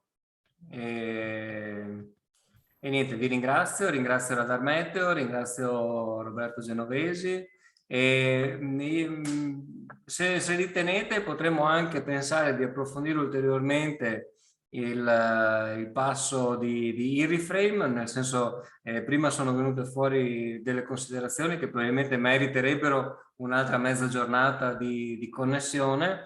Se ritenete la facciamo, nel senso che datemi magari un feedback in questo senso e potremmo andare ad approfondire anche questa volta magari coinvolgendo anche Agronica, che è un po' il gestore, no, anche della macchina, che non era presente qui oggi per problemi di impegni di forza maggiore, ma allora potremo anche andare a vedere un po' la macchina dal di dentro, quindi non solo concettualmente, ma anche metterci un po' le mani, e potrebbe valer la pena di fare un ragionamento sia col CER che con Agronica, magari anche sempre con la presenza della Regione, che così insomma penso che sia sempre un ragionamento che sia utile esportare, ecco.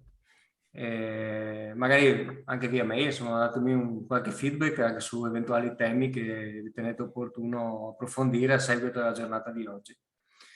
Detto questo, io vi lascio andare a mangiare e vi saluto. Grazie Filippo, grazie a tutti. Grazie a tutti. Grazie a tutti. Arrivederci a tutti. Arrivederci. Arrivederci. Salve, grazie. Ciao a tutti.